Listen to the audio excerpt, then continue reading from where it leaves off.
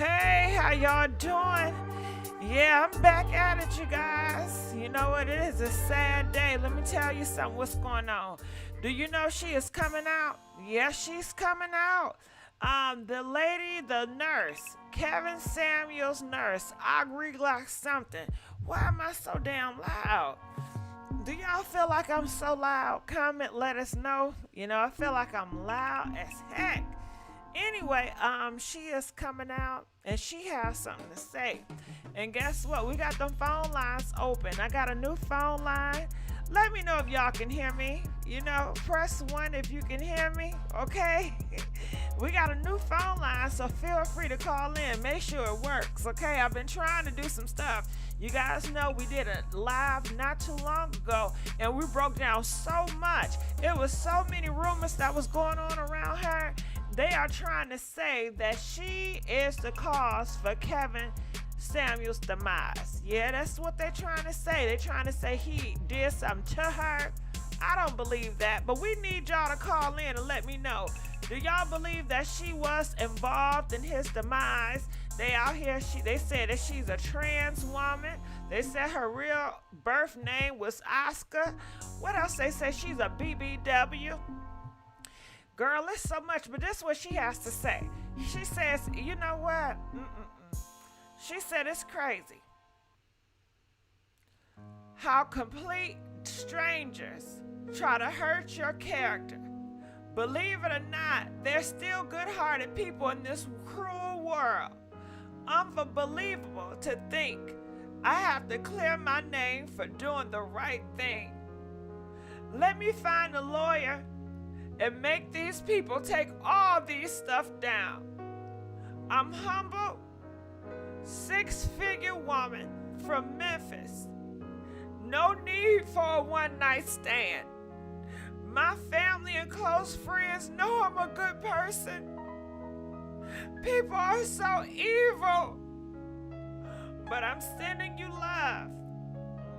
That's what she had to say, and I want to know what you guys think about that. Do y'all buy it? Do you guys think that she's sweet as pie? Comment, let us know. Press 3 if you think she's sweet as pie. Press 5 if you think she's not. I feel like I'm so loud. All right, so let's go on to the phone. Ain't nobody calling in. I'm going to the phone line. Please call this number, 515-605-9737. Please call the number. Make sure it works. What else we got up here? I'm so discombobulated. As you guys can see, we said this story. Atlanta police reportedly confirmed Kevin Samuels has chest pains and fell on top of the woman before dying. Met the night before. Now, what is Kevin Samuels doing meeting strangers the night before? You know this, Atlanta. You know, if she was a trans woman, you know, would you be surprised in Atlanta? Hell no. He don't know her.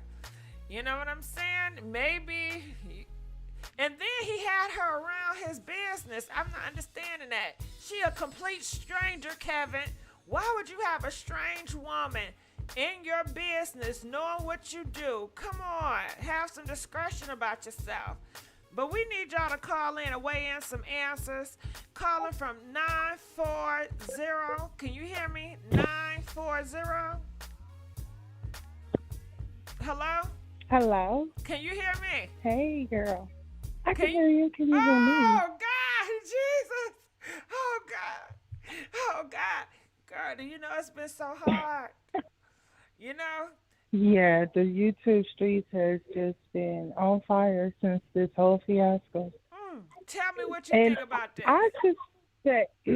I suspect that as the days unfold, and I think you know it too as a hot gossip blogger, that there's going to be more shocking, juicy details like what? About like his, what? The type of woman or man that he was with last. Wait. You said type of woman and man. What you trying to say? What you trying to say? I think that the narrative is going to unfold. You trying to say he likes you know some what? nigga? That's been you know what? That's been the narrative, but that's why I'm saying I Who think that as started that time narrative? unfolds, Who started that? Who said I that think, but Kevin you wants some remember the ding-a-ling? video. Huh? He had a video, and I think people that were a little bit more tech savvy broke it down and found that there was no way that that was a guess, that that was his glitch. So Ooh, girl, I you don't know who know. you talking about. They told me it was a big booty man in Kevin's bed. Yes. And then Mhm. he said it was a Yeah. glitch. So I guess he had another He- glitch last night with that woman. And But I guess she here's the got thing tired with of being that in the glitch, closet. though. Huh? I don't think that that's actual. I think that all of this is contrived and staged. That glitch, that man, that whole background was checkerboard. And if you know what you know that you know. I I think don't that know what all of I this know. is. So you gonna have to break that down. Okay? You gonna have to break Listen, that you down. understand the checkerboard. You What is a understand the checkerboard? checkerboard pattern, the Masonic symbolism, No, his I hand see. I gestures, don't know that. all the Oh, hand girl, listen, gestures. you gonna have me have You, nightmares tonight. I don't know about Masonic no, symbolisms. Are you talking about that but Illuminati stuff? I mean you can call it Illuminati, but And I don't want to ultimately, it. disrespect your religion. You know what I'm saying? If that's your belief, I'm not religious.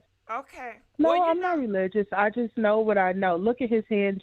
Look at Kevin Samuel's hand symbolisms that he throw up. It is the same symbolism that Will Smith had after the smack with his hidden hand. Look at the hand symbolism that Kevin Samuel. This is not about speculation. We all can go and research shit and put it together and see what it is. We all can, regardless of who you believe or what you believe. All I can tell you and your viewers is this: all of this is not what y'all think it is. This what is? was a gender war. He is the godfather, quote unquote, of this gender war. And now that he's gone, it's just causing a domino effect. So to go back to your original question, I think that this is the beginning of a really vicious black on black, male and woman gender war, and it's making us desensitized.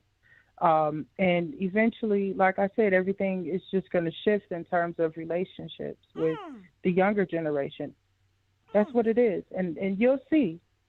You But you will know see. what? It's I happening gotta now. say something. I see this more in the older generation. The younger generation, they on something else. But this older generation, they still stuck in 1920. Cause that's what he's trying to do. Bring you ass back to 1920. And then look at No, all no. the older people. They always trying to go back to the old days. Listen, I want you to understand something. He appealed more to the younger demographic than the older. See, we can have our opinions, and I'm 36, so I would be considered an OG. We can You have our think so? opinions, but at You the end of the day, young, we've girl. had. 36 is young. You Well, young. right, but see, he wasn't talking to me. See, the purpose was to get me on about the weight and knock down my self esteem, my image, so that I don't feel desirable. He was talking to the young black men. He was talking to the 19-year-olds, Can I? young men, I see. and now this is going to turn into just a lack of respect for women in its entirety. Look at how music has shifted. Kevin Samuels was planted here to start a fire and to leave. If you look at and going back to gematria and numerology, look at the date that he died. There are some channels that you can learn this from. I could shoot them to you if you I'm want, scared. or put them in That's chat. okay. But all of this is, I get it from you. listen, if you don't know it, listen. If you don't know it, that's fine. Some people don't want to know it, but I see this shit coming before my kids are even on to the coding. Everything always happens on a certain day.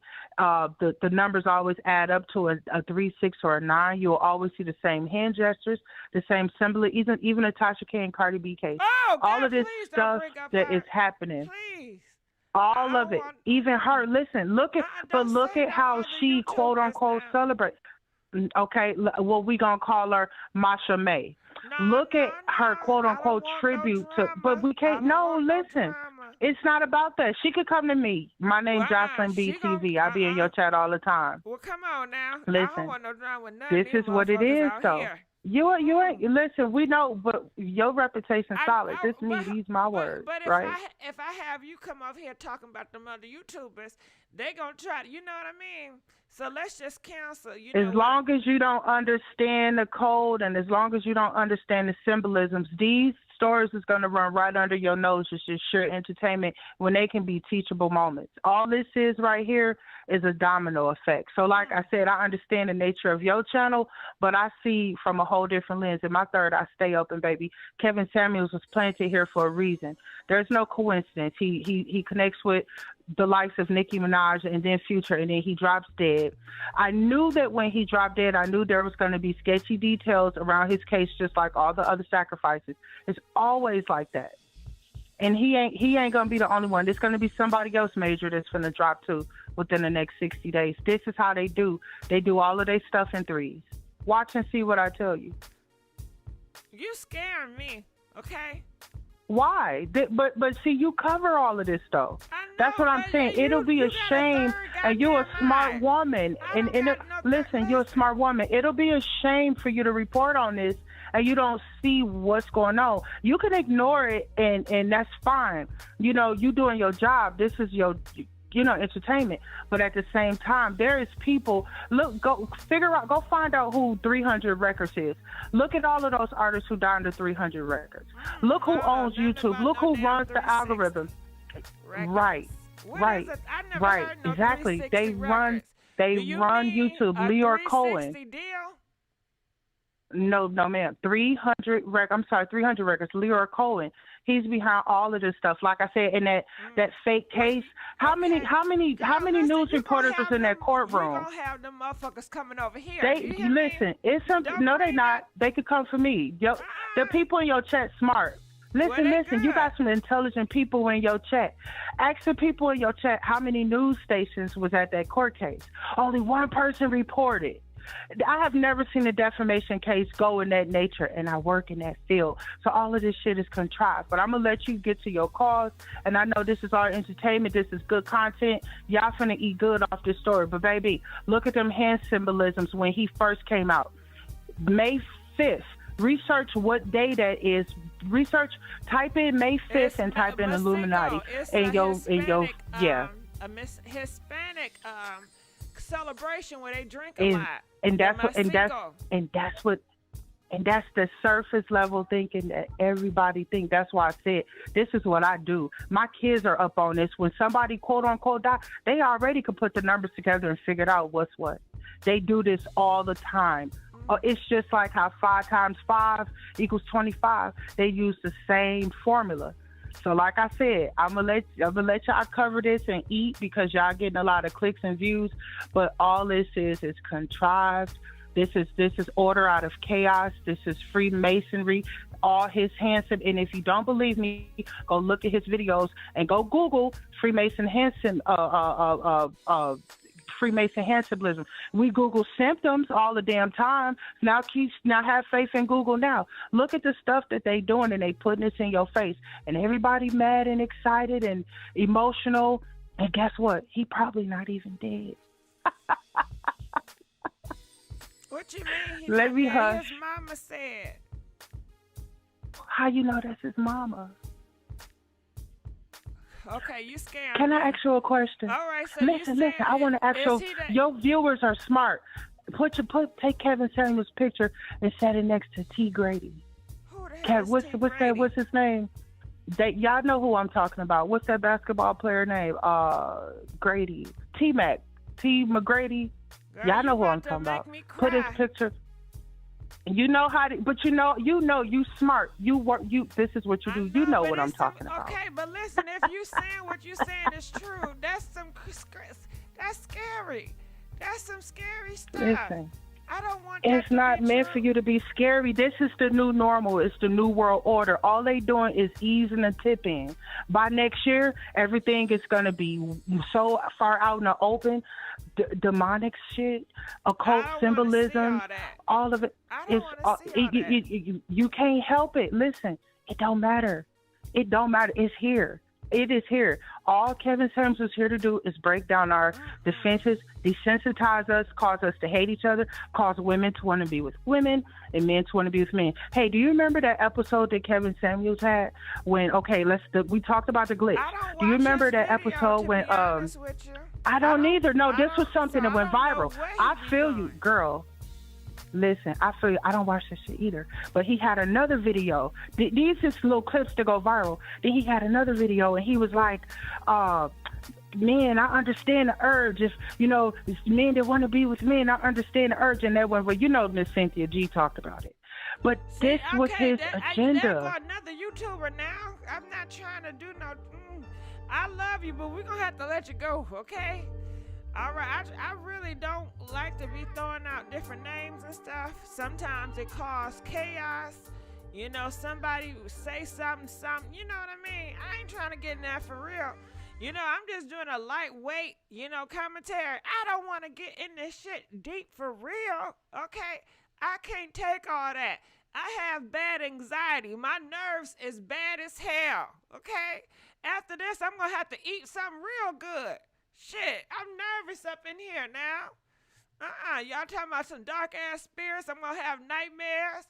Next thing you know, I'm going to start thinking lamps is monsters, and I'm going to think people after me, and I'm going to look in the mirror and think I see a Freddy Krueger in the back of me. I don't want all that shit, you know what I mean? That's just too much. I can't handle that. Everybody's not able. Everybody not meant to see what everybody be saying out here. I don't want to see. Calling 786, you're live on the air. Hello? Hey, can you hear me? Hey, girl. Yeah, I can hear you. How you doing? Good. How you doing? I'm doing fine. I just sent you a cash app. Oh, shit. Hold up. But go ahead. Talk to you. Talk now. Okay. Now, nobody was expecting Kevin to die. Well, I didn't introduce myself. My name is Angelique Nicole. Right? Nobody was expecting that.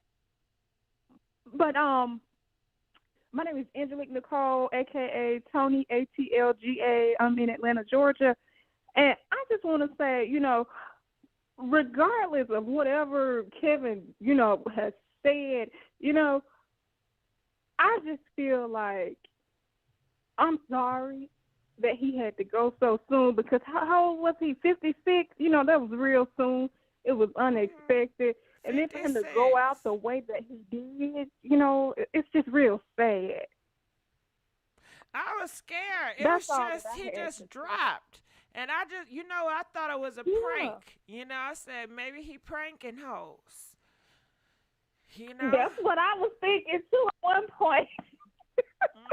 But he gone, child. They said the mama came out and she's upset. She said, "Oh my goodness, how could y'all do this to me? Why did I find out my son is gone through social media?" She said, "Can y'all please give us peace and let us just pray for us, and that's it. That's all we ask for. Just please give us peace." And to be honest with you, I don't know.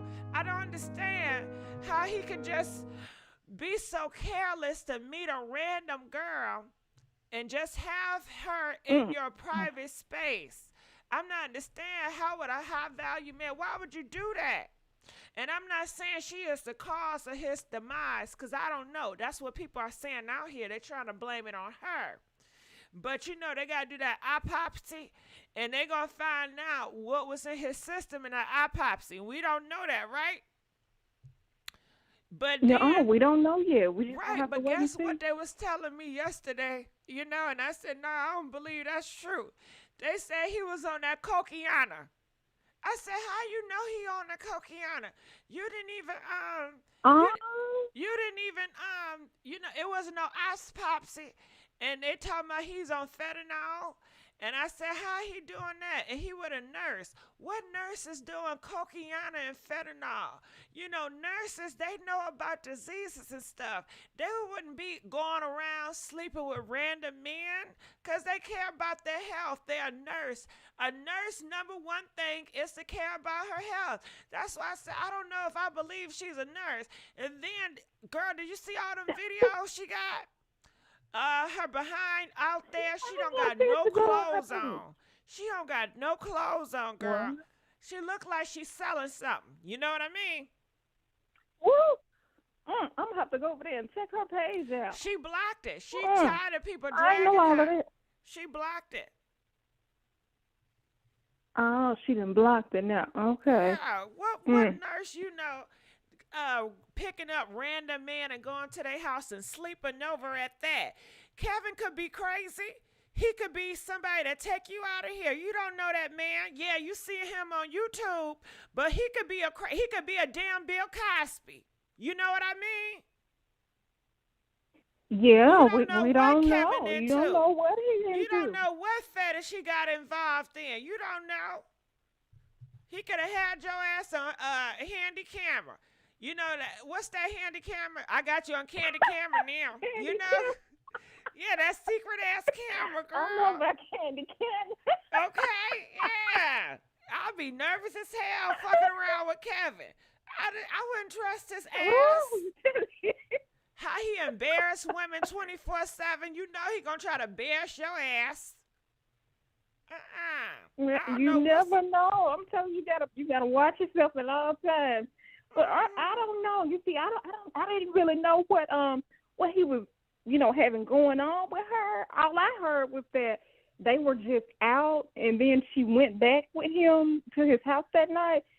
I wasn't there, so I don't know the whole story. Yeah, that's what I heard too. Hopefully, and she slept over. Okay, and then he was doing work. Why he's on YouTube doing work, and you have that girl all up in your business? He should have separated that. Yeah, this right here is just a mess. I'm gonna be watching this story. I want to see how this gonna develop. I want to know what that autopsy gonna say when it come out. Make when sure is it you gonna call be back back and let me know. Huh? Do you know when they said it's gonna come back? I sure don't. Comment in the comment section. When that autopsy gonna come back, y'all? Don't it take a week? I'm not sure.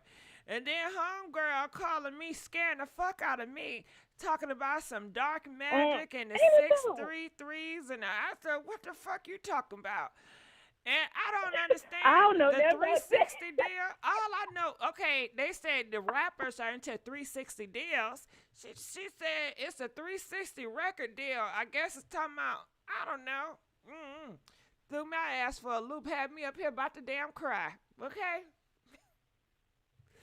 Well, Lord, I don't know nothing about the 360 deal. Listen, when you talk about them dark spirits, they start hunting your ass. I don't want their ass coming over here.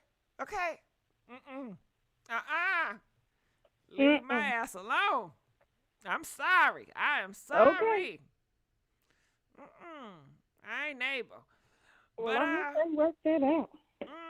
You're going to have to call back when you find out more information and let me know, okay? I'm going to call you back and let you know now. Please call me back. All right. I'm going to let you go. Calling from 510. Hello? Hey, Gigi, how you doing? Girl, I've been wanting to talk to you. Didn't you call me the other time and I apologize. You know I called you the other time. I never say my name is Abner. But anyway, Abner. Look. Girl, I apologize. Anna Banana. Anna Banana. No, it's Abner. It's Abner. It just means I was born on a Tuesday.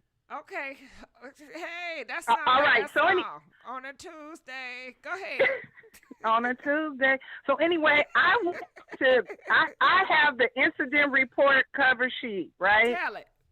So if it's okay to read it, I wanted to read the incident report because we keep hearing all these different things. So this is directly as you don't read from, like me, we good. Go ahead. Well, let's see what happens. I'm not going to say the address because I'm not trying to get anybody, I'm not giving out the address of where this man was living. All right, so there's a case number. I won't read that. Incident report cover sheet. Persons involved: Alcantara Ortencia. The birth date is 1990. They don't give the month. The race, this is the woman. Race, Native American, Native Hawaiian, or other Pacific Islander. Sex, female. The other involved party was Samuels, Kevin. Date of birth, 1965. Does not list the other part. Race, black or African American. Sex, male. All right, so here we go. On May 5th, I, Officer J. Figueroa, Unit 2205, responded to a call at blank address regarding a person injured. Upon arrival, I, Officer Figueroa, observed the fire department engine number 21 performing CPR to a black male unresponsive on the floor of his apartment. I then met Miss Ortencia Alcantara, who identified the male as Mr. Kevin Samuels. Miss Alcantara stated she met Mr. Samuels that night, okay? Came to his apartment and spent the night. That night. Okay, doesn't say. Here we. What club were they at? Did they meet on the street? Did they meet on a dating app? What was it, POF? All right. Came to his apartment. Not talking about what they meet at. That's important. They didn't ask her, which is curious to be honest with you. But anyway, because we don't know yet. But anyway, all right, here we go. Came to his corner, and he just said, "Hey." Was it well, gossip, you know, they were saying she has an OnlyFans page. A hotel? They say she has an OnlyFans page, but that's gossip. Well, we gossiping, so I don't know. Girl, but her pictures look like she's an OnlyFans page. I wouldn't take her as a nurse. Girl, she had her butt poking out. Okay, and it was big. But look, the thing is, the gossip. That got caught in his room. They said it was a big booty man. He liked them big butts. A lot of people do. But look, the thing is about the OnlyFans, people that are gossiping are saying that this girl has an OnlyFans page.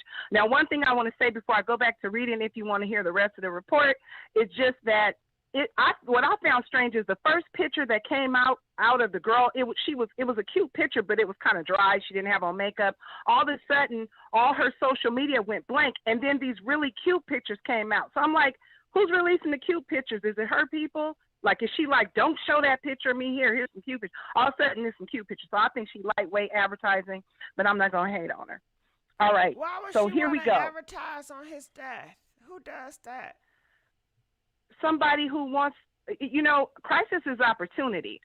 Crisis is opportunity. There's a lot of people who are going to get followers off of this, cash apps off of this. She's an involved person. Nobody in their right mind want to get no followers off of this. The manosphere is. I'm not talking about you, Gigi. I would never say that about you. I'm talking about her. Why would she want to do that? Because she was involved in an incident with I'm not saying she's going to, but I'm saying it's possible. It's possible because you have to think about it like this. She might have people in her ear, like friends or family members. Once this dies down, this is a man you met one night, spent the night. When he died, you found out he was famous. This happens all the time where the people end up going and doing interviews. She'll be paid for interviews if she wants to later on. I'm not saying she's going to do that right now, but it's possible she wants to present herself on her best foot. I'm just keeping it a buck. I'm not saying that's what she's doing, but I did notice that the first pictures that came out were pictures that people got off her Instagram. Then all of a sudden, the Instagram shut down, and this next series of pictures that we're seeing are much more flattering. That's all I'm saying. Mm-hmm. I'm just saying. It's just what I noticed. I don't know her. It's just what I noticed. But I was just trying to read the report because I don't have to read it word for word, but basically in the report, everybody was saying that he basically died within the sexual act with her or doing the sexual act. But in the report, at least.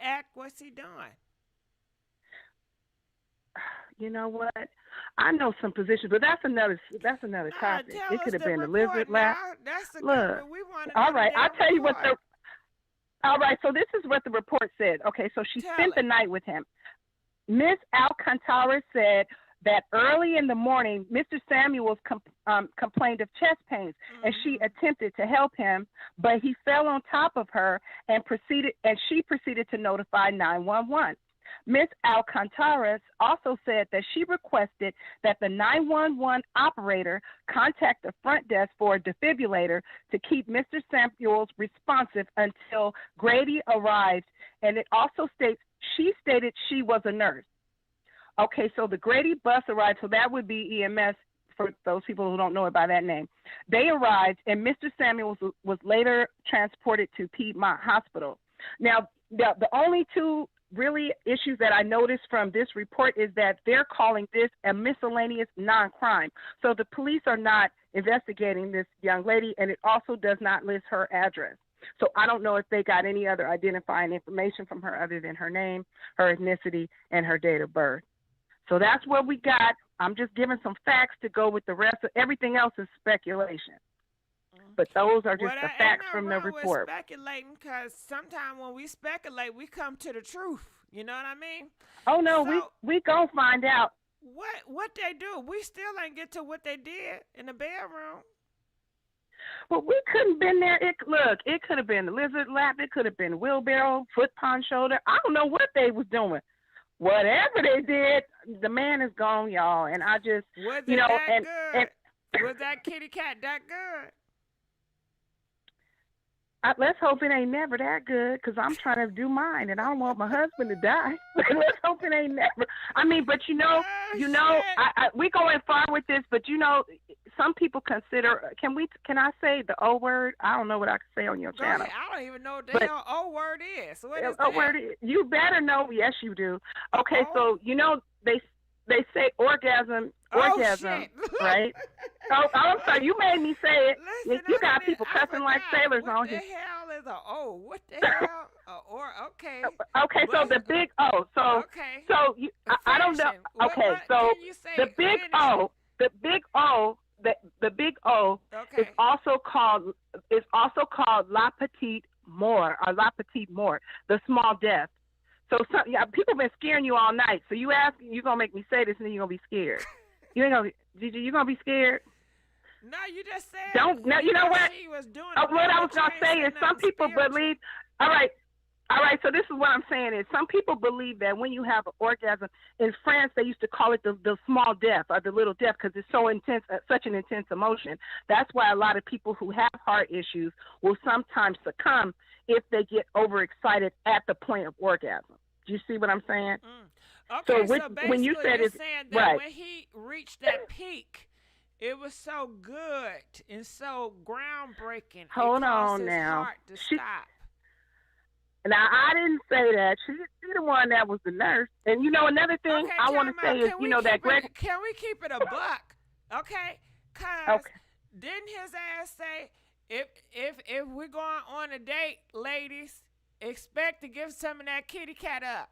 What the fuck, right? Yes. Don't you talk like that? Meow. So if she's coming to his house, I'm assuming they're going to do the do. Come on now. Considering the type of man he is and the stuff that he speaks, do you think he going to invite a woman over late night, have her spending the night without him doing the do? He had to pay that woman. Come on now. Well, and I also don't believe... Are you read? Why she didn't say that in the report? Why? Because everybody gonna read it. Nosy people like me. That's why she didn't say it. But look, and the thing illegal, is it illegal in the can I just say, to sell that cat? Probably, but it's illegal, but probably likely. But the thing is, I don't believe that. Also, that post is from her when she's talking about she's a six-figure woman. I think some of them crazy men that followed him wrote that because that's how he spoke.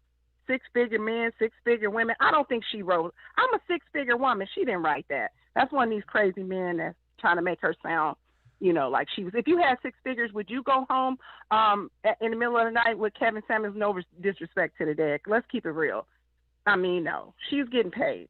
She's getting paid nurse. Now, she's a night nurse. That song by Gregory Isaac. Think about it. If you got a whole bunch of money, why the fuck you want to mess with Kevin? Why would you do that? Oh, she's trying to get flued out. Come on now. Exactly. They said the man, well, let me not gossip, but they were saying he was drinking Red Bulls and cocaine, Viagra, sugar, boogers, everything. So I don't know. If you got all that money, why you going to go to a man you don't even know? That don't make sense. You're going to have more regard for yourself, more secure. You got some shit to live for. You're not worried about no man, especially him. What can he give to you? You got the money. If she got six figures, you do not go home with that man. But anyway, I just wanted to give you what the actual report said, and then people can. But whether she's trans or not, to me, is not the issue. Whether she's trans or not, that's not the issue. I think people are just doing too much. I think they lied on her. I think maybe it's the same men. They're trying to paint her as a villain. They lying on her. I don't think she's trans. I think, she was born a female, and I think she identified as a female. And I think a lot of people just want to paint her real bad. They out here saying that she caused it, that she's a witch, that she's this and that. They blaming her. Yeah. And she, they don't know anything about it. He was 56. We don't know what he was doing. 56 is young to be having a heart attack or whatever, but still, why are they blaming her? And again, because this is that manosphere. Him to be a victim. And he's not, and the thing about it is, just real quick, I just want to say that, when he first came out on YouTube, he was doing cologne reviews and like cologne and perfume reviews and things like that. And there's nothing wrong with that. He switched his platform, and it was more negative towards black males. That wasn't bringing in the money, so he switched it to be more negative towards us. And that's what it was about. I don't even think those were necessarily his real beliefs. He was trying to get some money. That's why he was with that thick girl. The girl was thick, so. But can I tell y'all this? I've been telling y'all this. A lot of skinny men like big girls. They love thick girls. Opposite listen, that's the matchup. That's the matchup, because the thin man can, work the angles. So that's the matchup. What's the problem? People like what they like. People need to stay out of people's business. But anyway, y'all have a nice night. I'm going to sit back and listen to the next caller. I didn't tell your ass you can go. Oh, shit. Now, well, wait a minute. They said that he used to be real skinny. That's what somebody told me. Because they said he has some cancer, some lymphoma in his throat when he was 21. Mm-hmm. You know about that lymphoma in his throat? Well, I'm just going to say that he said a lot of things. And to try to explain some of the things that he said that weren't true about. Because he was trying to make himself seem like he was this educated man that was always paid and always high value. And that wasn't the case. I can tell you that. You know why? Because look who's coming to his aid. You know what I'm saying? Didn't he the same man that says when you're a high value man, you're going to have high value association. I would think all these different high value organizations will be coming out speaking highly of him, but they're not. All you see is bootleg celebrities like T.I. and like Marlon Wayans that dresses up as a white woman, a straight man that dresses up as a white woman. You know what I mean? Listen, sometimes when people tell you that they're rich, all money doesn't mean that's what the money that you have in the bank or have access to. You also have liabilities. You also have bills. I mean, this is a man, no disrespect to Kevin Samuels, but he just recently in 2021 paid off his child support. He was 10 years in arrears. So, and as far as T.I., I mean, dude, you're a millionaire and you can't even get your locks groomed properly. I mean, come on, a guy down the street could hook them up. So sometimes people have money and you think they just have money, but the lifestyle they're living is sometimes above their means. He was ever a high value man. If you want to keep it a buck, do you really think he's a high value man? Hell to the no. No, I think he was intrigued by high value man. I think he probably. I think he was intelligent. Shoes. Yeah, I think he was intelligent to get that coin, get that bag. I think he just knew how to talk. He have a catty, witty mouth. Don't you know, like they said, like a lot of gay men, they real quick in the mouth with it. You know what I'm saying? I thought he was gay. So when they said he was with a woman, I said, I don't believe it. And then they said he was with a trans. I said, I don't believe it. Because that's a woman, too. And so the way I feel about it, a lot of people thought he was I was gay. Looking for a whole man. Right. I think so, too, if he was going to do that. But I think a lot of people thought he was gay because maybe his ways is not that macho. And did you hear that he used to be a cheerleader when he was a kid? And that don't mean nothing, of course. Bumba-clot, a cheerleader. Yeah, I'm being stereotypical. Oh, my Lord. And he's tall. Ooh, can you imagine him all tall and skinny trying to cheer something? That was probably a hoot. But you know what? They do need the men. Sometimes they use the men to throw the women around. But guess what? Have you seen that movie with Gabrielle Union? And she used to be she was a cheerleader in that movie. I forgot the name of that movie. But anyway, they had white men cheerleaders, and you know some of the white boys in a cheerleader, they were straight. Yeah, that's true. And you know what? Sexuality is getting really fluid because some people It's can say they're always gay, been but fluid. you know they have a little sip, a little drink, and Mm-hmm. you know, But and you wake up in the morning and he's on. right, but I will say them boys in that cheerleading, they were a little bit more macho. You know how Kevin and came out, but you know he blew up on that YouTube. So He I blew think. up when he started talking about black women. That's when these little boys Mhm. got excited. But you know, and the one thing when the caller said that she thinks he was talking to the kids and stuff like that, the kids can get their information from the music and stuff. They wasn't listening to this old fool. I think it was a lot of old dudes living in their mama's basements and That's stuff what I said. following him. Yeah, I don't think a lot of You young know, people. Listen, I have young. Okay, she said 36 is old. I don't think 36 is old. But anyway, it's not old. I have young. brothers and Mhm. sisters, cousins, you name it. That's 19, 18. They don't listen to no Kevin. They don't Even even know know who who he his is. ass is. The kids. This is Trust some me. old dudes that they didn't have a Right. divorce and they have their quote unquote baby mama drama. They're not They doing what they're know supposed to young. be doing for their families, and they want somebody to stroke their ego and call their baby mamas fat and ugly. That's what I think it is. Yeah, a lot That's of. what I think it is. I feel like a lot of old heads, like that traditional old mindset. That's the only people that really tune in. I think a lot of his followers that I seen on Facebook are old. Like I go and I click and Right. see they old. You know what I mean? They like in their 50s, Right. 60s. His age. Well, I'm okay. 50 and 60 is not Right. old, y'all. You know what I'm saying? They're more mature. How about that? There you go. Because I'm not trying to There you shame go. nothing because ageism is a thing, you know? So I don't want to discriminate nobody based on their age. We're all gonna get old if we blessed to live. House calling somebody old is not even an insult because everybody. Listen, we all gonna get old if we get blessed, and everybody has to die one day. That's life. Yeah, but you know, some people may take it a different way. Oh, and you know how some people use old like they trying to dish your ass, like you old as hell. Right. You know, so I understand.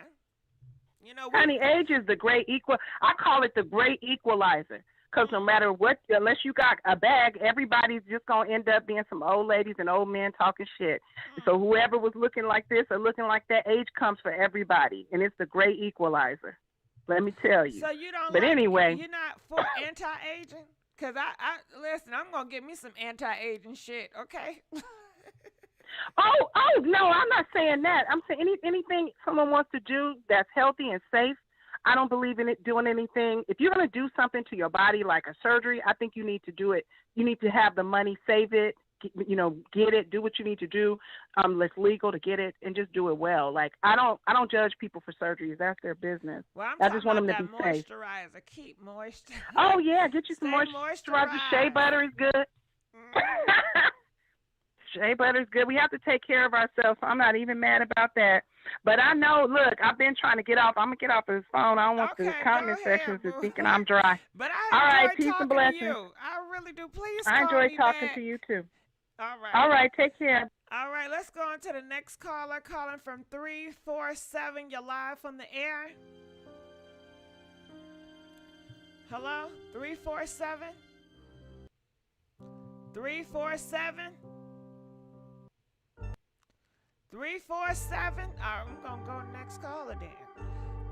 Calling from 615. You're live on the air. 615. Hello. Hey, how you doing?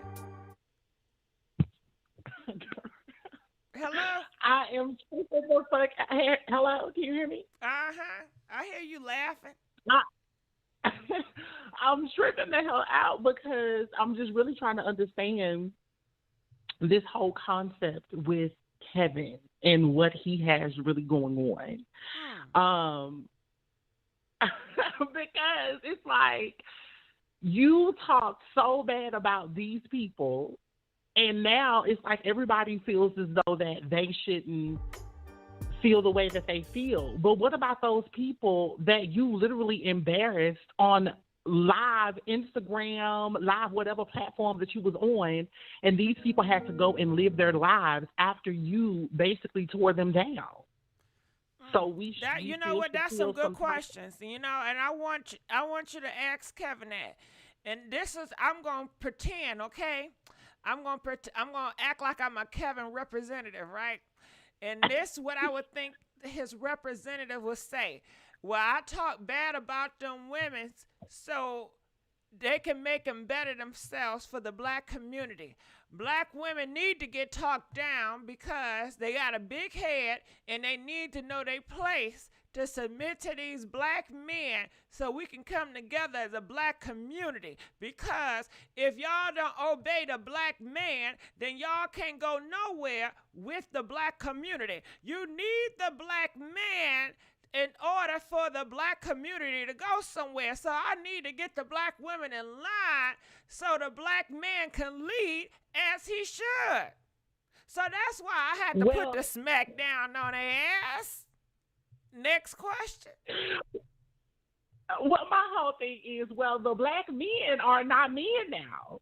So they really are, truly doesn't but matter. You keep on demasculating them. all that cussing at them and you laughing at them thinking they a jokey joke. You up here getting that high value job. Now, if your ass would be at home cooking and cleaning, he could apply for that job and he can get that job. But no, you have to go take your educated ass out there and get that job and thinking because you educated, you making that money, that you going to get the man you want. That man and some of his ways of thinking when it came to women being submissive to men were just horrible. Yeah, it's but like, he old too. I mean, he's older, mature. So I think it come from that old mindset thinking. Right. It's sad, and then when wrong. It's wrong. It's disrespectful. Absolutely. It's disgraceful. And who the F he think he is? Who the F he think he is? And I'm not talking about Kevin. I'm talking about that spirit that he had lined up on him his last days. He had a certain type of spirit on him. And that spirit was eating on him and it ate him. It was like a snake in a circle. And listen, I'm not trying to get spiritual. Listen, I can't be honest with you. I seen a scary movie the other day, right? And they had this snake, and the snake was eating itself up. So that's where I got that ideology from. You know what I mean? Mm-hmm. I don't want you to think I'm making like I really created that shit, because I really didn't. I be seeing stuff, and I come up like, okay. Well, no, I mean, you are entitled, and a lot of people, they learn things differently and they visualize things different than everybody else. So it's not anything that's, a problem with you thinking that way, because you're human and everybody has their own way of kind of just pretty much understanding things and how it happens. But to me, on how this man passed away, just from the events of you met a girl at a bar or wherever y'all was, you go back to your apartment, y'all have intercourse, and then the next following early morning, you're dead. But this is also a type of woman that you indicated that you are not attracted to or would not see anyone to be attracted to. He's a liar. That was a lie. He was deceiving y'all. And clearly he was telling you about a beard, right? That's somebody that you want the masses to believe that you're really into and you like and you can pull, but that's not really what you're into. It's ridiculous. And now I feel he like didn't want her ass on the video. Remember, he was arguing the night of, talking about some get your ass back. They gonna talk about you and stuff. Right.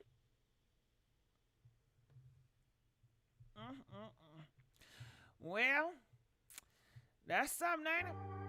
Well, I thank you for calling. Feel free to call back, boo. All right, calling from us 213. You're live on the air. Hello, 213. Hello, 213. You're live on the air. All right, we're going to go on to the next caller. Calling from 727. You're live on the air. Hey, can you hear me? Yeah, I can. Can you hear me? Yes, I can. Hey, sis, how are you? Good, girl. What's going on with you? And I'm glad my moderators blocking out of these hoes left and right. But go ahead.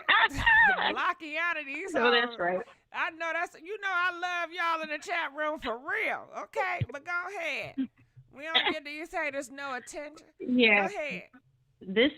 This Kevin Samuels thing is a hot mess, but this is what I gotta say. I lived in Atlanta for a while, okay? And if you talk to people who lived in Atlanta and who frequented, downtown area, the mall in Atlanta, we've seen the Kevin Samuels before.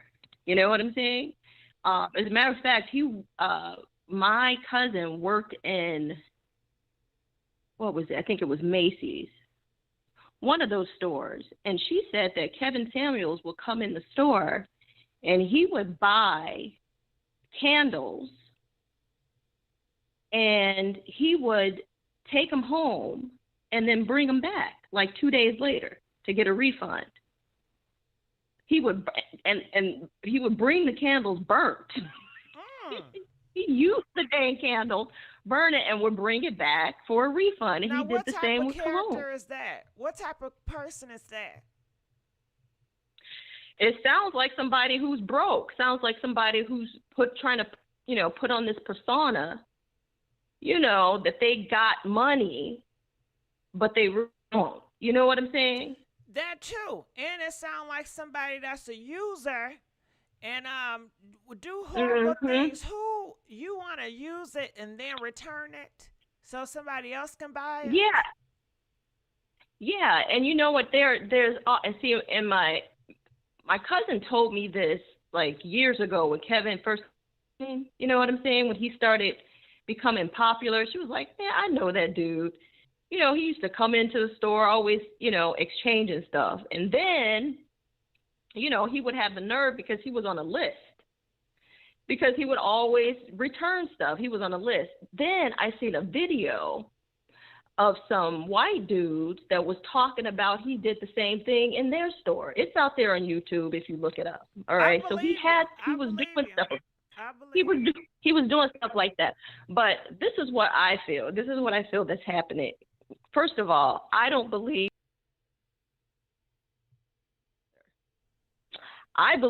that he had AIDS or HIV, or complications from AIDS, HIV. Why would you say that? Why would you say that? Because let me tell you now. Let's say allegedly. Women are, can we call it allegedly? Let's call I it. said believe. Allegedly. Okay, let's allegedly. call that a different name. Make up a different name for it. I believe that he had an autoimmune. Shaka Zuzu. Okay. He called it Shaka Zuzu.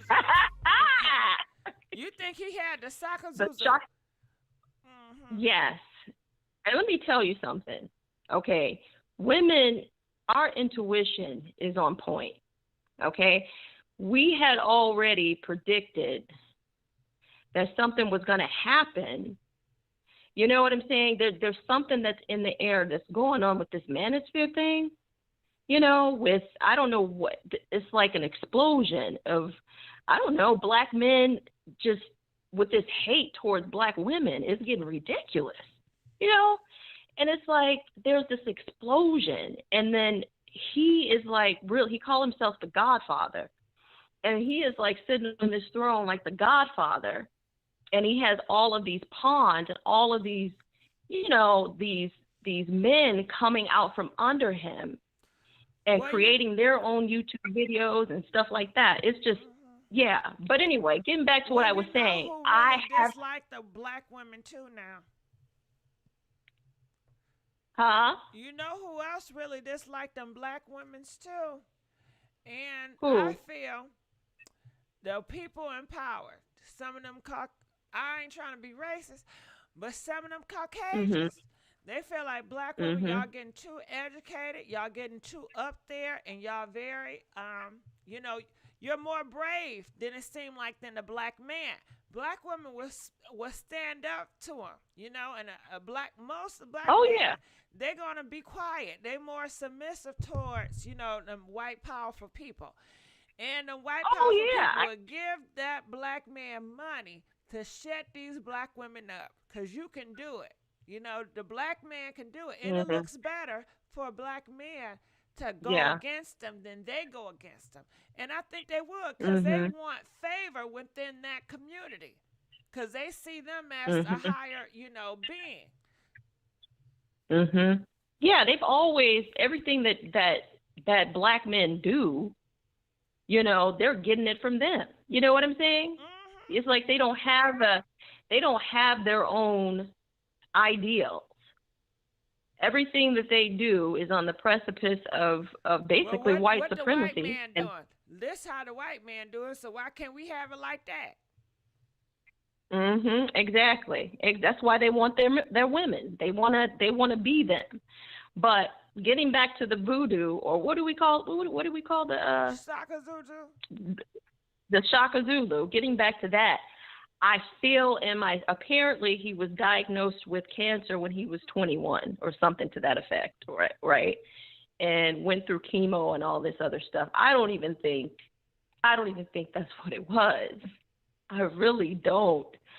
I don't know. Allegedly, I believe that it was, you know, that. I really do. And I think that he was taking, you know, you have to take medication for the rest of your life for that. You know? Yeah. Now, it is not, and I know that he is, you know, people say that he was gay and all this other stuff, but no, I feel that he was bisexual. That's what I feel. And that's bisexuals are rampant in Atlanta. It's like no big deal. You have straight women who know that their man is bisexual and they still date him. So it's no big deal in Atlanta for a black man to be bisexual, who will dip and dab on each side. I think it has to be on a discreet, because I tell you, I don't see a whole bunch of men in representation on social media or in entertainment. I see gay, you know, I see lesbian in Atlanta, you know, bi women and bi lesbian in Atlanta are way, you know, acceptable. But bi men that's open, but they're keeping on the line. I don't hear. No, you know, no, they're not going to be open with it. This is what I'm saying. They're not going to be open with it. But these women know that they are. So, some of these black women know that they are, and they're going to keep it in the closet with them. I mean, how many women you know keep secrets just to keep, you know, for their black man, just to keep a black man because they're just desperate for one. You know what I'm saying? I'm telling you, that lifestyle is rampant, and it's rampant in Atlanta. So I believe, allegedly, that he is bi, definitely, and believe that, you know, he was living with his lover, and I don't believe it was a trans person. I believe it was a man. That big. Now, do you remember the footage? You remember that footage with that man that was in the bed? Was telling me about this big booty man. He was chocolate or brown skin, and they say it was a glitch. Yep. You think he's gonna come out now? He dead? You think he's gonna come out? I think so. So this is my prediction, allegedly. Okay. Now I don't know if the voodoo whatever thing is gonna come out with his medical whatever because of HIPAA laws and all the other stuff. But That I have a feeling that's what he was struggling with, and he was taking medication for it. Number two, it's going to come out that he had a male lover, but he was bisexual because he also, dated black, not black women, but just all women. And then number three, they're going to find out that he's broke. Hold on. And Now, I four, don't believe that he he broke. was a drug addict. They say he makes millions off of the tube. No, wait a minute. You know what, Kevin? First of all, remember when I was telling you about when my cousin saw him in the mall, and he was taking stuff back and stuff like that, always taking stuff back. That's what broke people do, and that was not even 2 years ago.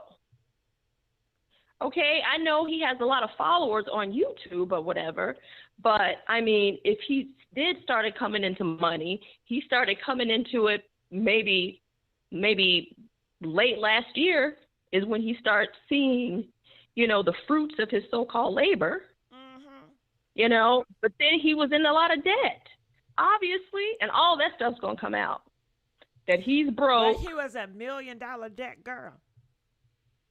Yeah, but he also was on drugs too. That was the fourth thing I was gonna say. I ain't hear nothing about no drugs. I mean, I did hear he was Okay. on cocaine, but I don't know him.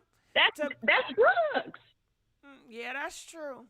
But you know what? That's He drugs. always in a suit, And I know people in suits does cocaine, but the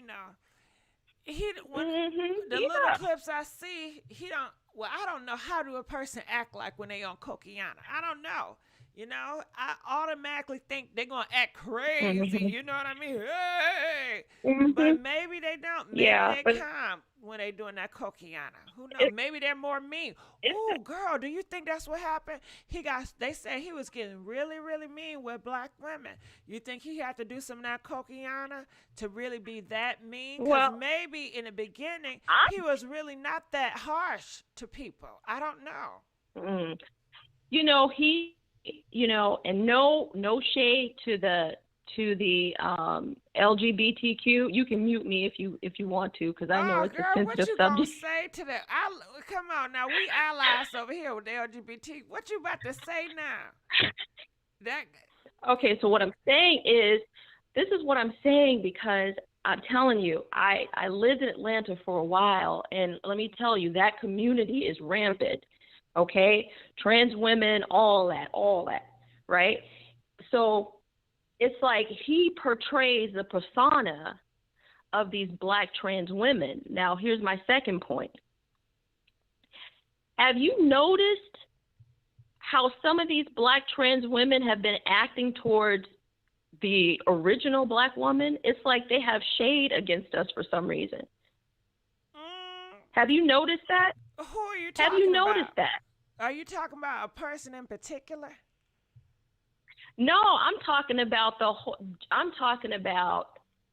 just in general. I see videos, not necessarily on YouTube. I see it on TikTok. So if you go on TikTok, you'll see it. I'm not on TikTok. Where they are talking about, I mean, it's like a war between, the original black woman and trans black women. I haven't seen that. But I don't know nothing. But anyway, about he's portraying the persona of them, like he's jealous of black women because he really wants to be one. Now these trans women they're talking about, you're going to be. Want to be a woman? Now how you getting? Yes. That? Telling you, make sure you record what I'm saying. These are my predictions. Because I'm feeling it. This is what I'm feeling. Because we going somewhere else now. I'm just saying. Just watch what I'm telling you, because let me tell you, he portrays that like that animosity against black women. He's always criticizing us for being, educated, for being. You know what I'm saying? It's like he's just jealous of our strides. That idea that's a lot of Christian thinking. You know, when you go to back in the day Christian, they don't feel that women should be educated. They don't feel like women should have a Mhm. voice. So do you think Mhm. they, But the Christians, you know, have something against, or they want to be women too? well, I don't see the thing about it is that it's not prevalent in the white community though. You know what I'm saying? It's no big deal. So even in the white manosphere, when they talk the white manosphere. So if you listen I to don't listen the to no white damn manosphere, white manosphere. I don't know, but well, I I do. just know I keep my eyes the open ideas that you are because. talking about as far as Mhm. women should not be Mhm. educated, that goes down to biblical. Women should not be Yeah, I know. speaking I out. know. Women should Yeah, be you're right. submissive. So the Kevin, You're all right. he's done, that whole thing, it goes back to back in the day where a Right. And woman I'm should saying be that a we have certain moved. role. Right. And we have moved on from that, right? And what No, I'm saying some is, people have, but a lot of people have not. A lot of people want to go back to make America great again. They want to go back. They want to be more conservative. They want more men in the workplace and more women at home. They want to be a system where if it's a job offering and you have a woman versus a man, pick the man and make the woman go do some home duties. yeah, well, that's what's happening in the black so-called manosphere. Well, I don't hear a lot it's of that with white men. I hear it a lot in conservative. I don't go into the white manosphere, but I do watch a lot of Fox News, and I do keep up with the Mhm. Republican Party. And same with what's Mhm. going on right now as far as women rights, with women bodies, abortion laws, and all that. You know. Mhm.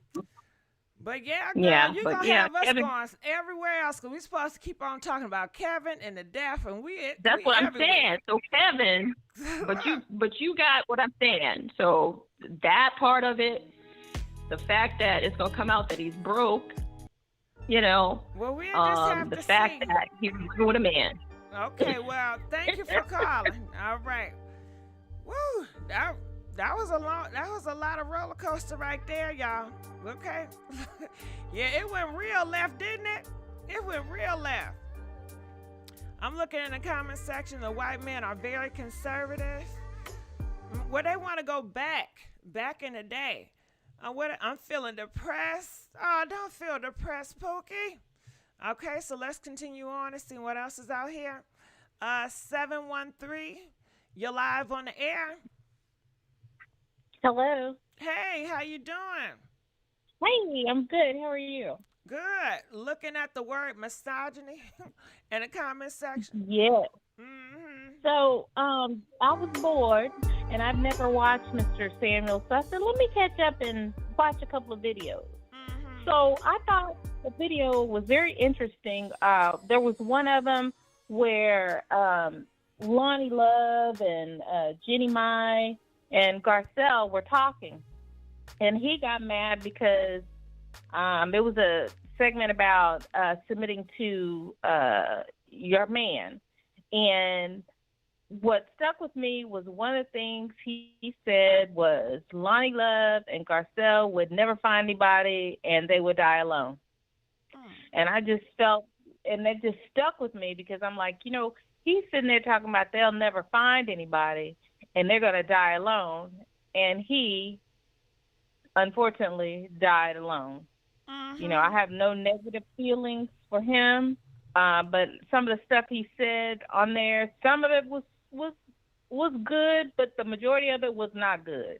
He had a problem with black women and felt like, you know, if your parents grew up and they didn't have anything, you should not have anything, just because that's how your parents were. And so that was one of the things I didn't agree, you know, with what he said, because, you know, everybody wants to do better.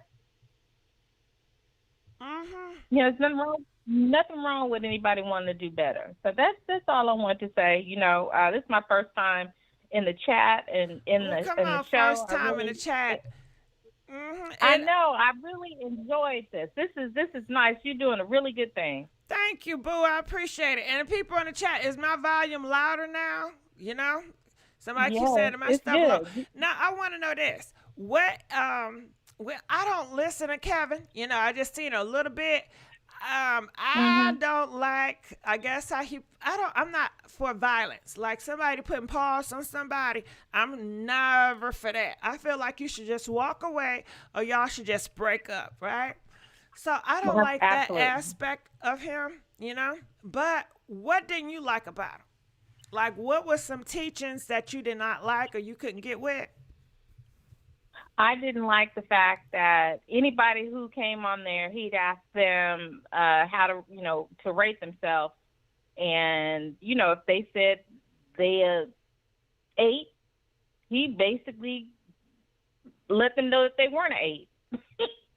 And pretty much ruled out any woman with kids. Any woman with kids, no matter what she was doing, they just weren't good enough. So that's the problem I had with him. He was saying that a lot of women, there was no hope for them because they were single, they had kids, and why would a man want to take care of another woman's kids? Things like that. He wasn't, I understand he wanted women to do better, but he didn't even give them a chance. And I was just, like I said, I never watched him. I just started watching him after he died because I was like, what was all the fuss about? I still ain't gonna watch him.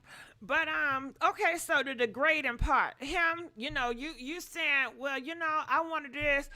I think I'm an 8. No, your ass a 5. Well, what the fuck you asked me for then, nigga? Okay. Yeah, he did make women feel good. But I hey, guess that's it what he wasn't did. in his mind. It was like, okay, I want to let you know that you're not all that in a bag of chips. Humble yourself and just get with somebody that's on a lower idea than you think you should deserve. Is that what it is? But the thing is, this how I feel. Everybody is different. Like every good-looking man may not want to be with a good-looking woman. He may be attracted to somebody that's not that attractive looking. And why shouldn't he be with her? But society and the world would tell him, oh, you too cute for her. She don't y'all don't even look right. Why would you even do that? And he would be ashamed of bringing her to the family because he got to worry about people in the family saying, y'all going to have some ugly ass babies. Nah, I don't like that. And they're going to try to break him up,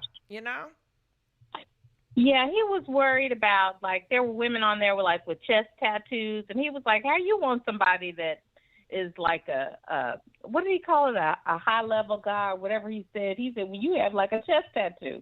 So he was like, he do stuff like that, but it's make so people feel uncomfortable. It's so generalized and it's like boxy. It's like putting everybody in a box and everybody is the same. Everybody that make the same type of money are not the same. I'm sure you have some people that make a whole bunch of money that's into tattoos. They into women that's tattoos. Right.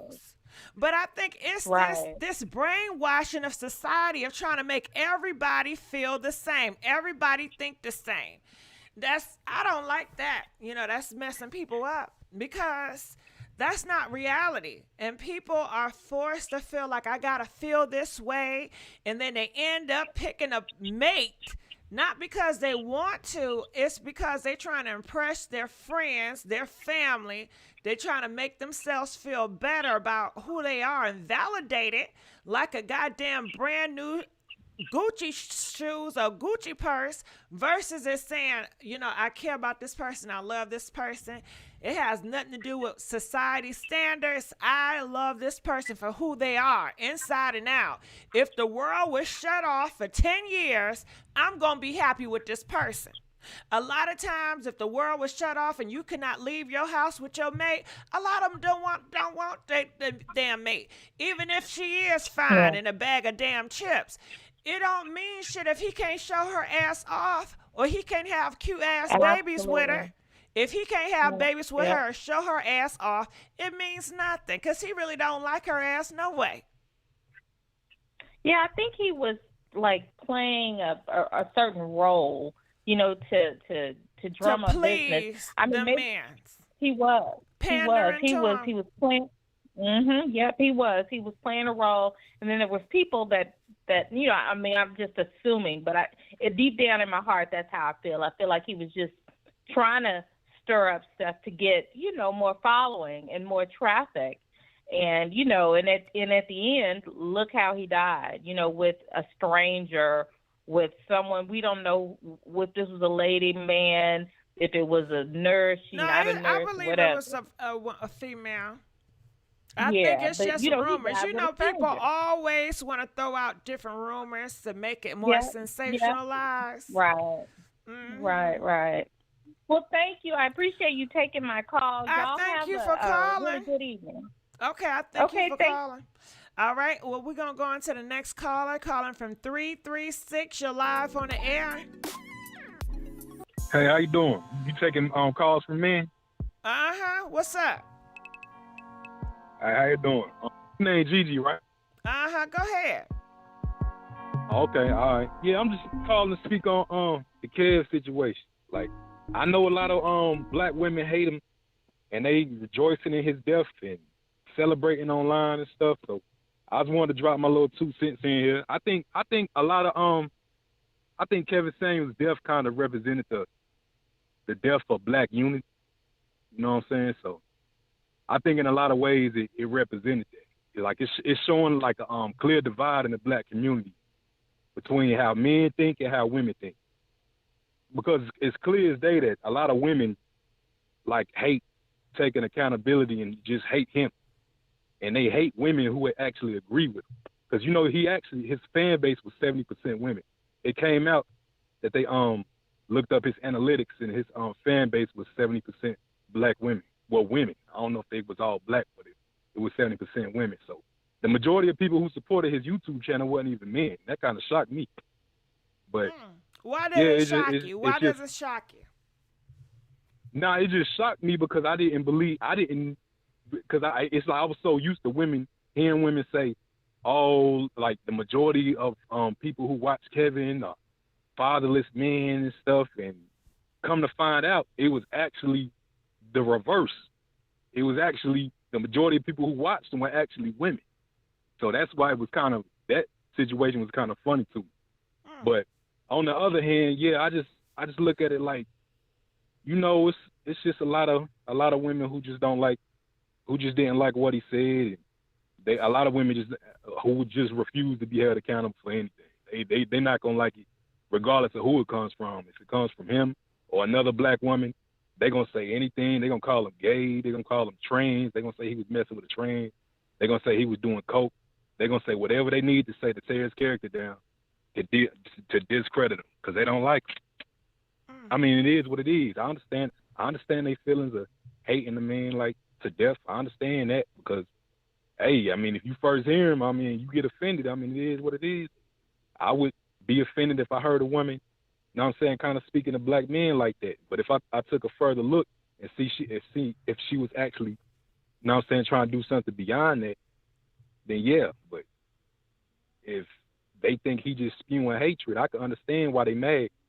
But if they never looked at him, like any of his content, like a lot of these women on here talk, they say they never looked at any of his content like that. They just now find out who he is and only watch 5 clips. This is what I heard. I heard that he supports men putting paws on women. Oh, nah, that was another lie made up by some of his enemies online. I heard that too, and I actually seen that clip. Like I heard that he hates black women, he hates his mama, he hates his daughter. He support men putting hands on women. You know what I'm saying? He gay, he bisexual. I heard it all. And it's all lies made up by these women. Sleeping with whoever he want to sleep with. I just didn't care the violent part.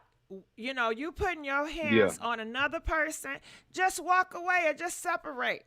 Why do you have to feel the need to control somebody else that don't want to be controlled? Yeah, he ain't never talk about abusing a woman. I have heard him talk about some domestic discipline, talking about if and if like it's something that you and your wife agree upon and y'all have safe words and stuff. I have heard him talk about that before, like, but that Okay, sound more so like BDSM to me. got it. So Like BDSM, that's it's what it more sounds like. if your wife agrees to let you hit her, Yeah. then it's okay. Yeah, I think it's some BDSM thing. I think that he was talking about some BDSM stuff with that. Do you but think I ain't that's never heard him okay? just say just haul off on a woman. Do you think if a I'm not wife into says, BDSM. I know, but do you think a wife says, hey, it's okay for you to go upside my head if I do something disrespectful? It's okay for you to degrade me and call me bees and hoes and, make me feel low to the ground because it turned me on. Do you think it's okay? Gigi, I mean, I'm not saying it's okay, but you do realize there's women out there like that, right? Yeah, I'm I know. not saying that's okay. But you have to realize a lot of those women that's like that are broken. Yeah, I mean, yeah, and a lot of those women just freaks. I mean, who am I to judge somebody how to get off? I don't know. Freaks. Like I can't judge. No, you got people that like a whole bunch of stuff. I mean, I can't really judge nobody abuse. on their sexual. We're talking about abuse. Freak Yeah. is freak. Freaky is freaky. That's one thing. And it's but abuse when and some freaky stuff too. abuse into it, a lot of times those people may deal with childhood trauma. They may have been touched. Yeah. They have not been helped. Yeah. And you may have, taken advantage on those situations versus saying, hey, you're not this. How could I be with you got a lot of men who are in a Huh? You got a lot of men who are into being dominated by women, like dominatrix, being slapped, like whipped. I mean, that's just them. I can't really judge somebody who. I know, who but into you stuff have like a that. whole bunch of men that would tell that man, "No, man, you can't do this. No, we're not gonna have you out here like this." Yeah. So why can't you have yeah. that same ideology for women that feel degraded and they get off with being disrespected I'm not and saying- degraded? Yeah. And a lot of them, they I'm don't not know saying what they it's shouldn't. like to be loved. They don't know what it's like to have somebody to treat them good because they feel like they are not deserve it. All through their childhood, they probably been Gigi. treated like crap.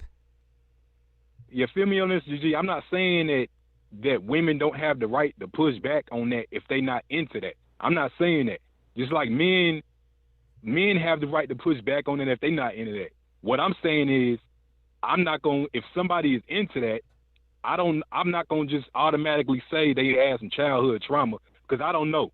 I'm not gonna just prejudge them like that because I don't know their backstory or nothing. That if a man came out here and said that he was into a woman dominating him and treating him like crap and calling him all types of names and whipping his ass, a lot of these men would say, "No, something wrong with him," right? Yeah. Because a lot of them feel like the man is supposed to be the one to dominate. That's the truth. That's crazy. I'm not saying you're wrong. I'm not why, saying, but you understand gender roles. But why abuse anybody? Why is it a thing to abuse anybody? This is what I'm saying. What I'm saying is, abuse is a no-go, and no matter how you feel about it, and no matter if it's like if you think what you're doing is all right or not. That's what I'm saying. Abuse is a no-go. What I'm saying is you have something called BDSM.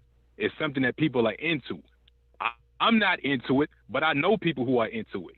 I actually know like a couple of people who are into it, and they've been married for a long time. I'm not going to just tell them, y'all should stop doing what y'all doing. I don't want to be that person because they happy in their marriage, got kids, all of that. I don't see a problem with nothing. You know what I'm saying? Like if they both agree upon how they get down. I'm not that boy named Nature Boy, right? Yeah. Yeah. So you cool with all that? Nah, I'm not into that. Nah. No, I'm just saying. Okay, I ain't into because that. those 90 girls, seconds. they okay with it, but we all see the hurt. We all see the trauma behind it. They don't realize if them girls is into it, I'm not gonna control them. Them girls is grown women. I can't control how they think. They grown women. How old are they? Like they grown. Like I don't if they over the age of 21. I mean, like I'm assuming they over 21, right? Now, I don't know. I heard they 18, 19, 20, got little babies, leaving their little babies to Oh, go to I be thought, worship but I thought they him. was grown. Oh, I thought they was grown women. So, because I was about to say, if they grown women, I mean, like that's their choice. I can't, like, they grown as hell. Like, I can't be telling no grown women not to do something that she into. I can't do that. But if it was a grown man getting dominated by a woman, then you have a I whole can't group tell of him either. men that feel like, no, you need to do X, Y, and Z. I know you can't, And then but men need to we're stay in talking their. about the collective. Yeah, I understand. I understand you, but the men need to stay in their place because they can't tell no grown man how to act about getting himself off. I can't tell no another grown man like how to. Now I'm saying what type of woman he want to be with. If he want to be with a type of woman, a woman like that. I mean, that's his choice. He's a grown man. He made that decision to But isn't go it down that path. okay, that's one thing to say, okay, he's a grown man, that's true. But isn't it another view to look at it a different perspective? Because grown people are broken. Grown people don't know any better. Grown people are not always responsible. Yeah, some of 'em. Grown people don't know what self-love is if they've never been had it, you know? A lot of grown people can be messed some up of 'em, you right. mentally. Some grown people still Yeah, you have right, the you right. mindset of a child. But it's not my job to babysit them. I can Well, ask it's them to not go about get therapy. but what was Kevin Samuels doing? He was talking to masses of grown people. Yeah. He chose to do that. He chose to be a father figure to a lot of people. And I know a lot of people talking about I noticed a lot of women, they say, "Oh, these fatherless niggas, these fatherless women, they going to him," when they know that being fatherless is a big problem in the black community. But they make fun of people who are fatherless. But they get at Kevin Samuels for actually stepping up to the plate and becoming a father figure to a lot of people. That's the contradictory shit that gets me every time.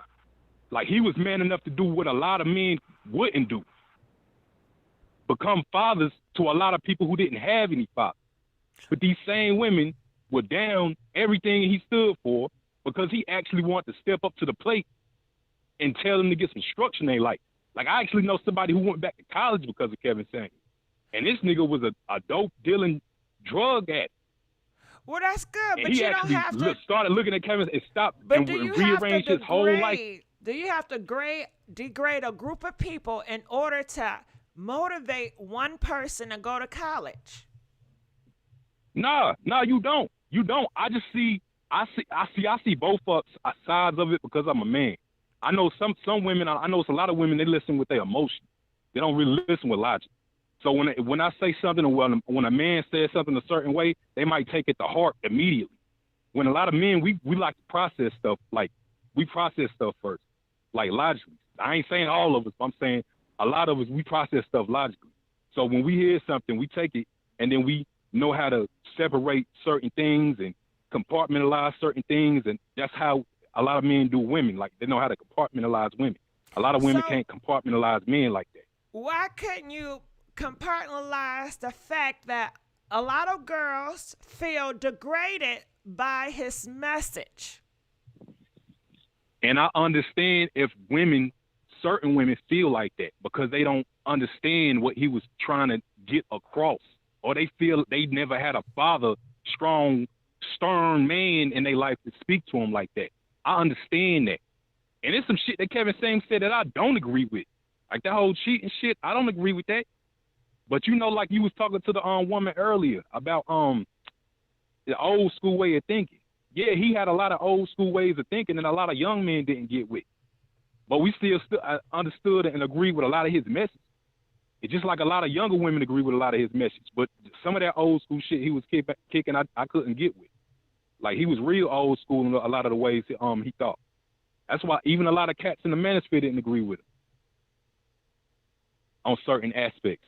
Like the whole wearing a suit and stuff. Like, I'm not gonna be rocking no suit like 24/7, and I'm not gonna be saying, "Oh, I could cheat on my girl and expect her to be cool with it." I'm not gonna say that. But so I can understand how a lot of women look like that, just because like damn, you saying just because a man got money, we supposed to be all right with, you know what I'm saying, him cheating. I can understand how a lot of women can look at that like, oh man, fuck this nigga. Like I could understand it. But what I'm saying, I'm not with is the whole celebrating it like it's Kwanzaa or something. Like that's kind of like evil to me. I wouldn't even celebrate my enemy's death. Like I got too much respect for death to do that. So I can't do that. Okay. You know, I can't do that. it. But I want. A lot of people out here are going to celebrate their enemy's death. You know, I'm sure you. Yeah. I don't know if you know anything about the hood, but in the hood, you know, when you have different gangs and rivalries, they oftentimes celebrate other people's death. Yeah. They often and a lot of them people got demonic. That's a demonic energy. And I've never been like that. Even when I was in that life, I was never like that.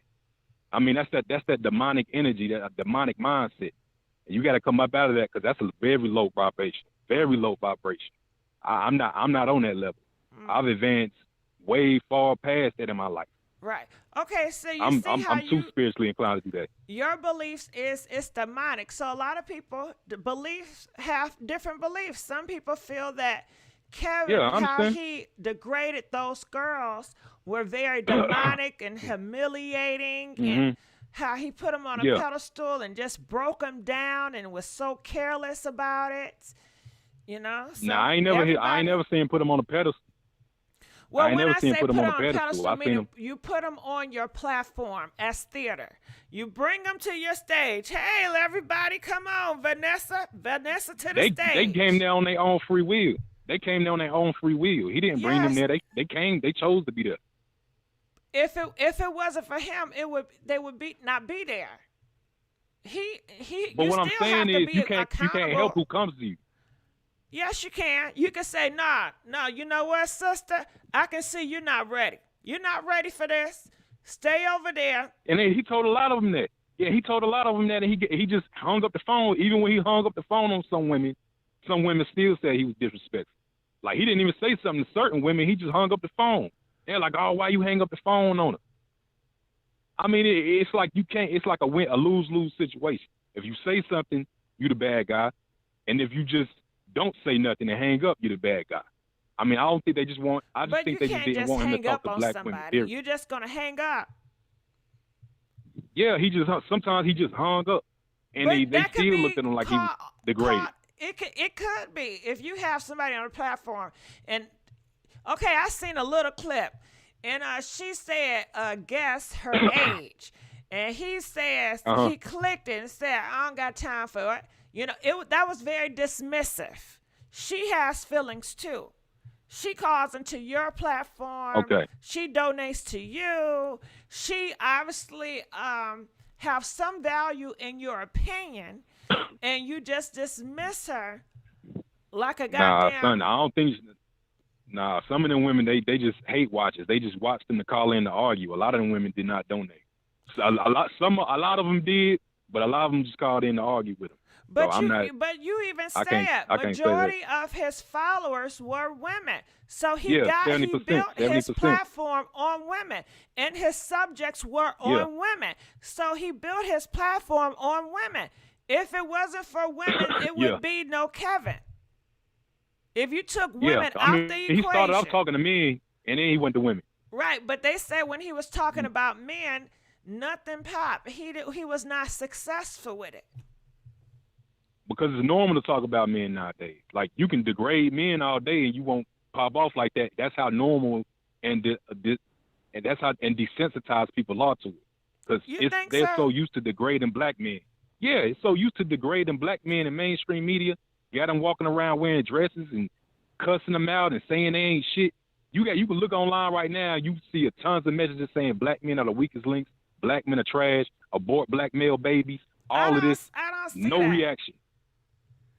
No reaction. I see it almost every time I log in. I see anytime black men is going through something, black women are out here marching, trying to get freedom or trying to get Ray Pookie out of jail. You see black women constantly writing, constantly loyal to these men in jail. They I don't always see it right. every They time. loyal. I talked to a few black women. They said, no, I'm not dating outside. I'm going to stick with my black man. I'm going to try to help him out Yeah, and it's some promote him. like that. You know what? Yeah, the majority of black men. All of the women in my family, they are so supportive of black men. And I believe you, Gigi, because the majority of black women, what they say, marry black men, and the majority of black men marry black women. The thing about it is, they only want to acknowledge the majority of black women who want black men, but they don't want to acknowledge the majority of black men who want black women. They only want to focus on that small minority of black men who date outside their race. For what reason they focus on that little small minority, I have no idea. But guess what? But it is more black men who want black women than the opposite. You know what? I think, okay, if you have a group of men or a group of people, men, that focus on girls with eyelashes, weave, and big BBLs, which is not the majority. Mm-hmm. I go to Kroger's. I really don't even see too many. I don't see no damn BBLs. Now maybe I see a few wigs, but they all have normal bodies, no eyelashes, no makeup.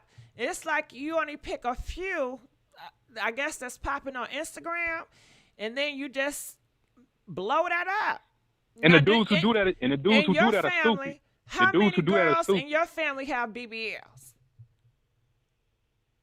I don't even know. Is that like a Brazilian butt lift or something? Okay, how many people in your family have big eyelashes?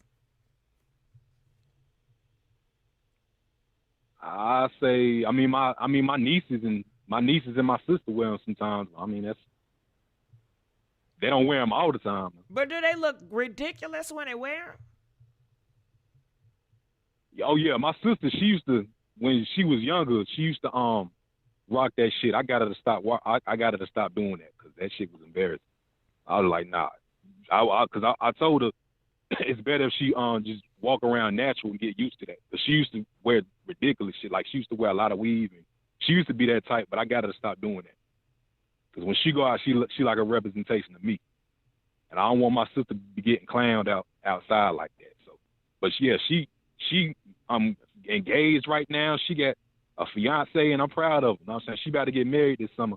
I'm about to I'll probably be one of the men of honor in her wedding. But as far as all that makeup and they stopped doing that a while ago. My nieces, but they wear the eyelashes sometimes. But she stopped. My sister stopped, but my nieces they still going through that stage of experimenting with stuff. But yeah, I think they're gonna grow out of it sooner or later. So I ain't too much worried about them. I'm saying they doing all right. Well, I don't care if they wear lashes. I'm not against lashes or whatever they want to wear. I'm just saying that, like T.I., he would be a perfect example. He will focus on girls' lashes and this. And for what? You have so many things to focus on. Just like how many women out here getting murked by men, their own men, boyfriends, their own husbands, every single day, nonstop. The homeless weight. I mean, I know the education that's across all. That's across all religions. It's so much. And that's across all races, all religions. That's across, and that's what I'm saying. And that's another thing. Like I know it's a lot of black women that like to focus on black men who do that. Because in the black community, I understand that. I understand is way higher than all these races. They don't even compare. No, it's not. No, it's not. This is what I'm saying. I notice a lot of sisters like to focus on black men and only them, but they only focus on the population in America. If you really want to talk about men who get down in a race of women and kill them like that, if you think black men bad, you can go to them Arabs, one of them Arab countries where they kill their women nonstop. But they're not in Arab. For the smallest shit. They're not in Arab. Why? But this is what I'm saying. But this is what I'm saying. When they have to live in America, they're focused on the people in America. But that's what I'm saying. But they keep demonizing black men. They demonize black men like we the worst men, and it's not the case. It's not the case. And that's a small group of men who do that. All black men are not murdering all they wives. That's another lie. That's a lie. You got a small group of men who do that in the black community. Can I ask you, The majority of black men ain't having murdering their wives. How many women in your family have been hit by a man? None. None. Well, I tell you, it's a whole bunch. Nah, because they don't deal with men like that. Well, it's a They whole don't deal with bunch men like that. in mine. It's a whole bunch and a whole bunch of people I know. So it's very out of order, and nobody seems to want to correct the abuse. Yeah, you're right. You're right. I know other dudes who have put paws on their women, and I know a lot of women who have put paws on their men. I mean, I've seen it happen both ways. Okay, I know So I'm you not want just to gonna do point that, out one gender. but you can't compare. I actually seen a girl run over her husband not too long ago with a car. And that's She horrible. ran over him, And that's backed up, horrible. and she backed up, and then she ran over him again. A black woman And that's horrible, but it does not compare just got locked up a month ago. to a lot of these women marked by their boyfriends and husbands. The numbers don't add up. It don't compare. But that's horrible. Abuse, either or, should be out of here. Yeah, and I agree with you. Abuse is not good, no matter who does it, man or woman.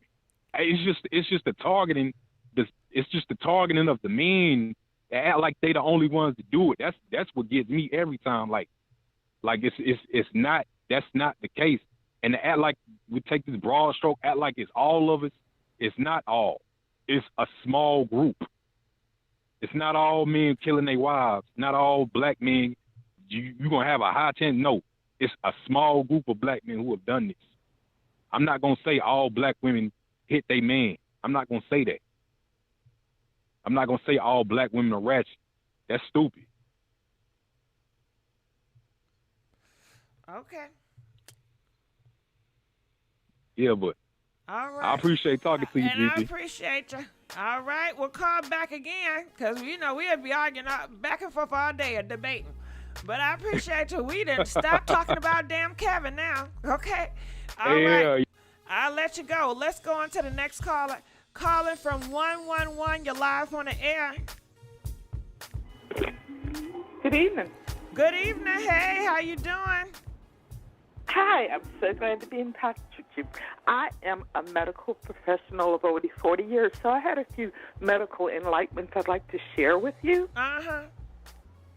Okay, like the first one, someone earlier had talked about, or you had asked, would the autopsy be back within 1 week? Mm-hmm. Now, that depends on the jurisdiction that it's in. And with COVID, a lot of things are backed up. And it also depends on a couple of factors. If they're going to consider a suspicious death, homicide, if the family requests it. So there are a lot of intricate parts that go with determining how long it could be before it came back. Plus, some localities actually do not have their own medical examiners, so they may be shared within 3 or 4 vicinities. Oh, I thank you for telling me. I had no idea. You know what? I'm still can't believe that he's really gone. Even though I didn't watch him and I was never a fan, but I always see people talk. You know what I mean? You just never know. Yeah, I have viewed him periodically, but never been like a subscriber to say I'm going to tune in each and every show or anything like that. Mm-hmm. And as one of your other callers said, it's always good to listen to other people's perspective because then you can definitely stand on your perception of things and have concrete information of the pros and the cons of it. Mm-hmm. I do. I tell you one thing. I listen to some people I disagree with. Like some people, like Fox News, I disagree with a lot they say, but I still looking at them sometimes. And I find that I learn stuff. You know what I mean? I learn how to argue a little bit better. You okay? Correct. You're growing. And I also want to applaud you for your channel. Like I said, I'm not a very continuous viewer of anyone, but I do catch yours every opportunity I have, and I've seen your growth throughout things. And I appreciate that you are apologetic for what you don't know, that you're willing to learn. That is a wonderful gift that you have. Thank you. All right. Well, we're going to let you go. Go ahead. You got something else? Oh yeah, like people were we two callers ago, I believe the lady was speaking about the possibilities of why he might have had, like a cardiac arrest or something. When people have orgasms, there is a vagus nerve in the rectum, and if that is stimulated, it can stimulate a heart attack. Hold on. Now, a lot of people going to say, what you mean in the rectum? And I don't think a lot of people know a male G spot is up in that hole.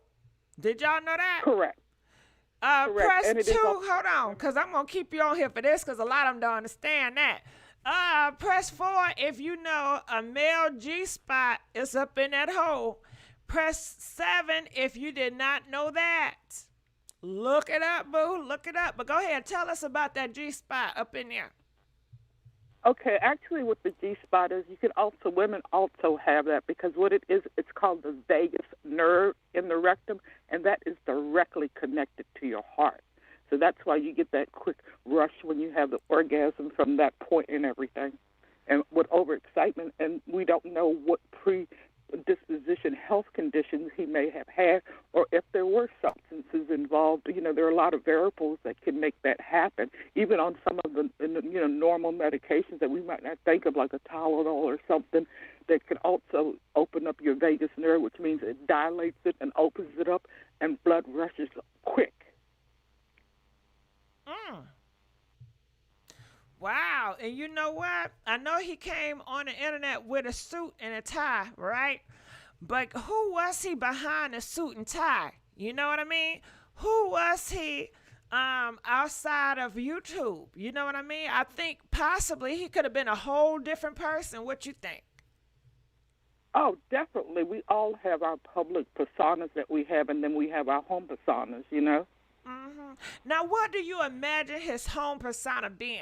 Like outside of YouTube, just him out playing with his homeboys, or where he's comfortable and he doesn't have to put up that conservative look and that conservative front?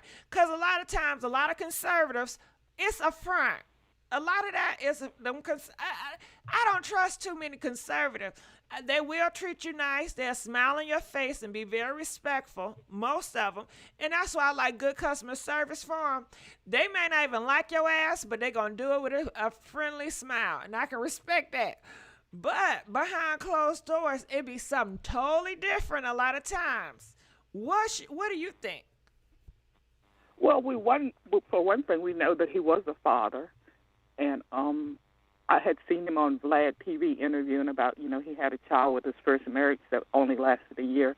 And the fact that he has been married twice could contribute to his hatred towards women, for whether they rejected him or whatever went wrong in that relationship that made it come to its demise. And he's just spewing out his anger. It's called misplaced. So misplaced anger. I didn't really realize he was married twice. And why? Do you think because of financial, he didn't have the money yet? The money for what? I don't know, to keep his wives happy or to sustain. I don't know. That could have been true because I was watching a television show and a woman actually admitted that she divorced her wonderful husband who was a soulmate because she wanted better and wanted more money. And my mother-in-law did the same thing. Yeah, how do you feel about that? I know that's a whole different topic, but people in the comment section, do you feel, I'm not going to say is it right or wrong because that's her choice. If that's how she want to live her life, I think that's how she should live her life. God damn it. But would you do it? Would you leave your husband or your wife or whoever because of money? They may not have it like you want to have it, and you want this big house, you want these fancy stuff. Would you leave? Press 1 if you'll leave, press 2 if you'll stay. Even though, staying with him, you're not going to get your dream house. You're not going to get the things that you may want in this world. You're going to have to settle with just him and that little house. Go ahead. My answer to that is yes and no. Yes, I would stay depending on my age, where I was at, if we were like in our 20s and we knew that we both could have time to change and grow and do therapy.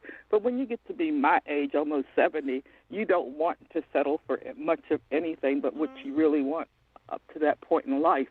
And also, I would leave if the financial problem was because maybe that a spouse had gambling problems or couldn't. Well, I wouldn't leave because they couldn't manage their money, because we can always, rectify that. But some kind of outside factor that made them, or somebody who just didn't want to go to work to, try to make a better life for you and him. Okay. All right. You want to know my answer? I sure do. One or two. Okay, one or two. That's a tough one for me. And the reason why it's a tough one for me, because I started out in the dating scene feeling like I needed a man, and that's probably sad, but I felt like I needed him for money. I felt like I couldn't get a good job, and I needed somebody to take care of me. And so I started to gravitate towards men with money. And people call me, you ain't nothing but, a gold digger and all this bullshit. I really didn't give a fuck, to be honest with you. You know what I mean? Look, when you want a certain man, that energy, you gonna get it, okay? So I didn't mind. And did I care about these niggas? Not really. Like, I could never give my heart to them. But it was very comforting for me because, they would baby me, and I like to get baby. I like to get spoiled. You know what I mean? However, I don't know. That's why I say, shit, I know it's hard to say, and it may not be good, but I may feel her. I may have to go with the money situation. Yes, and I know it's sad. But, go ahead. If you look to marry somebody for money, and not just the money, but to gain the knowledge from them, because they may know how to manage money. You may not. They may know how to generate money, and it's something that you could learn from in the process. And I say that because I was in two culturally I'm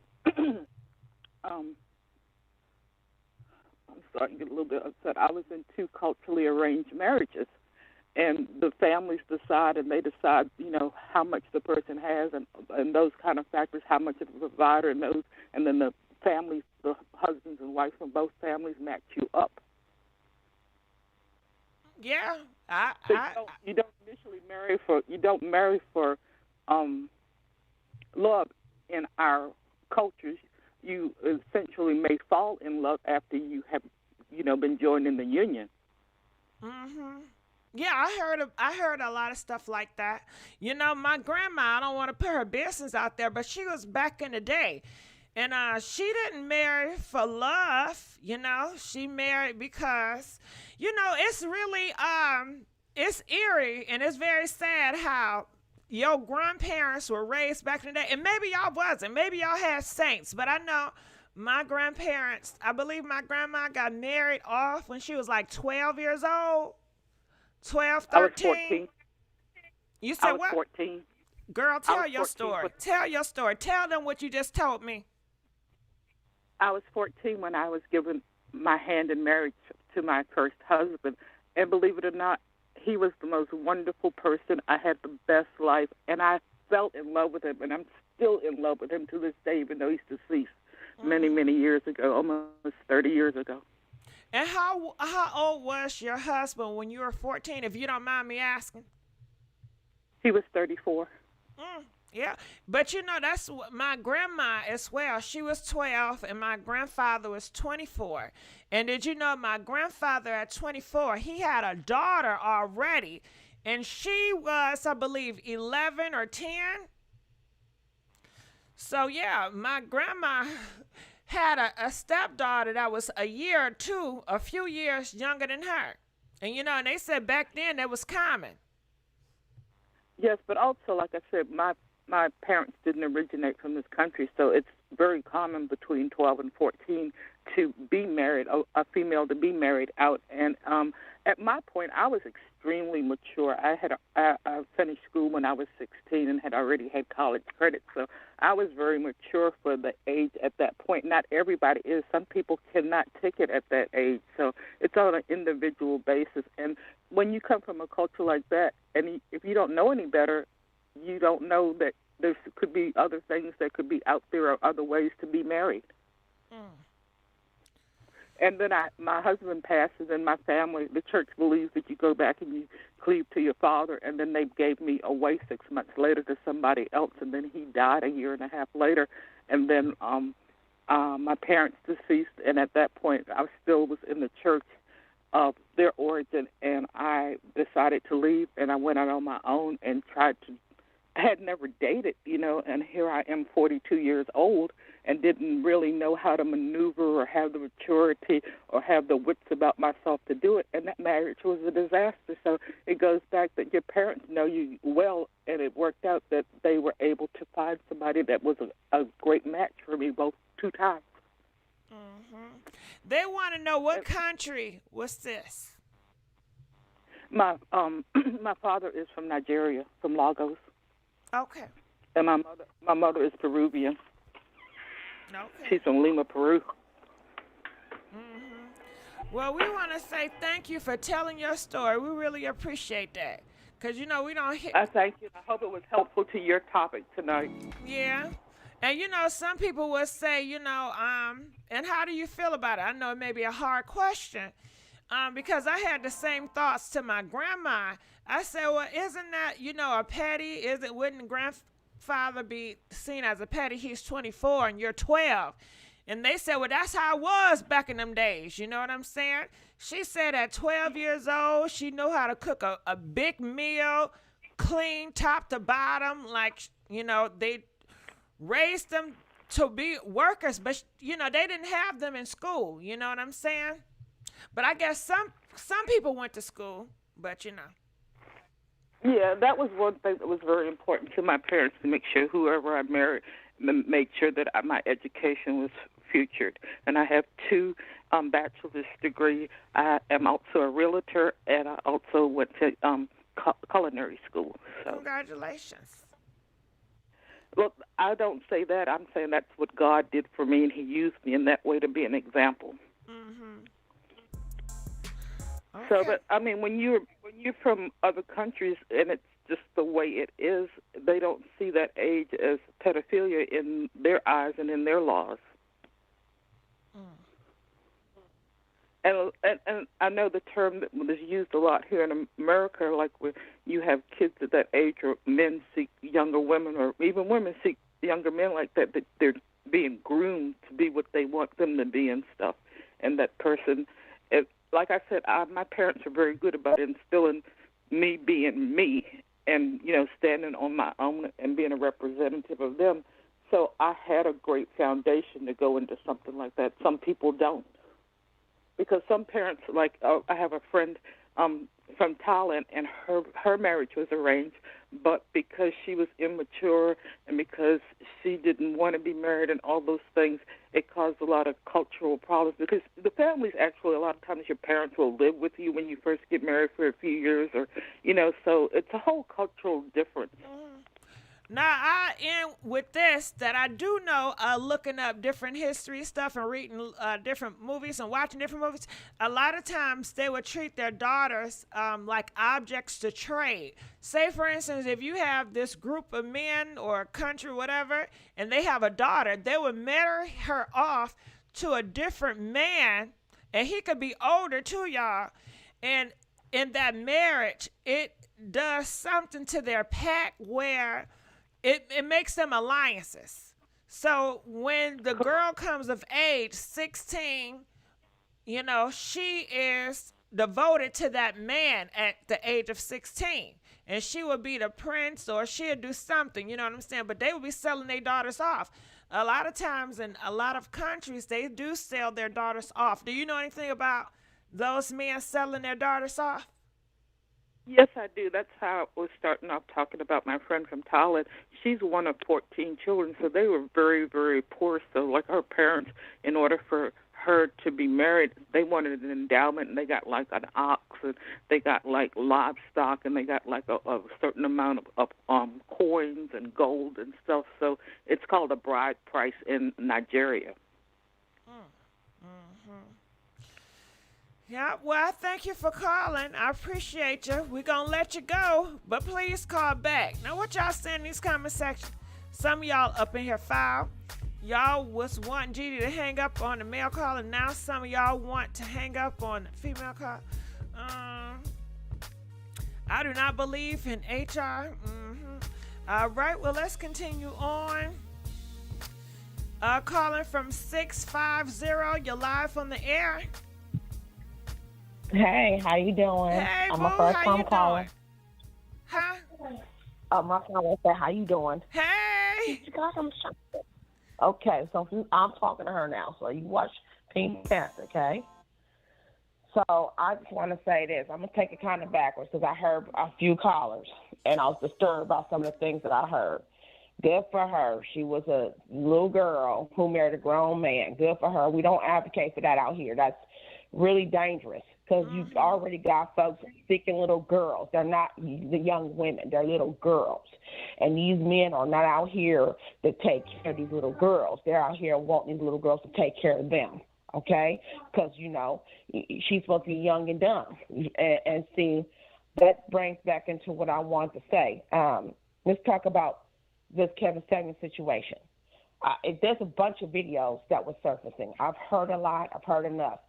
I don't know what this dude talking about that was calling, but he's making up stuff to kind of deflect away from the fact that the femicide rate is very, very high. Okay, and there's allegedly a lot of Kevin Samuels followers that's over here deleting these sisters, especially the ones that are pregnant. And it's not a small number of it. It's almost a whole. I mean, I don't know, man. It's just too many. Every day you turn around, there's a brother in this state did it, and three of them. It happened in three. And who's same stopping state, them? Who's going to push them? What's the agenda to stop that? It seems like it's nothing. Nobody cares. That's the thing. Black men don't care. They don't. That's why the black women are the least protected. They are the least protected. But you know what? You got to protect yourself, baby. I believe in bear spray. Sorry, bear spray and a gun, stun gun. Okay, because I'm not going to be playing these games with these dudes. And then they sound so uneducated. It gets on my damn nerves, and then they want to sound like they're the victims. And I've seen a woman run over a man 2 times. He had damn lie. It was the man who ran over that sister 3 times and backed up on her. She damn near survived. And that man is in jail now. Yeah, I seen that one. He done lied. Yeah, well, that's what he's trying to make it seem like it was the woman who ran over the man. There's receipts. It's not that. He had described that whole incident that man did to that young sister. Okay? She survived being hit by that car and backed on her 3 times. Yeah, that was horrible. That was horrible. Did y'all see what she's talking about? I seen it. They got into a little fender bender. The guy was leaving, you know, not exchanging the information, so she trying to take a picture of the license plate. Child, do you know he backed up and tried to hit her? And then he swooped around. Now, you had a school bus out there. You had kids out there. Do you think he cared about that? It was in the daylight, and he ran that girl down. A black girl, a black young girl, too. She was running for her life, y'all. And she's trying to recover, okay? So, you know, I'm going to support and send some money on that way. And then he wants to deflect and say it's all races. It's not just, it's all, listen, black women aren't giving birth to all races. That black woman is God shit, that got to, my apologies for cussing. That black woman is God stuff got to go. Because we birth black nations. Okay, we don't know what the rest of these aliens birth. That, you know, the albinoids birth albinoids. Okay, we birth the black nation. We give birth to black sons. That's why it's more important to talk about our black men. That's why it's more important to talk about the black men, because we birthed them, and for them to be, this is treacherous, and to sit there and hate us for giving birth to them, that's an issue I have. And then about this boy black baby settlement, I'm here to sit there and I'm here to call that a lie too. Because they want to sit there and say one content creator said that, but no, she didn't. She said stop having sex with them.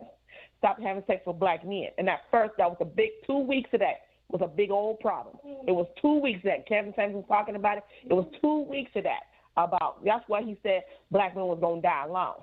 Because the word got out that women should stop having sex with black men and keep your options open and selective breeding. That's what was said. Now, you had a hateful-ass African woman who don't like another content creator, and she's going to a different content creator, and she spread it. She's the first one to spread that rumor. She wants all black male children killed because she's hearing the fact that it's a bashing of black men. Well, no one's bashing black men. That's bashing themselves.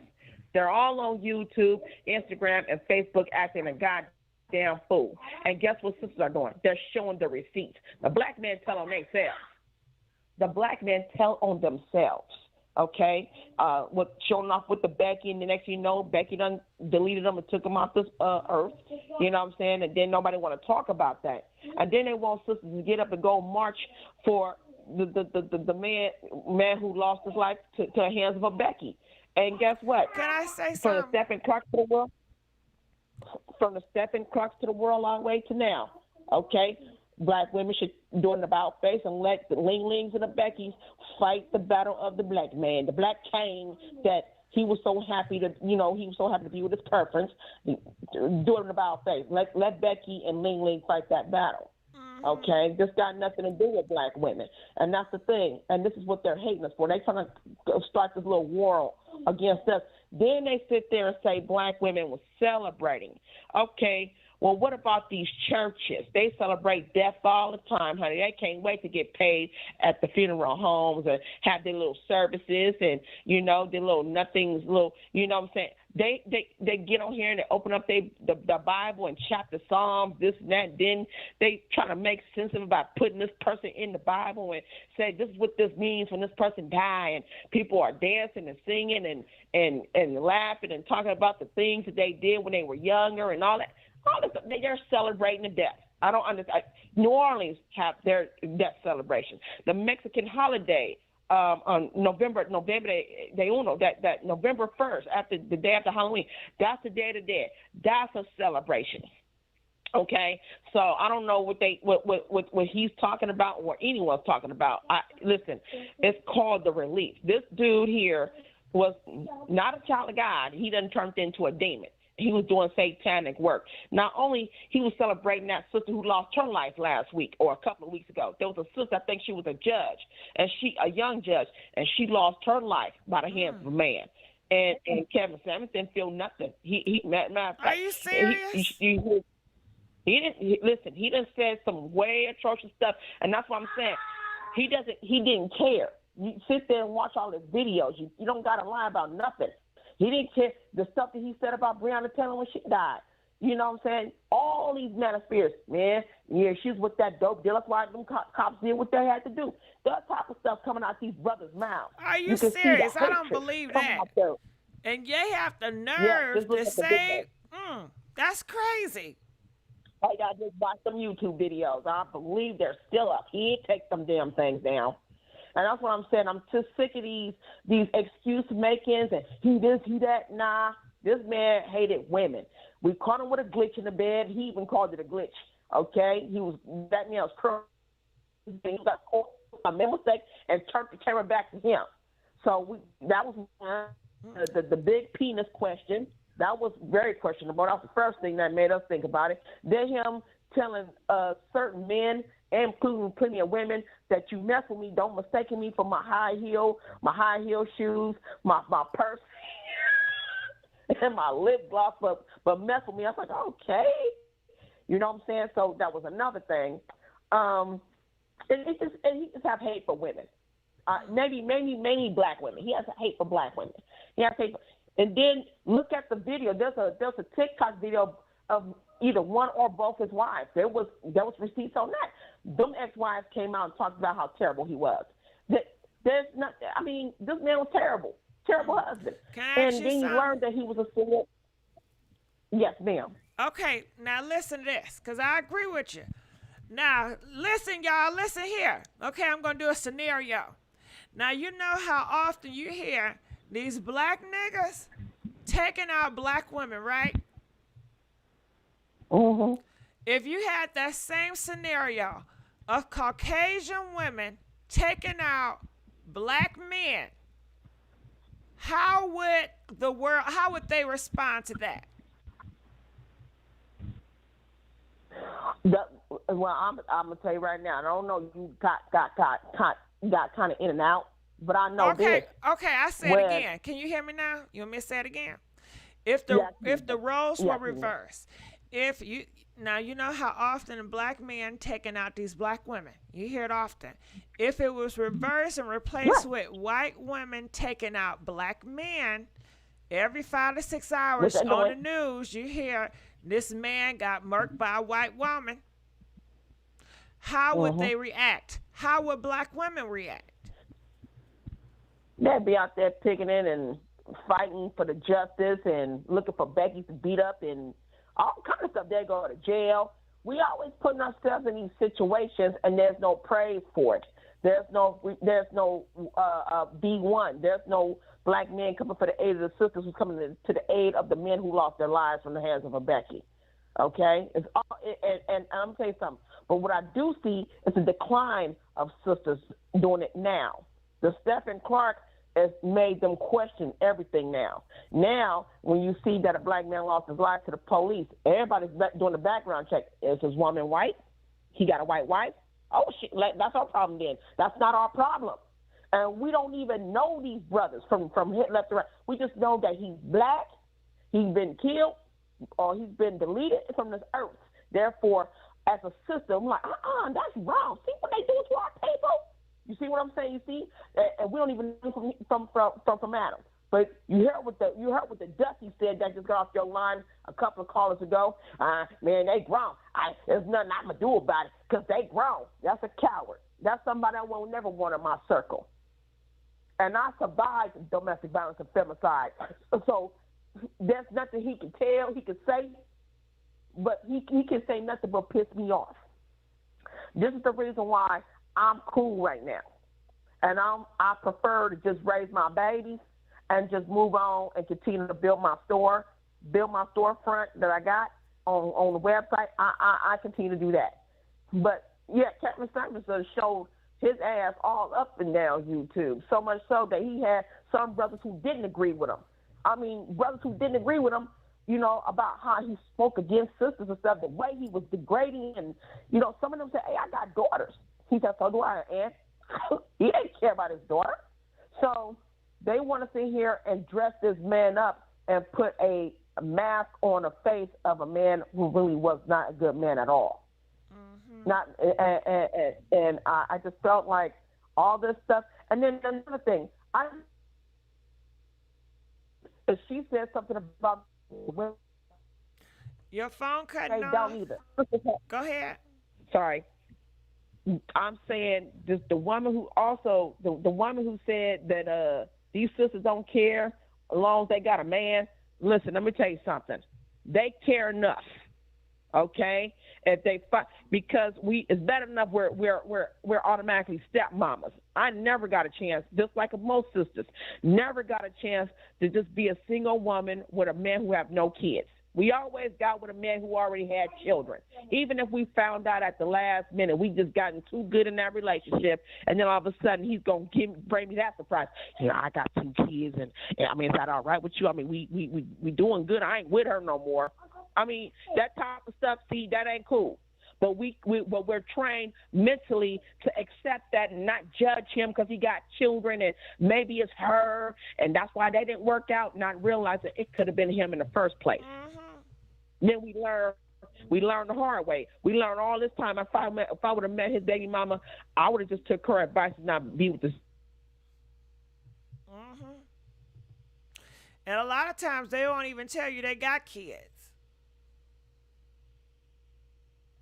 I don't know what happened. She got timed out. I'm sorry.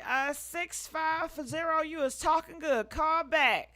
I don't know what happened. Just timed out. Calling from 818. You're live on the air. 818. Hey, girl, what's up, Gigi? Hey, how you doing, baby? Girl, I'm straight out here in Cali. Come on, Callie, talk to me. Go ahead.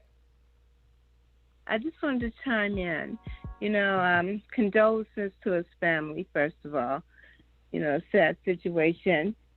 But I have to say, girl, right before, a few hours before he passed away, he went on live on IG, and I happened just to see him, you know, and I tapped in, like you would if you saw Chicana. Right. Joe, What happened? We want to know. What happened? Well, it was just for a minute, quick minute, because I'm not into him like that, and I really don't know him. Mm-hmm. But I saw him talking to a girl with another. He had his black and white outfit. She had hers. She looked serious. I didn't even stay a half a minute. But the backstory is, when he passed away, like it was about 11 hours later, because apparently after the same night he got off, he passed away later on the same time. Mm. You know? So that was creepy. But I'm just saying, I don't take it all serious like some of these chicks, because he's not degrading me. He doesn't know you, nor me. He's making $75,000 a month, degrading you. That's to put money in his bank account. He's probably the nicest guy. Nigga is a Pisces. I don't know no asshole Pisces guys anyway. You know, so I don't take it serious. If you talking about somebody that look like me and that is a representation of who I am, and you're going to degrade that person, of course I'll be upset. So I can understand how a lot of people feel, may feel, And a lot of guys are upset with his ass too. Just not women. It'd be some bad chicks. It'd be cute chicks he be talking about. I notice he likes the light-skinned chicks like yourself, which is cool. But when it comes to the dark-skinned sisters, he get a little more angrier. And that's straight, too, because I happen to be one. But I don't care because it's about the sun value. That's not cool. It's nothing. It's like showbiz. It's no different than Howard Stern, Wendy Williams, and other people. But they're not good either. You know? Wendy Williams, she is so harsh to people. Huh? We watch them. I don't watch Wendy Williams. But look how Williams' life is. Look how her life is turning out. Who wants that? For fame? She never had true love. Her husband always cheated on her. Even had a baby on her. Used her money to fund another woman's dream. Embarrassed her. She dealing with this illness and that illness. Right. She's dealing with a lot. Well, those are the breaks. You take the good with the bad. Simple as that. No one's perfect. It's called life. That's what it is. No different than Trump being the president. That's the world we live in. And getting to Kevin, this was foul play, and he didn't even like nurses. I heard him say, I watched him a few times, see what the backstory was on him. He didn't like nurses nor teachers. So this girl he was with, I find this suspicious, but, it'll come out later. But I did want to chime in and just mention that to you. Oh, I appreciate because I thought it was important. I thank you, boo. Call back. We're going to let you go. Going to the next caller. Calling from 931. You're live on the air. 931. What's going on? Hey, how's it going? What's going on? Going good. I'm actually trying to find out what's going on with this Kevin Samuels dude. Like, why is he dead? I'm trying to stick to the topic here. But, and I'm a black dude, okay? Look, I had to take these speech classes when I was in school. I had a speech impediment as a child. But I really am. You can go to my Instagram, Mark Von Mears, if you don't believe me.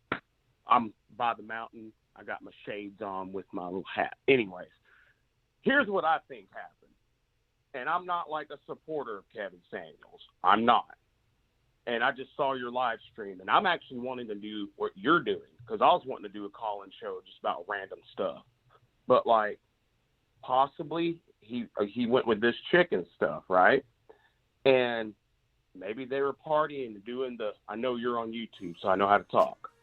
Maybe the cocaine, and maybe there was something in there that said, "Hey, God, God said it's time to be judged." That's what I'm thinking. Okay. I don't know. I'm not saying the chick he was with gave it to him or anything, but maybe he got it from one of his bros down there. Who knows? But I know, like where I live, I live in Tennessee, but like I heard something the other day, like in the town I live not too far from Knoxville. There's like fentanyl, some new type of fentanyl or something that's in these drugs. It's like killing people like instantly with heart attacks and stuff. So who knows? But well, we're going to find out with the autopsy. So if it's like, you know, cocaine or whatever, and if he was gay, I'm not sure. But if he was, I heard like, because I listen to a lot of podcasts and stuff, but like this, they're talking about like in the gay community, and I mean no disrespect or anything. Go ahead. Have you heard say of what you're going to say. Huh, poppers? Yeah, no. But so you think he was popping some poppers? I heard the chemical that releases in those can actually cause that too, and weaken your immune system, which would mess up your white blood cell count. So who knows? But how do we know that he was doing poppers? How do we know he was doing fentanyl? This is the scenario. Okay, scenario. We don't know. Scenario. I'm just saying, this is like, I don't know. I'm just guessing. I'm like, how this cat passed, because he's kind of young. Now, and I don't agree with a lot of things he says either. I don't. I agree with some things, but like you were saying with a couple callers ago, it's good to look at both sides to help us grow. And I don't want no hatred. Like, seriously, I don't want that. I'm just curious. I'm like, why did he die? And shout outs.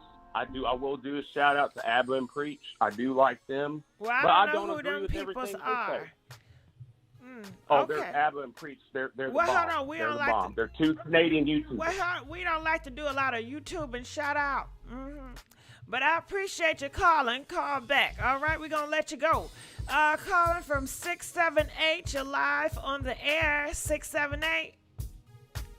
Hello. Hey, hello. Can you hear me? Yeah, I can hear you. Can you hear me? Yes, I can. Hey, how you doing? I'm all right. How you doing? How you doing? I'm doing good. Okay. I'm doing good. Let me weigh in on the Kevin Samuels thing.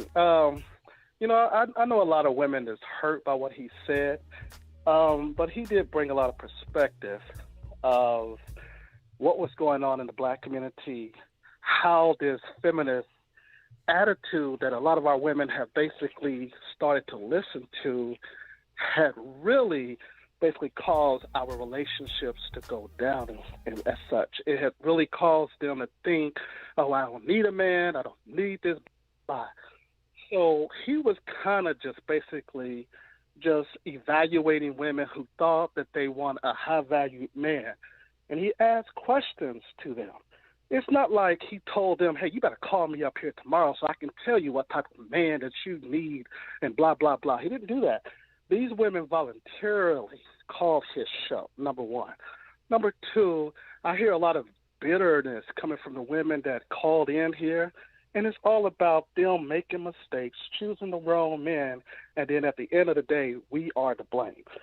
I'm not going to blame all black women, okay? But because I'm not, into that scenario. But what I'm saying is that Kevin, brought a lot of sense to us. And it makes sense. And men listen to him, too. For 2 years, Kevin was criticizing us. And we had to eat it up. We had to basically say, okay, yeah, I do need to improve. But it seems like in this society, women don't want to take accountability for nothing. You see, that's the problem. So I'm not saying all. I never will say all, you say.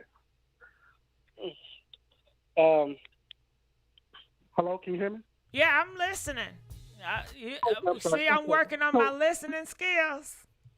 Okay, so yeah, I just wanted to weigh in on that. But as far as this lady that he was with, as the other caller has said previously, this fentanyl is going around with these colleges and universities, and it's killing people instantly. So what one of the neighbors was saying, this is only rumored, is that he was poisoned. Actually, you know what I'm saying, that like the police report was very vague. It didn't have a lot of things. You know what I'm saying? This woman was asking for a defibrillator. She didn't, perform CPR. We don't know what kind of thing, something that she could have put in his drink or nothing. Probably could have tried to rob him. And then the 911 call was done as a situation where she was saying it was an injury. And so it was kind of like suspect. But I don't think the man's death should be celebrated. I mean, nobody deserves to die that way. So, yeah, that's why I wanted to call in and sign in, talk about. Well, thank you. Anything else you wanted to say? Oh, yeah, of course. I would just like to say, there is, I think there's a lot of YouTubers out there who basically, I think it's going to be another Kevin Samuels. I just believe it because his message has resonated with a lot of people, including women who didn't like him. So I think that somebody is going to take his place. I think it's a market for that, of what he did and what he left, and people are going to probably watch his old videos too, and they're going to say, okay, he made points here, and some people are going to say, no, that I didn't like that, I didn't like what he said about this and stuff. But what he was doing is he was basically evaluating these women because they had asked for it. They had called his show. You know what I'm saying? And so he took it with a grain of salt. Yeah. Okay, so if I had Josh here and say, he views black people a certain way, right? And he would have all these niggas call in, and he would pretty much embarrass their ass. And a lot of people say, that ain't right. F him. No, he's an R word. He's R word. And he said, well, these niggas ask for it. They come for it. This is what these niggas want. How can I be responsible? Yeah. Even though I have a big platform on Fox News, these niggas want this. Right, yeah. Well, every time we go into a certain situation, I'm sorry to cut you off. Every time we go in a certain situation, these niggas want to get on camera with the, looking like this. They love to represent themselves. They just keeping it real. Yeah, it's a lot of ratchet going on. Yeah, I agree with that. Yeah. But yeah, that's true. But yeah, as far as the embarrassment and things, or like hurting their feelings, I can understand that because women is more likely to take things, where like, oh man, that kind of hurt. You know what I'm saying? You couldn't getting hard on me, but as men, we take a lot of things in too. It's just that we don't express it well enough. So, but I could understand where they would be hurt as far as him, like, saying things harsh, or are they perceiving it to be harsh? I can understand that. Well, I think they're more than hurt. They mad. And I don't think it's going to get better. It's not going to get better. No, it's like, at some point, like, let's, for instance, like he was talking to women who called up and who said they had 3 kids and they were 32 years old.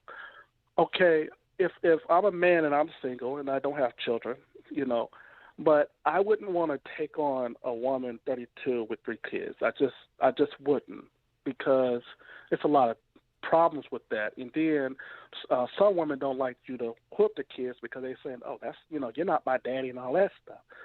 So it's kind of, so for a man to evaluate your situation based upon what a man's opinion is whether he's high valued or not, he's going to have his choices, just like women have choices to choose us or to choose someone who basically, for instance, if they're choosing a guy who got the thug life and he's too nice and stuff like that, that's their choices. And then when they get with those guys and say, well, these guys are no good, now I want the guy who basically is doing something. Okay, well, it's our choice to say, no, you've already made that mistake. I want to find a woman who don't have children, or who basically do have her stuff together, or who is a high-valued man. Those was the points that I got from Kevin. And I hear you. I'm sorry to cut you off. I hear you. But I have a problem when it's a man that do accept a Keisha for the 3 or 4 kids she got. And he really cares and loves her. But then a group of men want to dog him out and want to belittle him and want to degrade him and call him all types of names because of his choice. Oh, yeah, absolutely. Yeah, that's true. If there is a man out there that basically suggests, that will accept, a woman with children, I don't see nothing wrong with that. They do have a father figure at that point, and he's able to raise the children. And in fact, if the kids don't know their original father, then he come in and step in as a father figure and see them go to, to high school and graduate and things of that nature. There's no problem with that.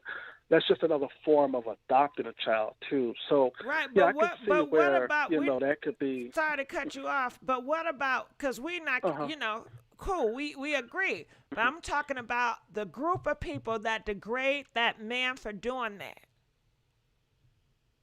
Oh yeah. There are some men that would basically call him a simp or call him stuff like that. Like I said, I don't agree with that. I think it's the man's choice if he wants to get with a woman that have those children. It's none of their business. If he's doing that. But why don't another more group of men step up and speak against those people? That's all that directs that man, because it's trying to push this agenda.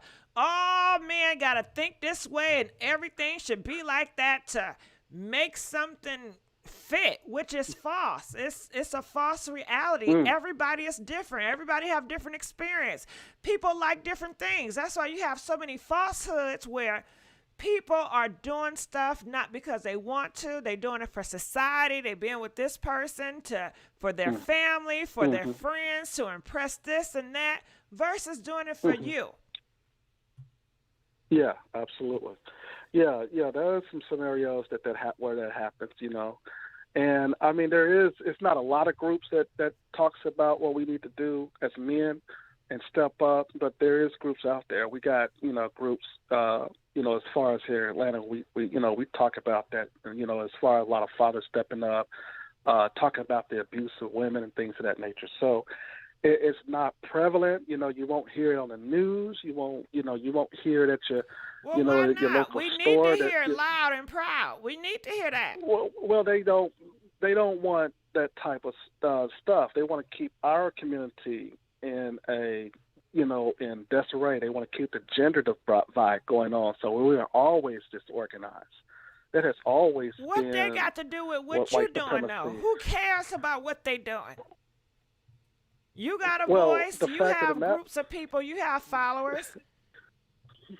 I understand that. Yeah, on my YouTube channel, Loyalty Henderson TV, we talk about that.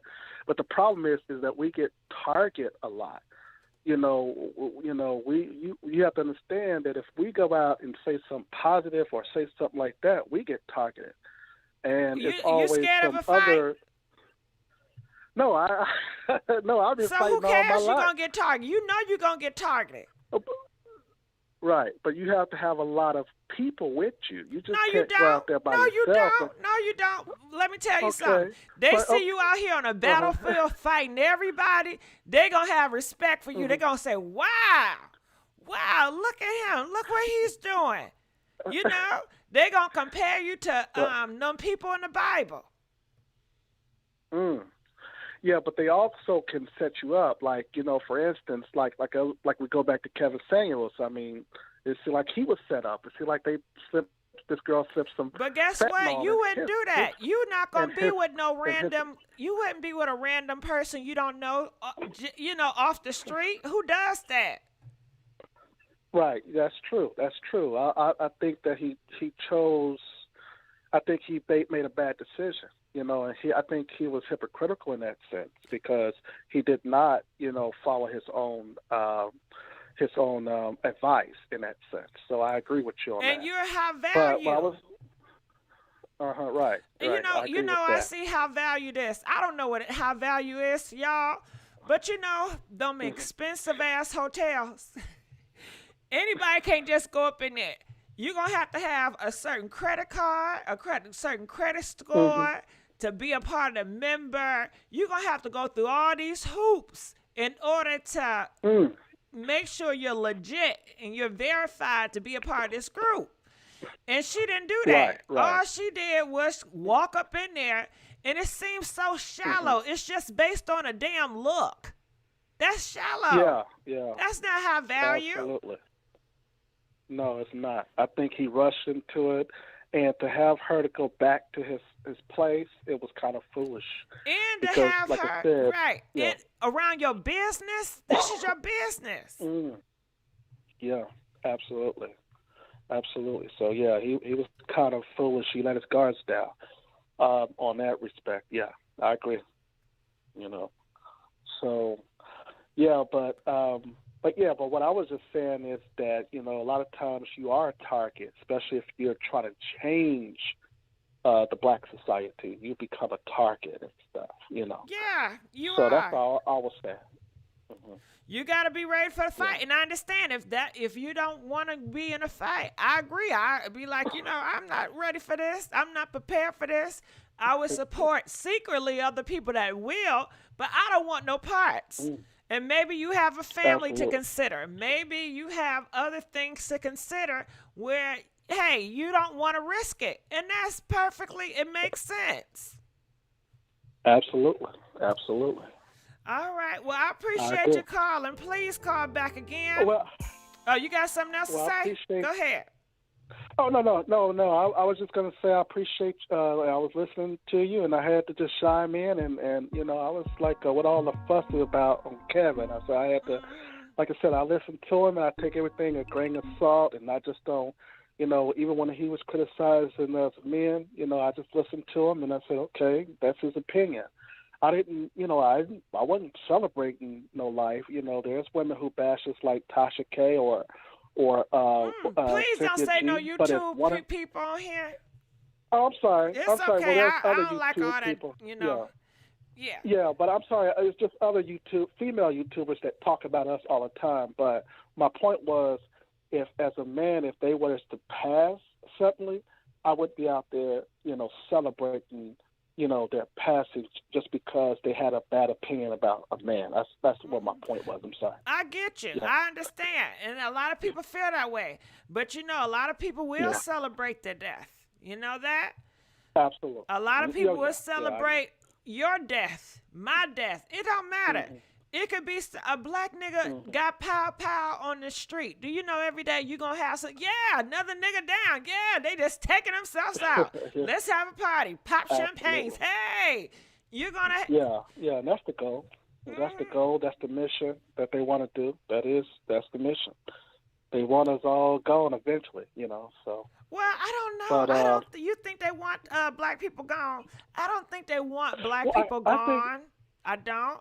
I think it's almost go ahead. No, I was going. Well, let me take it back. I think they just want certain types of black people who's not afraid to express, white supremacy and things of that nature. I think they want to keep us shallow. Like they want these celebrities to speak for us, or they want people who basically don't tell white people the truth. I think they want them to stay. But as far as somebody who really speaks truth to power, I think those people is who they want done. Like, for instance, these women can say what they want about Kevin, but I think that he basically tried to get us to understand how we can ameliorate our relationships in the black community, and I think that was very much harsh. But in a sense, then, there is women who do not want to take responsibility and accountability for their actions, but they want men to do it. And I think one of the things that he brought as a premise is that, yes, I dealt with the men first, now I'm going to deal with the women. But then, as you say, or as y'all said, oh, he blew up because there's a lot of women calling in. How dare you tell us we have to take responsibility? You know what I'm saying? And white daddies don't say that we have to take responsibility, so I'm not going to take responsibility. I think that's the issue. This man for 2 years told black men to take responsibility. For 2 years he did that, okay, for 2. And so, therefore, when he got to the women, it's all of a sudden, oh, I wish he dead, die. He was sort of transsexual, blah, blah, blah, blah. That is what we're talking about. It's not that we're saying that he was right in everything he said about women. We know that that's not true.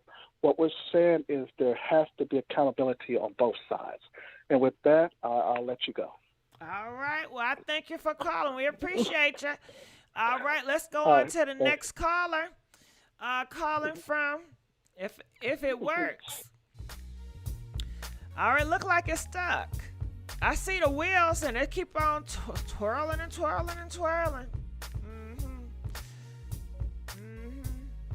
All right, I apologize. I'm gonna have to redo the phone line. So if you guys are online, guess what? Some people, I still got a whole bunch of callers, y'all, and some people been waiting for hours, you know, and I apologize, but I'm going to have to start this live all over again.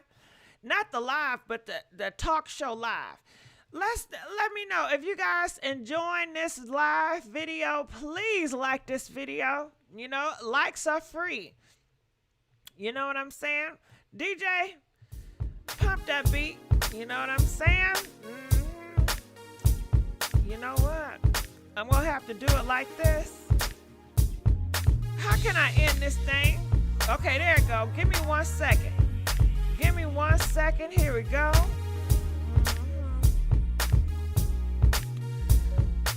All right, please like this video. Comment how you guys enjoying the show. We're trying to do another all night long. All right. So feel free, get your phone ready to dial that number. It's on the thing. Change this. All right, you hear the phone call. You hear the phone calls.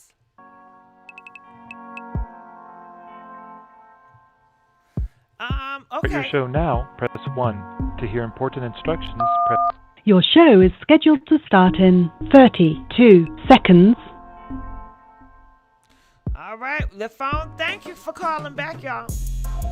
All right, calling from 808. Can you hear me? Yeah. Hey, how you doing? I'm sorry about that. Hi. Hey, talk to me. What's your thoughts about all this? Well, Your show will go live in 5 seconds. 4, 3, Sorry 2, about her. 1. She's so rude. Go ahead. Rest in peace, Kevin. There she go again. Go ahead. I know. Rest in peace, Kevin Samuels. But you know, hurt people, Gigi. He was a hurt man. He didn't like his mom. He didn't like himself. He made himself. He didn't have. Kevin Samuel didn't have no degrees. He had certification. He self-made himself who he was. He wanted women to dummy down because he would talk about women with education, saying we don't want women with education. You know, we just need somebody. He wanted somebody to serve him. To dummy down. He didn't like the women with education. And like the lady said, he didn't like nurses. He told the nurses that because they was nurses, they really not going to keep nobody because of the hours, the type of hours that they work. Nurses and teachers. That's discouraging. Why would you tell somebody like that? Nurses is here to, you know how many lives nurses saved? Come on. Nurse, come on now. You know how many died during the pandemic trying to keep other people alive? But guess what? Can I tell you something? You know it's an older generation. They're going to die out. Who's going to take care of them? Nurses. Exactly. So what you want it to be? Go ahead. Do you think men going to sign up to be nurses? I mean, some are, but come on now. But you have very few. Most of them are women because of the passion that we have, the nurturing spirit that we have, the nurturing. We are nurturers. So God, that's a God given. He gave us nurturing to be nurturers. So most of them are going to be women anyway. How many male nurses have you seen? Not very many. Mm-hmm. But my thing was, I watched the show a couple of times, and why would these women call in and know that that's how he talked to them? Because he would have called me a name and blocked me off, because you're not gonna tell me I'm a 3, because that's probably what he would say to me. Oh, you a 3, and how are you gonna give a number on me? Because it's familiar. It's a familiar spirit. A lot of these girls been talked down when they was a little girl coming up age. They were talked down. That's a familiar spirit. Yeah, it is. It is. Some of them been abused, and so they're talked coming for down validation by their own loved ones, their own family, and they can see that. Oh, that's love. I need that tough love. You ain't shit. You ain't gonna be shit. You need to do this. You need to do that. Your ass ain't that cute. Look and how they you look. They done went and got degrees, thinking that that's gonna take away that the feeling that they got, and then for this man to come and say you still ain't nothing, but I could have never called into his show, but I feel sorry for the man, the way he died. He said the women was gonna die alone. Anybody over 35 has been, and that's not true. I see a lot of people getting married that's over 35 and have never been married before. Mm-hmm. And then the thing about it is, my thing is, they're calling in for high value men. A lot of them, the women calling in for high value men. What is high value? Can you define what high value is? Because if they talking about like a Kevin Hart or somebody like that, he cheated on his girl. Mm-hmm. Well, I think high value is subjective. It's not no hard concrete evidence. What is high value? It's really up to you. Yeah. But I see these women getting on there, but they done work so hard for somebody to just say you ain't shit. Like you said, you ain't shit and you ain't gonna be shit and you ain't worth shit. I don't know, Gigi. I don't know what this world is coming to. Mm-hmm. I don't. I feel sorry for the women that called in and got their feelings hurt, but we don't celebrate somebody's death like that. That's what he get. That's what they saying. That's what he get. And we should not do that. But I don't know. I just wanted to call in and speak my piece. He didn't even have a degree. He didn't have a degree. What he did was, he said, he was working. The last job he had was at Home Depot. Did you know that?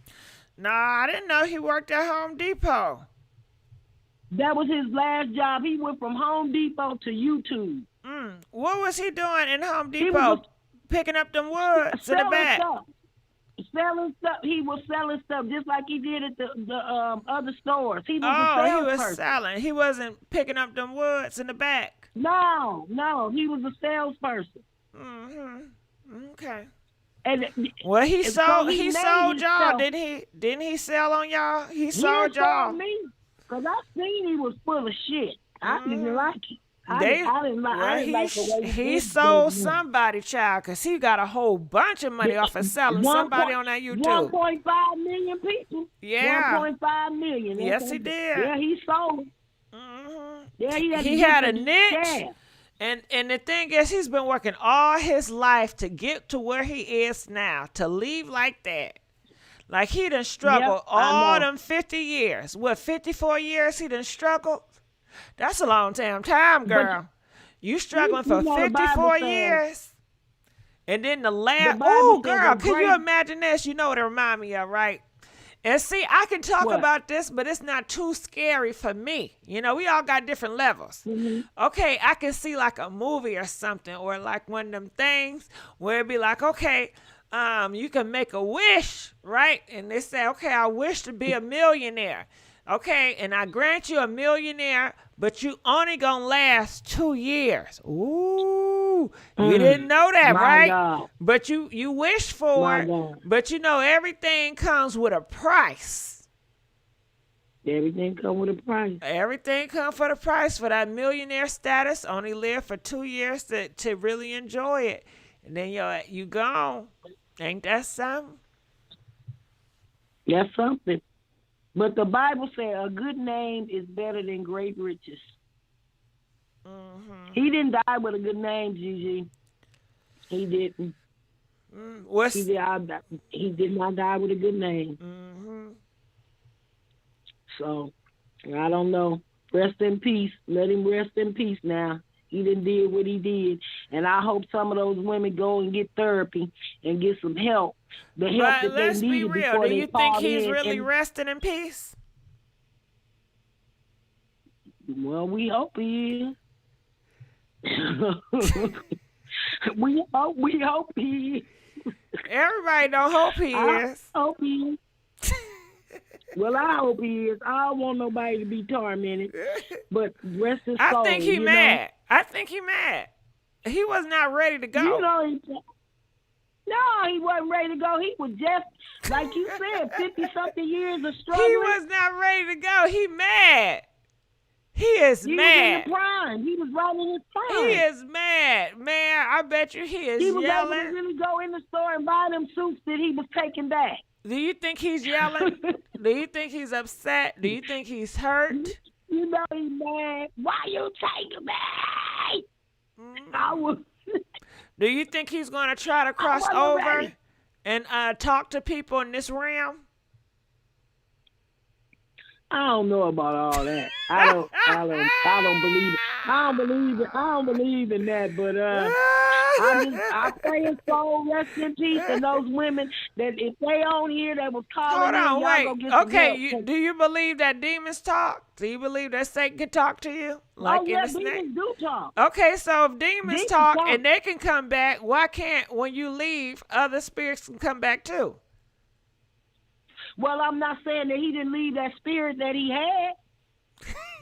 That spirit that he had is on the earth. You're going to see another Kevin Samuels come through.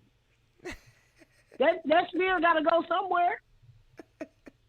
Maybe it'll be in a woman this time. We'll see. Oh, shit. Oh, shit. Oh, Well, God. let's just wait and see. Maybe it'll come in a woman, and I'll call you back and say, Gigi is in such and such. But whoever that woman is, she going to have to want something. She going to have to want millions or something to give that soul up.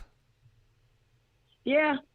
Because he came up with 1 million subscribers in 1 year. Well, It was it's 1 that year. spirit. It's whatever spirit got into him during them last years, that spirit is something Yep. else. And that spirit is wrecking up followers. So whoever that Yeah. spirit is, girl, you got to get that spirit a name. Me? Kevin Samuels. No, you can't get, no, because you got to realize you're not fighting against him. It's the spirit. That's true, because he dumb. Yeah, you know, he was just used. He wasn't doing all this stuff all throughout his years. It was his last few years when he wanted the millions. Yeah, that's true. He was just a hard-working, struggling criminal, buying stuff, returning it, trying to be somebody, trying to make it. And he was faking it until he made it. You know how they say fake it till you make it? That's but what he did. he didn't fake it till he make it, because he kept faking it, but he never made it. He had to go into a whole different direction. That's true. He did. He sold himself out, though. I don't know. We gonna call him Davon. How about that? The spirit of Davon. Yep. All right, the spirit of Davon. Yeah, okay. That's what we gonna call him. All right, so when you see that spirit of Davon, do you think it's gonna come back to YouTube, or you think the spirit of Davon is gonna come in a different form, like in government? He might come on TV. Or TV? Yeah, but because you think this spirit is very boastful, huh? You think this spirit is very prideful. This spirit is very powerful. And prideful. It's prideful. This spirit is not going to stay hidden behind the scenes. This spirit want to be seen and known. Ain't that something? It's going to grow bigger. It's going to grow bigger than what it was. And honestly, I didn't think this spirit didn't realize how powerful this spirit was going to be. I think they underestimated that spirit. You know, Davon didn't think he was going to be popping. Davon didn't realize how weak, the people were out here and how hungry they are for him. And Davon said, I can't do it in this body. This body has served its purpose.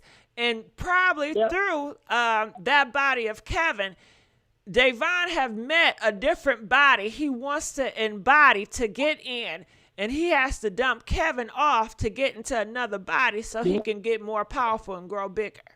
Because Kevin was too weak for the big spirit. He was too weak for that.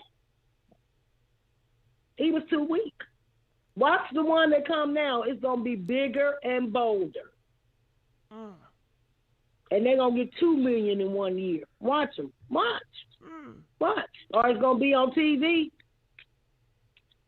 You watch. Yep. You right. We're going to see.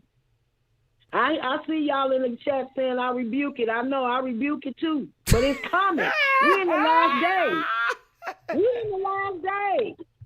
We're in the last day. I see them, they say we rebuke it, but I'm telling you it's coming. Evil is among us. They know they can't stop it. No. You just gotta pray. That's it. No, I don't want that Illuminati girl to call back. Well, I enjoyed talking to you. All right, please feel free to call back. I'm gonna call you back when I see Davon on TV. I hope, girl, you better call back before then.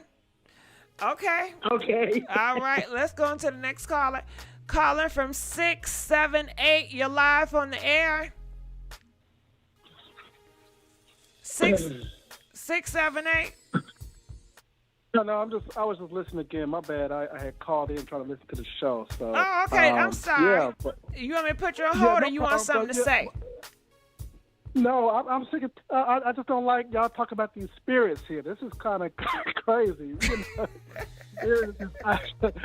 The demons and stuff. Now I'm like, oh, wait a minute. This is going off topic. Now I don't think that he was an evil spirit. Come on now. Come on, you can't be doing this. Okay, so.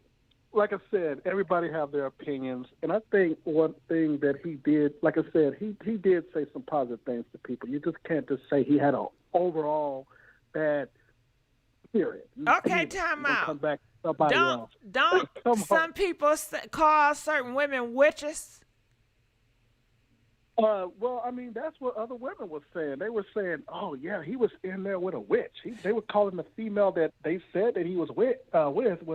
I mean, this was a ritual. That was on other YouTube channels saying that. I'm like, what? I looked at the girl. I don't think she looked like a witch to me. But what does a witch look like? Wait. What does a witch look like? No, but they were saying, I don't know how a witch looked like. But they were saying, oh, man, this was a ritual, I'm like, wait, no. I'm like, so they were saying all this stupid stuff. But like I said, it's just simple. I think that the woman just poisoned him trying to rob him. It was just that simple.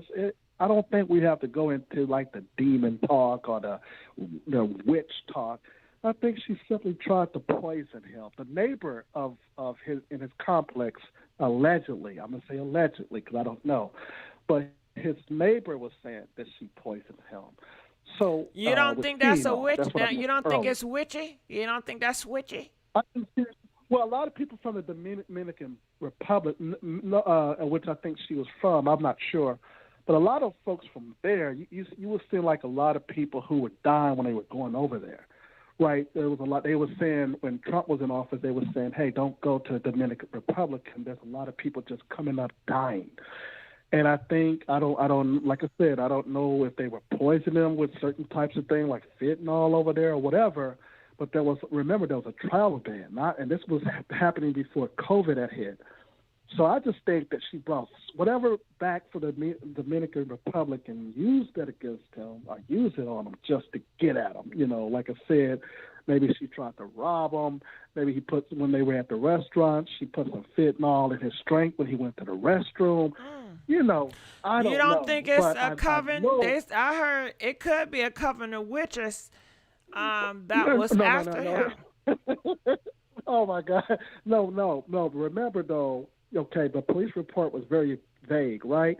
Remember from the restaurant where they left. Remember she spent the night. So from the restaurant and the when she got back to the hotel, to his house or whatever they went back, why or did she Airbnb, spend the wherever night? they were. Why did you ever question that? Why? Why did she spend the night? Right. That's what we're getting at. We're getting to the fact that when she spent the night, Kevin liked to drink these Red Bulls. Every time that he's on the show, he drinks Red Bull, which is an energy drink, And with that energy drink, of course, you got 120 grams of sodium in it. So that basically do make your heart palpitate a little bit, depending on how much you drink. But if there was people who were saying, "Oh yeah, he was taking Viagra just to get up and all this old stuff," we don't know. But what we're saying is that I think that woman put something in his drink because, it going back to that fentanyl. Remember, the autopsy is pending. When they took out his heart when he went to the morgue, remember they was like, "Oh no, he don't have no heart problems," So, and I stay in Atlanta, so I'm on top of this stuff. And like I said, I talked about this on my YouTube channel. So they can't detect certain types of things like arsenic and all this stuff that white folks put in their wife's food when they want to kill them and all that. She put something, and they, like I said, this is coming from the Dominican Republic, and they bringing this stuff over here where they're killing us or killing certain people. So I don't think it has anything to do with witchcraft or demons and stuff like that. I just think that this woman put something that was undetected. That's the reason why the autopsy report is still pending. But isn't that like a magic trick? Well, it is if you can use like I said, if you can use certain types of things, like a lot of white people when they kill a wife, remember they use like arsenic and coolant, the stuff that you put in your car, and a lot of that stuff is not detected. So what happens is that you have to send it to send it to the FBI to get the process, and that's what is going on right now. They send it to the FBI so they can get the tissue from his body, and that would determine if he was poisoned or not. Because the original autopsy, remember, you can't detect that stuff in the on the heart in an original autopsy. So that's what's going on right now.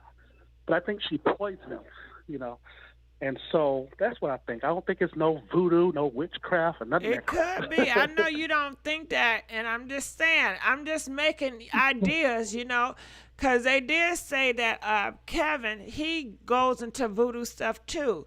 He have these balls that go back and forth, and see, that's hypnosis. You know what I'm saying? Oh, man. So when people stare at them balls, go back and forth, and he's talking, he's hypnotizing the group of people to believe everything he says, and they follow a trance and stuff, mentally.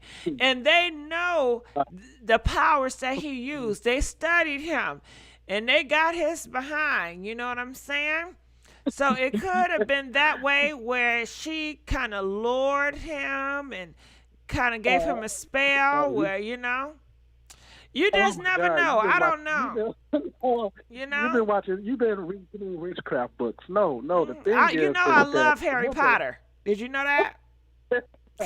You got to stop watching. You read Shout out to Harry Potter. Who loves Harry Potter? Press 10 if you love Harry Potter. 15 if you don't. I love me some Harry Potter. Go ahead. No, what you have to understand. No, remember what you have to understand.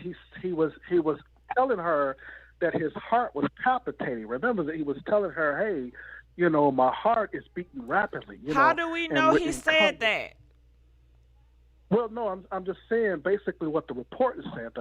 The report of what the woman said. She said How that, we know she telling the truth? Well, we don't. We know that's why we. She can be very calculated.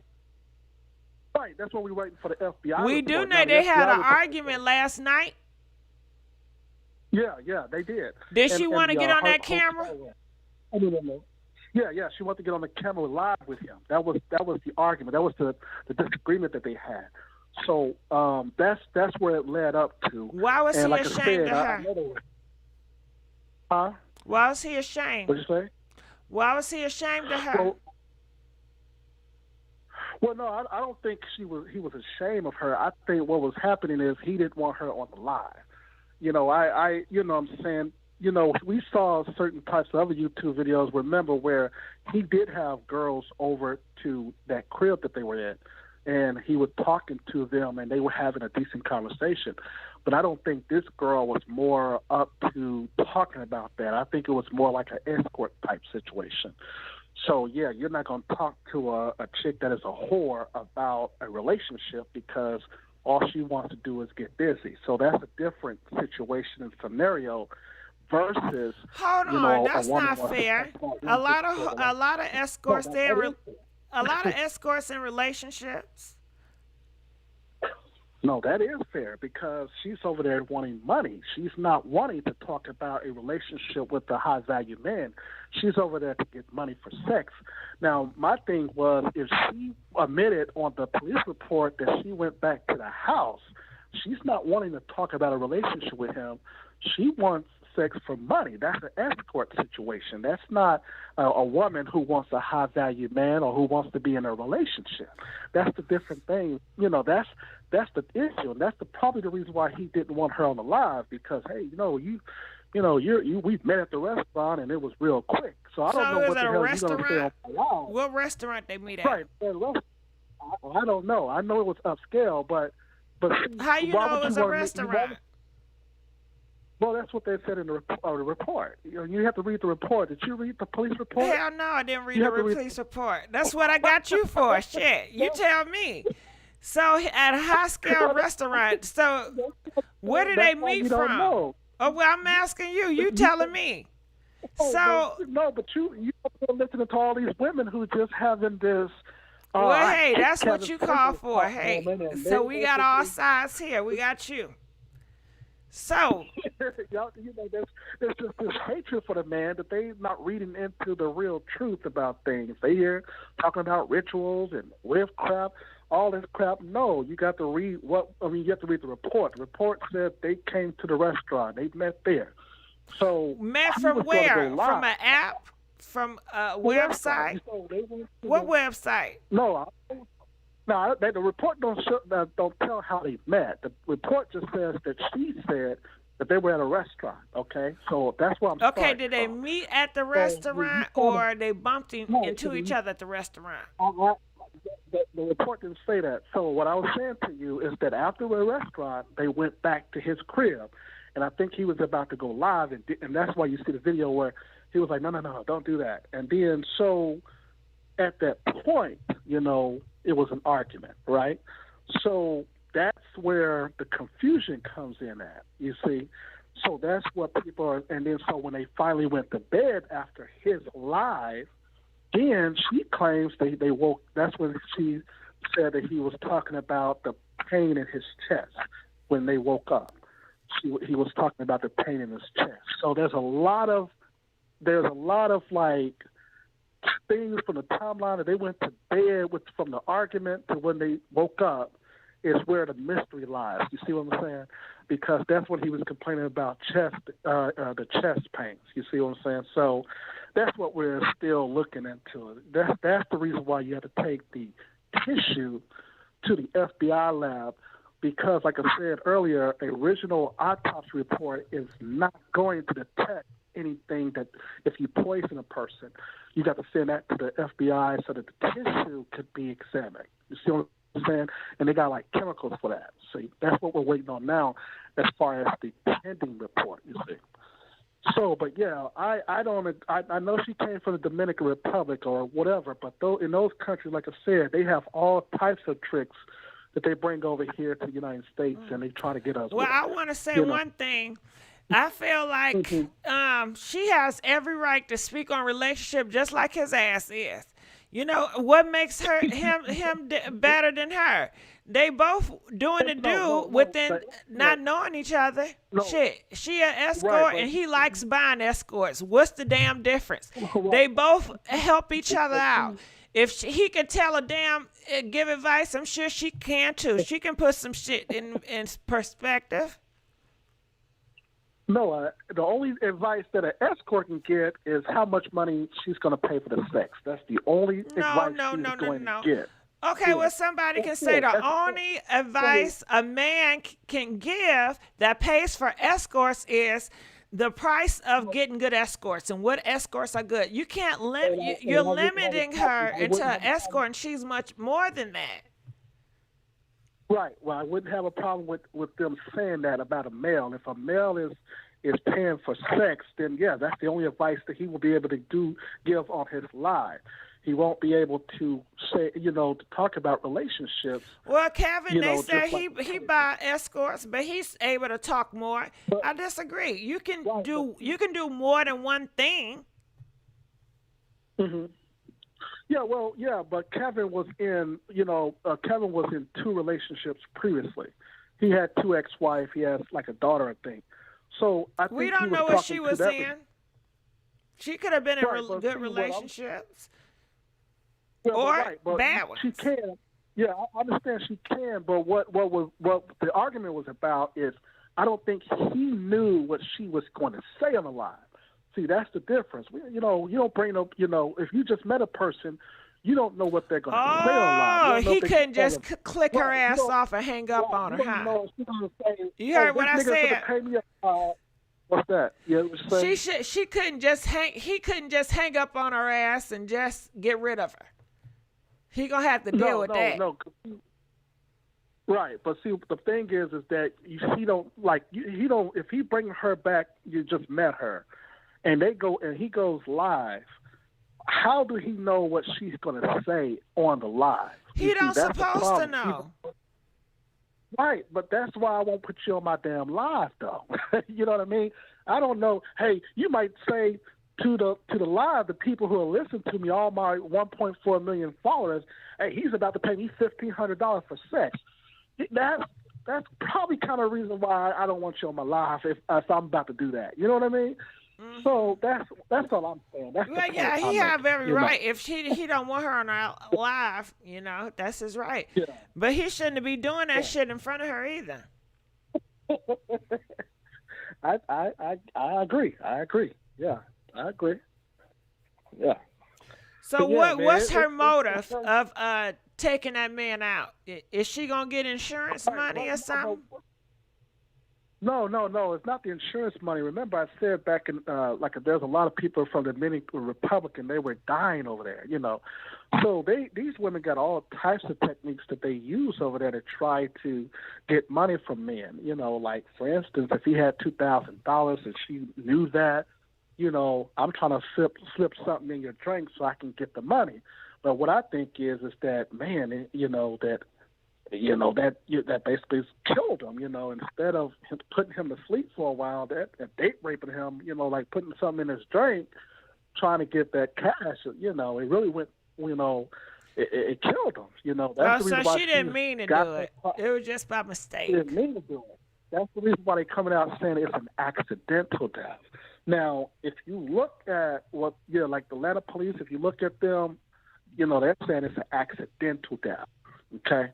So an accidental death means that you didn't mean to do some stuff. You know what I mean? So that's my point. Their reference as an accidental death, that means that the woman didn't mean to kill him. But then how we know that he didn't take it himself? I mean, well, he could have. But my thing would be that would be foolish for him to kill himself if he's a million.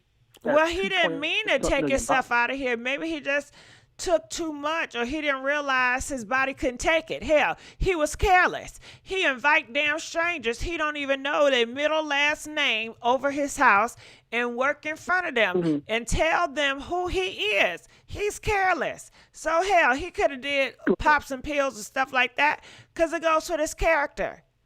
You know? No. But no, see, that's why we're asking for the police, the 911 emergency call, because remember, the woman first said she reported an injury. Remember that? She reported an injury. So when you report an injury, that's saying to the person that's taking your call that you are still alive.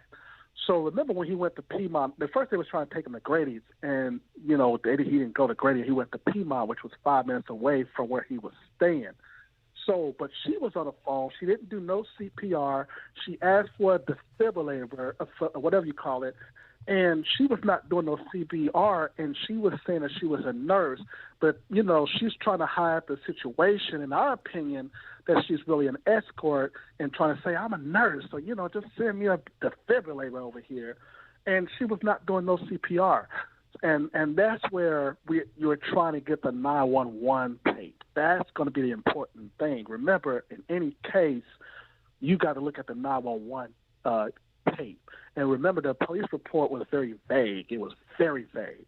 The guy the police officer who took the report, I think he was Hispanic or Latino too. I think it's Fiagara. I forget, I can't pronounce the name, but it's one of them LA streets that they have down there in Los Angeles. But his last name was Latino or Hispanic name. So I know that I smell a cover up. You know what I'm saying? I really smell a cover up. But what they were saying is this is an accidental death. That's what they're saying. So an accidental death, like I said, means, you didn't do it on purpose. You did it, but you didn't mean to do it. That's what I'm thinking. But no witchcraft, no Harry Potter stuff. No, I don't. No hocus pocus. No, none of that crap. Nah. So I stay in Atlanta, and we've been back and forth looking into this, and it's like, it's kind of like, she didn't mean to do it, but she learned it from her hometown of Dominican Republic, and the men over there probably woke up or they probably even died. You know what I'm saying? And that's probably why she's here in the United States. We don't know. But that's what we're getting here right now. So, but do you think it's a deeper message in that? He did a lot of preaching about looks and what you rate you. Let me tell you, your 10 is killing you.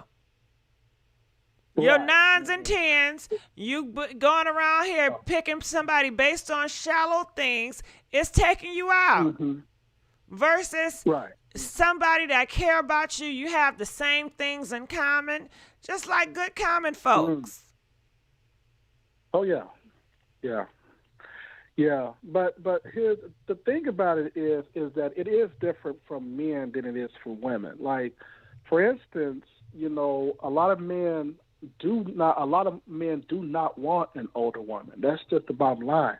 And if they do date an older woman, depending on, how attractive she is, or, I guess for some financial reason, they will probably get in a relationship but probably won't marry them, because, a lot of men, as he described as high valued, will say, okay, I want the young thing out there who's 25, she looked good, she may not know how to cook, but really she represents me in a sense, okay?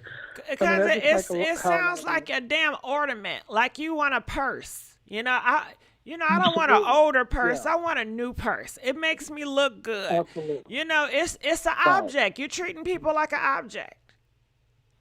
Right, and that's all he was saying. He wasn't saying that a woman with he was just telling them it's hard for them. The rate of you getting a husband, it really deepens when you have children, or you overweight, or you basically you're in a situation where you're over 35, your chances of getting a man, because remember, there's more women than there are men in certain locations. So from every, like for instance in Atlanta, for every one guy, there's 13 to about 20 females, right?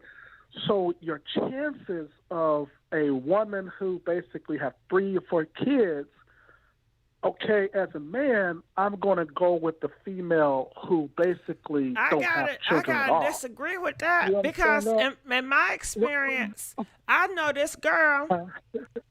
Do you know how many kids she got? She got 9. Okay. And and her husband left out. They in the church. Do you know she got another husband with the 9 kids, and now she got about 12.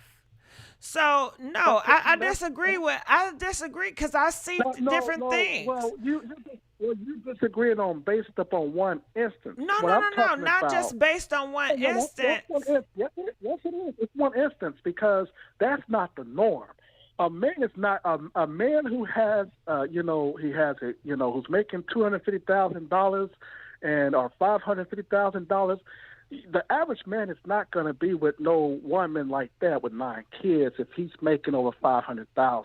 So you're only talking about one exception to the rule, or a few guys. So what makes? Well, I'm not saying that all men is going to date a woman with 9 kids, or vice versa. I'm just saying that you can't sit up here and just say all. It's every man is not the same. Every man that makes $250K, they're different. They don't want the same type of woman. Right, I'm not right. I'm saying, but we rarely find that. You rarely find it, and so in my research, I've been doing the same kind of research. Well, let's do this. Okay, we know celebrities, right? Go ahead. We know celebrities, right? Yeah. Okay, so let's give out five men celebrities, and let's see if they're women all the same. Will Smith. Next, you go next. Yep. Yeah, Will Smith is dating Jada. I mean, he's married to Jada. Tell me another husband. We're gonna name 5 husbands, and I guess in the celebrity world, and let's just see if their wives are the same. Yes. Yes. We can name Denzel Washington, who's married to Jacqueline Washington. You can name actually Samuel L. And Jackson. Hold on. Okay, just them 2. Denzel Washington wife is different than Jada Pinkett. Okay, no, but you told me name 5 black men with black women who are black celebrities. Yeah, so that's what I'm doing. See, we got this notion in the black community that we are all black men dating outside our race. That's not true.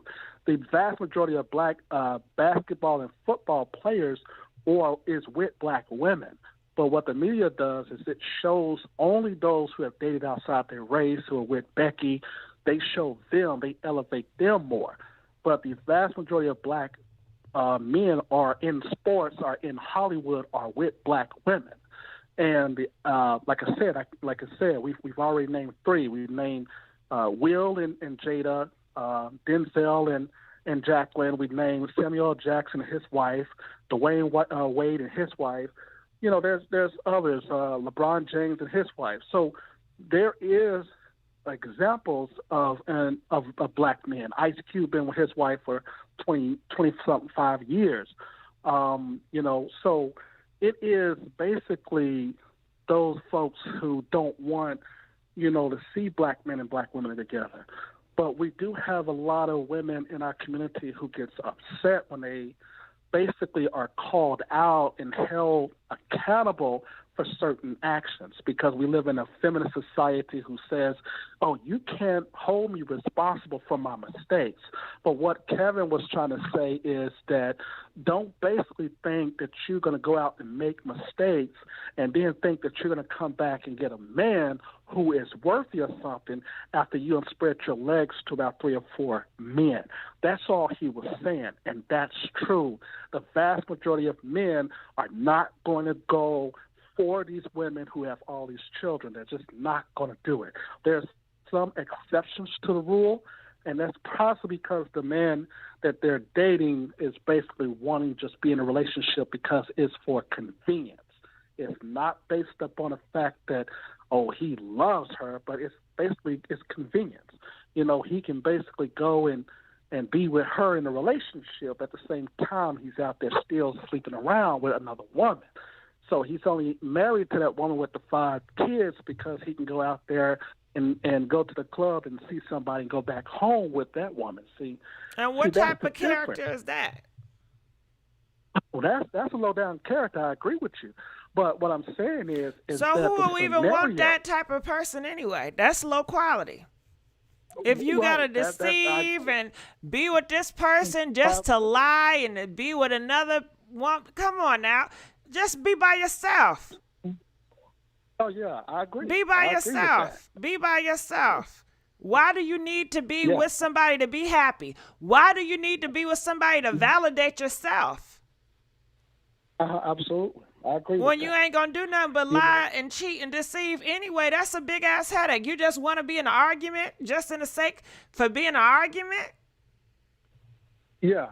And I also want to talk about, y'all was talking about earlier about who's going to replace Kevin. I think like I said, I think there's a niche of somebody who's going to do the same thing that he's doing. Are you going to replace his ass? No. I don't want millions of women mad at me because they're getting the truth. It's just like I don't want millions of men mad at me because I would tell them the truth. But it's your truth, though, because the truth is subjective. His truth is not going to align with every single black man or black woman. Absolutely not. It's not. It's true. It's just though that, like I said, he had an audience of women who called in to try to get their, they had some problems in their relationship. They want to see if they have a chance to get with a man making high money. They called up Kevin. He gave them his honest opinions about it. And when they didn't like it, he's evil. You see, and that's what we have in our community. We have to be able, like, if you had women who we called up and they said, "Man, I don't want to date you as a man. You broke. You don't have." We hear that all the time. We had the Ricky Lakes. We had Rolanda. We had all of these shows in the '90s.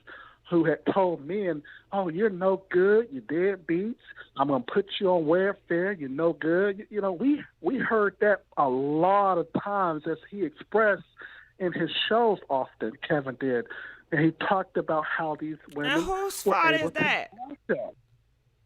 I'm just saying. But whose fault is that?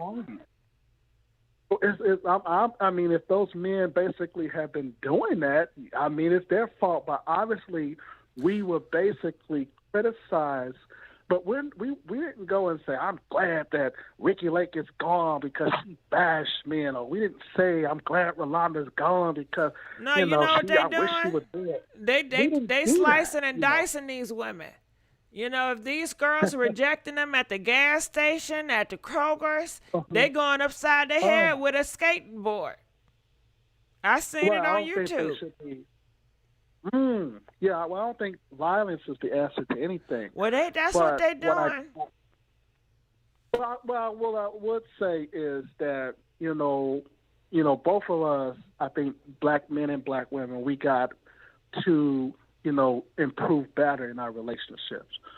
We got to really focus on... How about relationships and love yourself? Get to know who you are in your own relationships because you haven't did the work to do that. Right. That's true, but you don't want to spend a long time on yourself. You see, you got a lot of men and women there alone. Well, because if you spend a long time on yourself, then you'll be by yourself. You don't want to just spend a long time just... yes, you have to get to know yourself and to, do better in life and to work on things, but you don't want to spend the rest of, a lot of time just focusing on yourself. That's what Kevin did. You also want to go out. Who? That's what Kevin did. Kevin was actually, he was still dating. He was actually still meeting people. Now, I know he had that escort, but he was in Los Angeles, for instance, and he was talking to women there. But come on, I talking think to he did women have and a buying comment. escorts. Who's taking Right. that serious?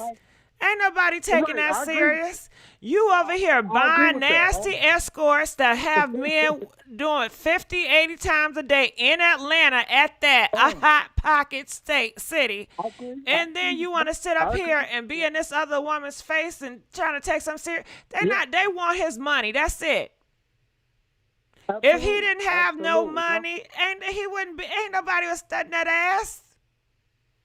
Well, it was not all about money too. Remember, it's also about being a part of a man with stature. Remember he has this other female that he hangs out with named Melanie King. Remember, Melanie started to break down when she got a divorce, and she started listening to Kevin.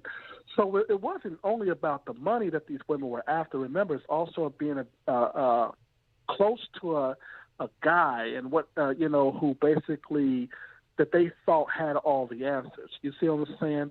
And I'm not saying that Kevin had all the answers, but these women were. It sounds like he likes broken women. Well, a lot of broken women are basically attracted to hearing and talking to men who they feel like have advice for them. So a lot of women have daddy issues. So when you talk there about them not having a and why father do they figure in have their daddy issues? Because daddies was not there. Because right, and that's the issue. So when they were hearing a person like Kevin, he brought a father figure situation to the platform. And I think that's where a lot of women are going wrong with criticizing him on. So what happens is how could you be a father figure on a damn YouTube? You can give advice, but a father figure? No, right, but not right. But what I was saying that's is a stretch. No, they looked at him as a father figure because he was giving advice. I'm not saying that he can be one. I'm saying that they looked at him to advice because a lot of these women did not have fathers or brothers or uncles and stuff that taught them how to, attract men and things of that nature. So like I go back to my example with Melody. Remember when she got a divorce, she basically broke down and started listening to Kevin and finally connected with him, and they started to hang out. So that's one example of what he basically did. So he gave advice to certain women that were actually listening to him. So if the bashing, I understand the bashing, and I understand a lot of women did not like what he said. I get that. But also recognize that he did have a good part that he did for women. In fact, there was an example where a woman got married based upon taking his advice. Another man, of course, said, I would never have gotten married after listening to Kevin Samuels. So he did have a good, positive, as any doctor or any psychologist. But those are two examples. That's not the norm. That's not the majority. It's not the collective. A lot of men are not getting married because of this. No. I'm giving you. Yeah, you're right. Those are examples. But remember, we have a lot of psychologists. We have a lot of doctors. We have a lot of people, and all the time, couples go to them, and sometimes it works out after they meet with those folks, and sometimes it doesn't. So the only difference was, and they say the same thing in these offices too. The only difference was he was on YouTube and he focused on the black community, and he didn't go after the women. He went after he had the delusional women call him. He had, like, for instance, a woman who was with 3 gangbangers. She was with 3 gang members, and she was like, I'm getting tired of these niggas. How can I get a high-value man? Okay, after you basically had children by 3 gang members, now you want another man, your 4th chance of giving somebody a man who's about something. He was dealing with those types of women, But 9 out of 10, she probably don't even want a high-value man. It's just something to say. That's what she said. We got the videotape. She said, I was with 3 gang members, I know, but And I'm just saying, a lot of mhm, times people, right. it's just something to say. And like I said, high value man is subjective. You know, what is her idea of a high value man? Let me tell you what a high value man is. See, the thing about it is you think that a high value man got to have money. And that's not what he was really presenting himself saying in a sense. He did mention, well, do you want him to be making $250,000 or more? So he tried to give them a puzzle to basically put together about their lives. Okay, for instance, you want a high value man. Do you want him to make $550,000? Are you going to have a nanny? How many kids are you going to have? He gave these women a scenario as to what they want. A lot of women do not know what they want. So he basically presented them with questions that basically set out and say, oh, and some of these women said, I never thought about that. They were saying, okay, I want this man to make $250,000 a year. I want to stay in a 4-bedroom home, for instance. I want to have 2 kids. So he gave them a scenario. And so he tried to get them to understand that, okay, if you're going to be a housewife, well, the man is going to have, who's going to take you on, is going to have to make $500, $200 some thousand if you're going to stay home and let him do all the work. So those were the scenarios that he was given. And so therefore he asked you to rate yourself. There's women who are obese in our community. We cannot hide that. There's A lot black of men men, who, of course, men are black obese. men is Yeah, they overweight. all as a whole. Right. So, and he was telling the 2 years that he was talking about men, he told these men, look, you're fat. Ain't no woman is going to get with you because you're looking for some model type female. She's not going to get with you. You're fat. You're overweight. You don't look good. You're cross-eyed. So he was That's not criticizing us. true. Because Gabby, you know, she's plus size. She got a man. Monique plus size. She got a man. Okay, but you didn't. I'm just saying that's what he was saying to the men at that point. Like, damn, that's harsh, you know. I'm Well, yeah, that's not cross-eyed helping. and I'm That's not helping those men because they already got low damn self-esteem. Well, there's some men that does have low self-esteem. Most of them basically- do. A lot of people in the black community have low self-esteem, and sometimes people that's acting cocky, they have it the worst because the cockiness is just a front. It's a put on. Right. Well, that's true. But a lot of men have that. Now that's generalization right there. But what I was saying, it is true. In my perspective, not just men, across the board in the black community. From my perspective, that's what I was saying. That's the opinion because I know that there is, men who basically who said, okay, let me work on myself. Like going back to what you were saying back, just working on yourself. There's a lot of men and a lot of women who agree with that. I got to work on myself. I got to lose weight, or I got to eat healthy, or I'm trying to get this done. I'm trying to get, to get back in shape. That basically individual. And I know some of them men, they fine. They got a nice body, muscles and everything. They call somebody line, my line. I don't pick up the phone. Oh, what the fuck? What's wrong? What? You doing this? You doing that? Why your ass so insecure? Nigga, I didn't pick up the damn phone. I don't want to fucking be bothered. They feel like, hey, anytime they call, I got to pick up Johnny on the spot. Or, it's just insecurity. I don't pick up. Then the next time they want to cuss you out. You ain't shit. You ain't this. I can't stand your motherfucking ass and do all that. And then the next day, I apologize. I just feel rejected because you didn't pick up the phone. I just feel like you really not serious because, when I'm trying to do stuff, you always so busy. Well, nigga, if you so damn secure, you didn't have to do all that back and forth and that cussing out And you got the body, you got the looks. Every time we turn around, you throwing up in my face, yeah, I can get this girl, can get me, and this girl, I can get this and that. You should be lucky. Nigga, I'm not. I'm fine. You know what I'm saying? I'm cool. I'm cool. Yeah. So to me, it's just because a person have a nice body, the cars, the money, a lot of them still have insecurities. And they feel like because they have all that, then, hey, everybody or whoever they like supposed to jump up Johnny on the spot. And if they don't, then it's a problem. Right. Well, a lot of men are insecure because they think women basically, they have to get a lot of things to attract them. So if they got a nice car and a nice ride, they're going to think that, you know, you have to purchase some BMW just to get a female. So, you know, that basically is a lot of men thought pattern, that they have to have certain types of things and gold rims on their cars and all that just to attract a female. So, okay, well, they need this. He like his ass. He needs to stop that. All that arrogance that he feels like he's the Don Dada.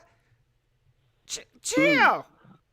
I mean, hey, but the thing is, I can always do the deuces. But the motherfucker, they don't let you do the deuces. Because in their mind, if I want you, they going to get you. You know what I'm saying? And they not going to let up. Yeah. You say no. In their mind, no don't mean fucking no. You know, they got to keep pressing. You don't understand. You're really saying, yeah, nigga, I said no. You know, where I'm already outside. I hope you don't got no. Right. No, ain't nobody dealing with that. Never. Oh, okay. Yeah, that's a man who's just over possessive and insecure about himself. So, you know, but you know, I know that, you know, there's men like that out there, but you know, it's not that serious, you know. So it should never be that serious. Yeah. Nope, that's too much. Too much. I don't like too much. But yeah, I appreciate you calling because people in the chat room, they like, okay, but make sure you call back again. All right. So we're gonna go on. Go to the next caller, calling from 654. You're live on the air. 654. Hello? Hey, how you doing? Oh, okay. You said 654? Yeah, I think I said that right. 654? No, I'm sorry. I didn't say it right. 650. Jesus. Oh, we got cut off. Yeah, we did. I apologize. I don't know what happened. Yeah, I don't know what happened either. Okay, real quick, son. Please say hi real quick. Hi. Okay. All right, because he just it's my little man. My little son. So what I wanted to say was, you know, as a part of everything, I want to tell the sisters, you know, I want to tell black women, y'all got to be careful because they over here, they hate black women so damn much because of Kevin Samuels that they would literally go around, including some of these mammies, and say that black women were celebrating his death. How come we just couldn't be relieved that this demon is gone? How come we just couldn't do that? How come we just say good riddance? They say that to black women all the time. Black women die, they have fun, they celebrating, they laughing, they talking about it's her fault. She should have did this, she should have did this, she shouldn't have did that. They do that all the time about black women.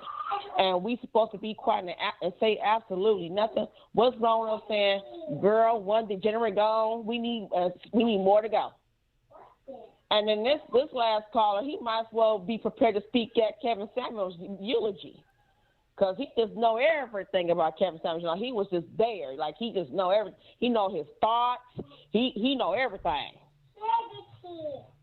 He know everything. And to him, see, you put him in his tracks. That's what I liked about that. You had you had good pushback. And see, I was like, well, shoot, see, we not dumb women. That's the beautiful part about it. But sisters, be careful because They got these pictures and these cars showing black women. And again, they throwing their little evil shades out about how black women look and ratchet with 2 kids and black kids on top of that on her little hips. Time out. But these kids are our future. These kids are our future. How dare you use kids as weaponized to hurt black women? These kids are our future. That kid that you're talking about could be the next president, could be the next who knows, Michael Jordan. Look at all these basketball players that never had a father. And they turn out to be or he may be a famous or whatever. Business major, or he may own half of a freaking company and own half of a damn city. He may do that. He don't have to be a damn basketball These player, kids are still a part of you. They're black. They're still a part of you. Right. If you love that woman and you get to know that woman and y'all can share something and y'all can grow something real special, then why would you allow that to, hey, I know, like I said, I know I got an uncle too, girl. He have kids prior to his marriage, and she did too. Girl, that was the love of his life. And it was a blended family. Right. Did you know that the Brady Bunch? Because in the Brady Bunch, one group was that. The Brady Bunch, hey, the Brady Bunch, yeah. Right. Brady Bunch, yeah. Shit, you better Brady Bunch that shit. Yeah, but you got hateful spirits and agendas like that. They wouldn't even have that Brady Bunch for that type of mouth and spirit to put on people. No, you see what I'm saying? Like, again, we didn't have a choice but to be stepmamas when we got with the man we were with. We thought he was a decent man. He working and all this stuff, but they was simping for panties. And this dude talking about simp, honey, people don't even know the definition of that. And I expose what simp really is, because simping is nothing but poor pimping. They pander to women to get in their brain. They and they like vulnerable women. And Kevin Samuels was the king of simping, honey. That's what it is. And then, see, when you get a woman with low self-esteem, that's when you put her down and tell her stuff. Kevin Samuels wasn't talking to no poor and out of work woman. He was talking to women who had money, who made over $120,000 a year, and all that other stuff. And I just heard the stuff that he was saying to these women was nothing but hate. Now, these women was looking for men, and I just think that's the wrong thing to do. To me, you should never ask a man for an advice. You always talk to a woman. That's the problem. That's not how you get a man. You don't talk to another man because he's going to tell you what he wants you to know. He's going to tell you what you want to hear, but then turn around and flip that and make it where it's to his advantage, not yours. Okay? He don't know what it's like to be no damn woman. He don't know that. So you go to your elders. You go to the sister queen. You go to the ones who was married, who was divorced. The experiences they had, that they see, that they've been around. You need to learn that so you'll know what not to do, what you can do, what you not to do. And I guarantee you, your self-esteem will rise a little bit higher. Even if you fell short on a past relationship, you talk to a woman about what happened. Hello? And she's going to tell you. 650. Yeah, can you hear me? I'm scared. Can you hear me now? Yeah, I'm scared. I'm sorry. You talk to a woman, and she's gonna 650. Hold on. Hold on. Okay. Okay. So next door, I heard somebody yelling and screaming, and I heard a wall shake. They yelling. Uh-oh. Listen, what to do? What to do? Uh-oh. Is it domestic violence? I think so, girl. Yeah. I'm up here at the hotel. Mm-hmm. Oh, damn. Well, the other day, I just seen a black man almost beat up his white girlfriend outside. Oh, listen. I hope they don't start shooting up in this motherfucker. You know what I mean? Okay. Girl, that's what you don't need. Okay. Because, honey, I'm telling you, y'all start seeing brothers acting a little bit different. Y'all get in your car and get out. Don't even stand and find out. Get the hell out. They said call 911. But shit. Yeah, Nowadays, I'm scared. I'm even scared to call 911 because they gonna know I called because they hitting this wall. They not hitting the other wall. Ooh wee. It's getting there. You know, these men. I don't know what's going on. But then the next thing you know, if I did call 911, they gonna blame my ass, and they gonna both try to whoop my ass, and I don't got time to get my ass whooped. You know, you sound like my auntie Bobby. I'm gonna call her after I get off the phone for you because you sound just like her. You sound like a very young version of my auntie Bobby. My auntie Bobby. I don't blame you, auntie, either. But I'm sorry. Go ahead. I just have to let you guys know what was going on just in case something pop off, you know. But go ahead. I apologize. And that's why my phone thing wasn't working earlier today because I'm in a different spot. But go ahead. I'm just looking at this wall, girl. As you talking, I'm staring at the wall. So these brothers is in YouTube, and you guys be careful. They're campaigning so much so, the bash woman so much, black women so much. Oh, look, she's celebrating. That even the when I seen that card or a picture of black women so-called celebrating that Kevin Samuels had them passed, and one had a buck tooth or no teeth on one side and home black babies, that is nothing but propaganda. That's shade thrown at black women. It's not. This is, and I can't stand when other women co-sign what men say. Because I'm gonna tell you something. You're not safe, sister. Because what they trying to do is they trying to advocate to harm black women more. They're trying to advocate for more harm to us. Okay. And I need y'all to listen to what they're saying without listening to them. Like, listen to what they're trying to say. Be careful. Because, see, I know trick words when I hear it. I'm not fooled at all. That's not cool. And then with the babies, they don't care if you got a baby. They don't care if you're pregnant. You see what this 5.5 hours is happening. It's always posted on Facebook, TikTok, YouTube. You see it every day, all day. Almost so that I sat there and looked at my son like, yeah, my son going to have to be extra protected from them. Because even so, that young brother that almost lost his life by a 34-year-old weirdo. This little 13-year-old black young man, black young little fella, like the little 13-year-old girl, same age, middle school and everything. Did you know we thought the whole time this dude was the father of that 13-year-old little girl, but we find out later on because he went to jail. Almost attempted murder on that black young man. You know, these young boys, my son may grow up and have to face a 34-year-old weirdo because he like the same age girl his age.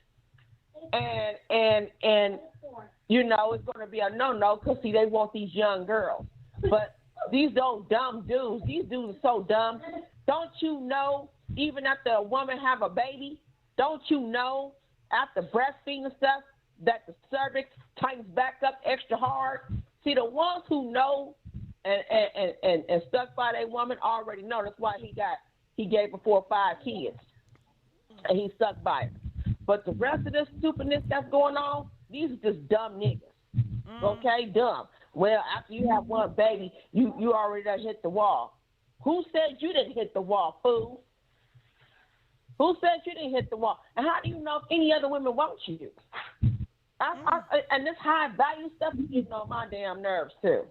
This high value stuff, you know, because they put too much on themselves because they know they're losing. They know they're losing, and then you got to go pay a prostitute because you couldn't get you a wife. This does not make it seem like 25 was too old and all this other stuff. Y'all looking for little girls. And see, now the little girls are starting to be more protected now that alert was out. Thanks to one content creator was a man. But I think more so it's just grooming. They just want probably somebody to groom. Yeah, but they ain't focusing on their sons. I mean, he's talking about father figure. This nigga didn't even want to take care of his own daughter. He had to be forced to pay child support. He can't be nobody's father figure.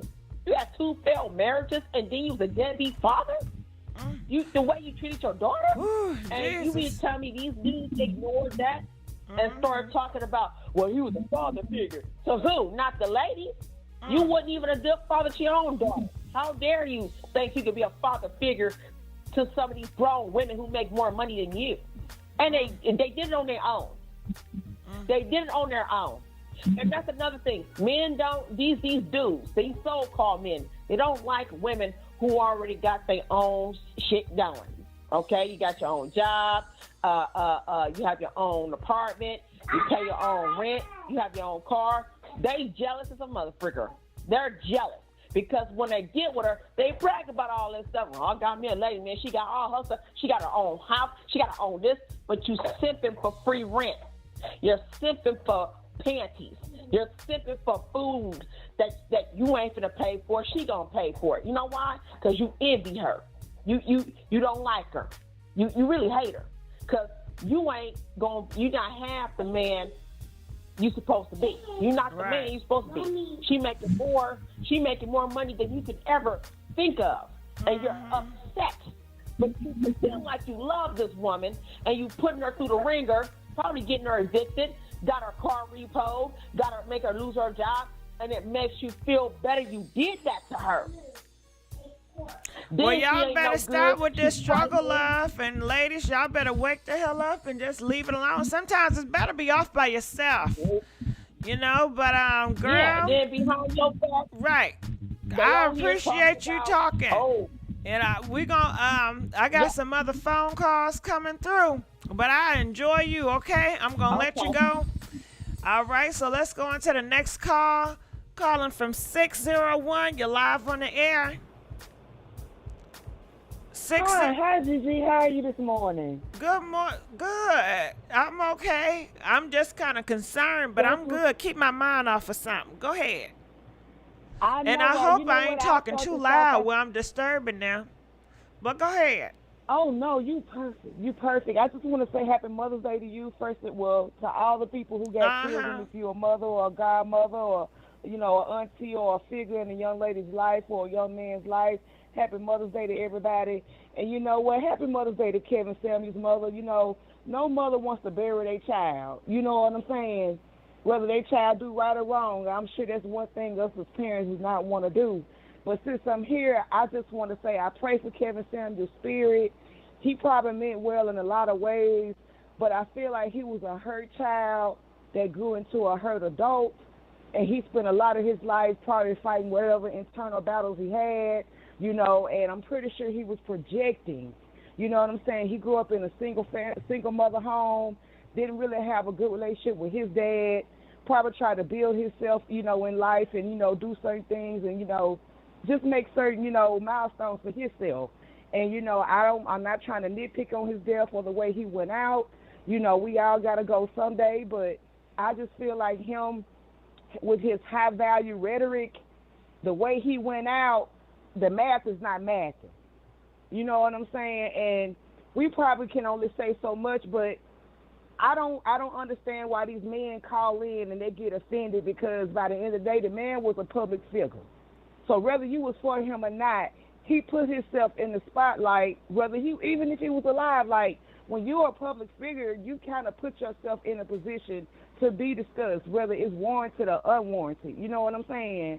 But in a sick way, I kind of feel sorry for him because I feel like if you was a high-value man, you go out the way you did, you didn't have a wife or a steady partner, you wasn't a homeowner, we don't know if you were subleasing or squatting in the little place you was in or not. We don't even know if that was really your spot. You know what I'm saying? Mm-hmm. And I don't know what the young lady really had going on or what her sole initial purpose was, which I'm pretty sure that's going to be between him, her, and God. Then the only three people that knew what was going on. You know what I'm saying? You know, so I want to be watchful with my judgment. And like I said, I don't really knock the way he did what he felt he had to do. You know, everybody say when he first got off the porch, he was coming for men and, you know, giving them, you know, the certain guidelines they needed to adhere to. And then he jumped on the women and he skyrocketed. You know, that's the way he pivoted to his success. You know what I mean? But by the end of the day, I feel like that man was projecting. He came from a place of hurt. And I'm not saying he didn't make no valid points, you know, to both ends, whether it was for men or women. I'm not saying he didn't say nothing of value. But by the end of the day, I feel like what really lost me with him, what really just made me stop listening to him, was when he chastised that chick about not questioning her child about grape. I want to watch my words. You know, if anybody, if anybody seen that one video, right? So if anybody seen that one video where he told that young lady, "Why would you believe your child? Children lie." You know, long story short, oh girl, that's just your daddy. Like, and that's even more sick. You know what I'm saying? I wouldn't want my daddy touching me. I wouldn't want my daddy on top of me. I wouldn't want my daddy funding me. Really and truly, I wouldn't want no man my mama date looking at me a certain type of way. And knowing how many black women get touched by black men growing up. Right. Now, you know, anybody else can come behind me and piggyback and say, well, she just being silly with her rhetoric. You know, anybody can do that in any community. But no, we're going to talk about the black community because he was a black man and he knew his audience. Now, I'm not saying he didn't cross over with his audience, but his primary audience was black people. So we're going to stick, you know, we're going to stick with our people. We're going to keep it home right now. So I feel like with everything, even him as a child, what if somebody would have, you know, God forbid, what if somebody would have abused you, Kevin? Would you not have wanted your mama not to believe you or at least question that man if you felt something was going on that you didn't understand, that you didn't feel comfortable with? You know what I'm saying? So I have a problem with that. I've seen too many stories where women say, oh, my dad touched me or, you know, was, you know, looking at me inappropriately, or my uncle or my cousin. You know, it just happens too much in our community. And my thing with Kevin, that's where he really dropped the ball on me at, because if you can say what women need to look like, we need to be fit, fun, and friendly, and, you know, have a nice monotone about us, and, you know, the men need to have the money, you know, the powers in the wallet and all that other stuff. Why would you, you know, I just feel like he dropped the ball when it comes to that SA, you know, the grade.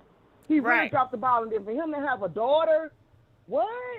What if somebody violated your child, or what if your child dates a man and your grandchild get violated? You gonna want her to ignore that and appease her man in spite of? Like that He's really showing got you me who with he him. is. He's showing you who he is. Right. So I feel like that trumps any advice he can give a man or a woman, because ain't no way I'm finna build a life with somebody and I have to worry about you touching my children. I don't give a damn what you got to give me. You know what I'm saying? And to piggyback off the other lady who just got off the phone, like she said, most of his rhetoric was targeted at black women who already had things going for themselves. Because I know that most men, when they see you got your shit together, excuse me, I'm sorry if I can't cuss. When men see you got your stuff together, the package has to be better.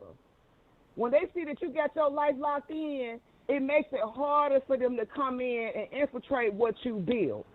And then you got some women who go for it, and some of them that go for it got low self-esteem. They already very low self-esteem. And it's the best they gonna get. Very low self-esteem. You know what I'm saying? Very low self-esteem. I'm divorced. I'm a divorced woman. I'm from Mississippi, came to Atlanta. I came here with my husband and my kids. I divorced my husband, and when he left me, everybody thought I was going to pack up my shit and go back home with my tail tucked. Hell no. I said right here, I stacked up over $1,300 in a month, got me an apartment, moved in that thing with nothing. I mean nothing. Left everything in that house. Built myself back up, me and my kids. Now I'm finna walk into being a homeowner. Congratulations. 3 years later. Thank you. But this is what I want to say. This is why when it came to Kevin Samuel saying women take accountability, yes, take accountability for the mistakes you made. Clean your life up. Forgive those who wronged you, but take your accountability and clean your life up. But learn from that. And if them same people that walked away from you try to come back, I don't give a damn what you think you missed. That's the devil tricking you, trying to see how far have you grown, or are you going to forgive and let it back in? Hell no. I let him go on. Now he living with an older chick. She on Section 8, getting her stamp, getting her check on the first of the month, and he living blissfully. And I'm not mad at him, because if you're not going to be a part of somebody's plan If it ain't going, everybody's intentions ain't the same now. It may look the same, but it ain't the same. But if a man see he can't gorilla pimp your mind and can't break you down to build you up in his way, he can't deal with you. And that can go both ways. So I just want some of these women, you don't have to break yourself down to settle, to adjust yourself to nobody's life standards for you. Come on now, you the creator. These men wouldn't be here if you didn't incubate and carry their seed. They needed you. They needed your womb to be able to even breathe. Come on now. I just want us to take accountability as men and women. Let's heal and let's do right by each other so we can bring a better deal to the table. If you're going to bring somebody in your life, get your shit together so they shit won't be hard. But if I'm going to open the door to you coming in my life, you're not going to make my life hard either. I'll leave you where you stand, if you still standing. But that's all I wanted, Queen. Thank you for letting me on here. I ain't going to hold you too long. Girl, you got people in the comment section crying. You really, really spoke some truth into a lot of people. We appreciate you. Man, God bless y'all. Let's heal our hearts, enjoy this Mother's Day, and know that God is with you. He ain't never left you. He ain't never. I want y'all to know, and I'm finna go. My son just walked in here and gave me some Mother's Day money. Let me go. But God ain't never left none of y'all. Y'all all be blessed. Wow. Calling from 757. You're live on the air, 757. Hello, 757. All right, we're going to go on to the next caller. Calling 264. What? Okay, listen. I'm looking at the numbers, but I'm calling a different number. 262, you're live on the air. Hello, can you hear me? Yeah, I can hear you. How you doing? Oh, I'm doing fine. Oh, boy, I didn't know it would be me right now. But, yeah, my name's Thomas here, so just to let you know. But,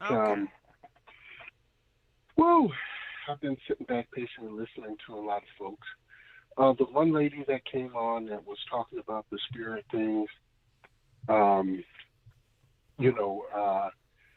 bless her. Oh, but first of all, happy Mother's Day to all you mothers that are out there.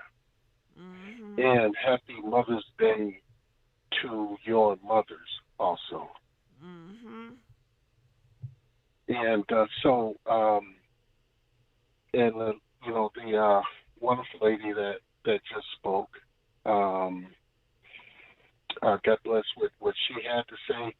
The one that spoke before her, she was speaking her truth, and she kind of came across a little bit to me like Kevin Samuels would come across.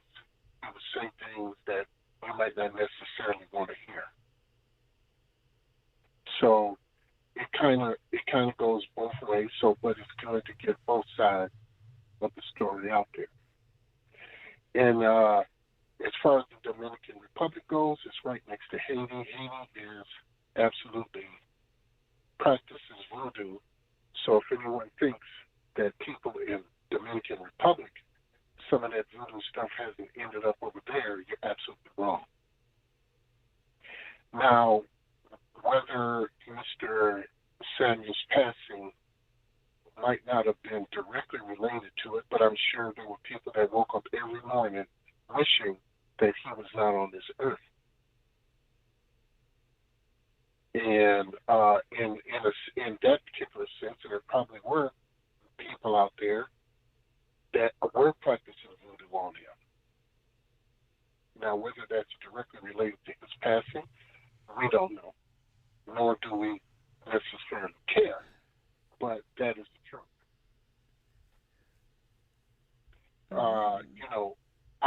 I'm not over opinionated about. When I first saw one of Mr. Samuel's videos, it was one of his older ones, and I looked at him, and my first thought as a man, as a black man, I said, who is this Urkel-looking guy trying to tell me or somebody else about black women? That was my first impression. And I've watched some of his videos after that. I didn't draw they got better. I like the way that his next video, I saw had to do with how men should groom. And I was like, okay, you know what's happening. And I watched some of the other ones, but I couldn't watch a lot of them because they were just like way too long. Mm-hmm. You know, I was busy life, and I don't have 2 hours. You know, maybe on a Friday night. That's my Netflix Friday night, is to watch a video or something like that long or something. You know. But I did see how he would some women would come on there, because at first they would be asking. It was more at first when I first saw him speaking with women. Were you gonna say something? Nah, I'm just listening, you know. Okay. But I definitely hear what you're saying. I hear what you're saying, but I think I'm getting kind of tired, to be honest with you. Okay, but I appreciate you calling. You know, you feel free to call anytime. We just gonna go through these phones a little bit, you know. All right. All right. Calling from 803. You're live on the air. 830. No, 803. Hello. Hello. Hello. Yes. How you doing? I'm sleepy too, Gigi. But I just Go ahead, girl. Tell your piece. Shit. Go ahead. But these black men don't like us. So, you know what I'm saying? They don't like us. And so they worry about it, but they worry about everything we do. They worry about how we feel about this man. They care if we hear what this man say. So, you know, and then this men that's in this space, they kind of ugly anyway. A lot of them ugly. They don't have money, and women don't want them. So those are men in the groups, but they weren't all the women. I guess because we don't want them. So they can, you know, they can stay. They just want to control you. Yeah, you know, leave us alone. If you don't like us, leave us alone. Don't worry about somebody fat. Don't worry about somebody with 3 kids. Don't worry about none of them. But they still talk about them because they can't get no more. And they still try to date them and get between them legs, too. How about that? But they need money. And they don't like that. But they need money. Especially if they're ugly and they ain't got nothing going They for don't. them. Well, if they need money, you better tell them to go build a house. You know, we need more houses in America now. Right. But they don't want to work and do stuff like that. You're right. They should be building Look, houses you got for plumbers. They can have their own plumber company. They can be electricians. They ain't doing that. Right, you know. all that's good, but they don't want to do that. They don't want to do that. It's a lot of construction out here because, you know, they building new roads every day. Yeah, you can build brick houses. You're right. You can be the electrician. What you know about that 4-sided brick? I don't know. That's why you need Girl, they say the best house to get is a 4-sided brick house. Mm-hmm. Well, they don't. But that's a hard feeling. Black men not doing that. They're not learning brick masonry anymore than they should. Well, their parents ain't teaching them or ain't sending them to class to learn how to build them bricks. They doing other bricks. People, the family got tow. I know family that got tow trucks. The men don't even want to take over the tow truck business.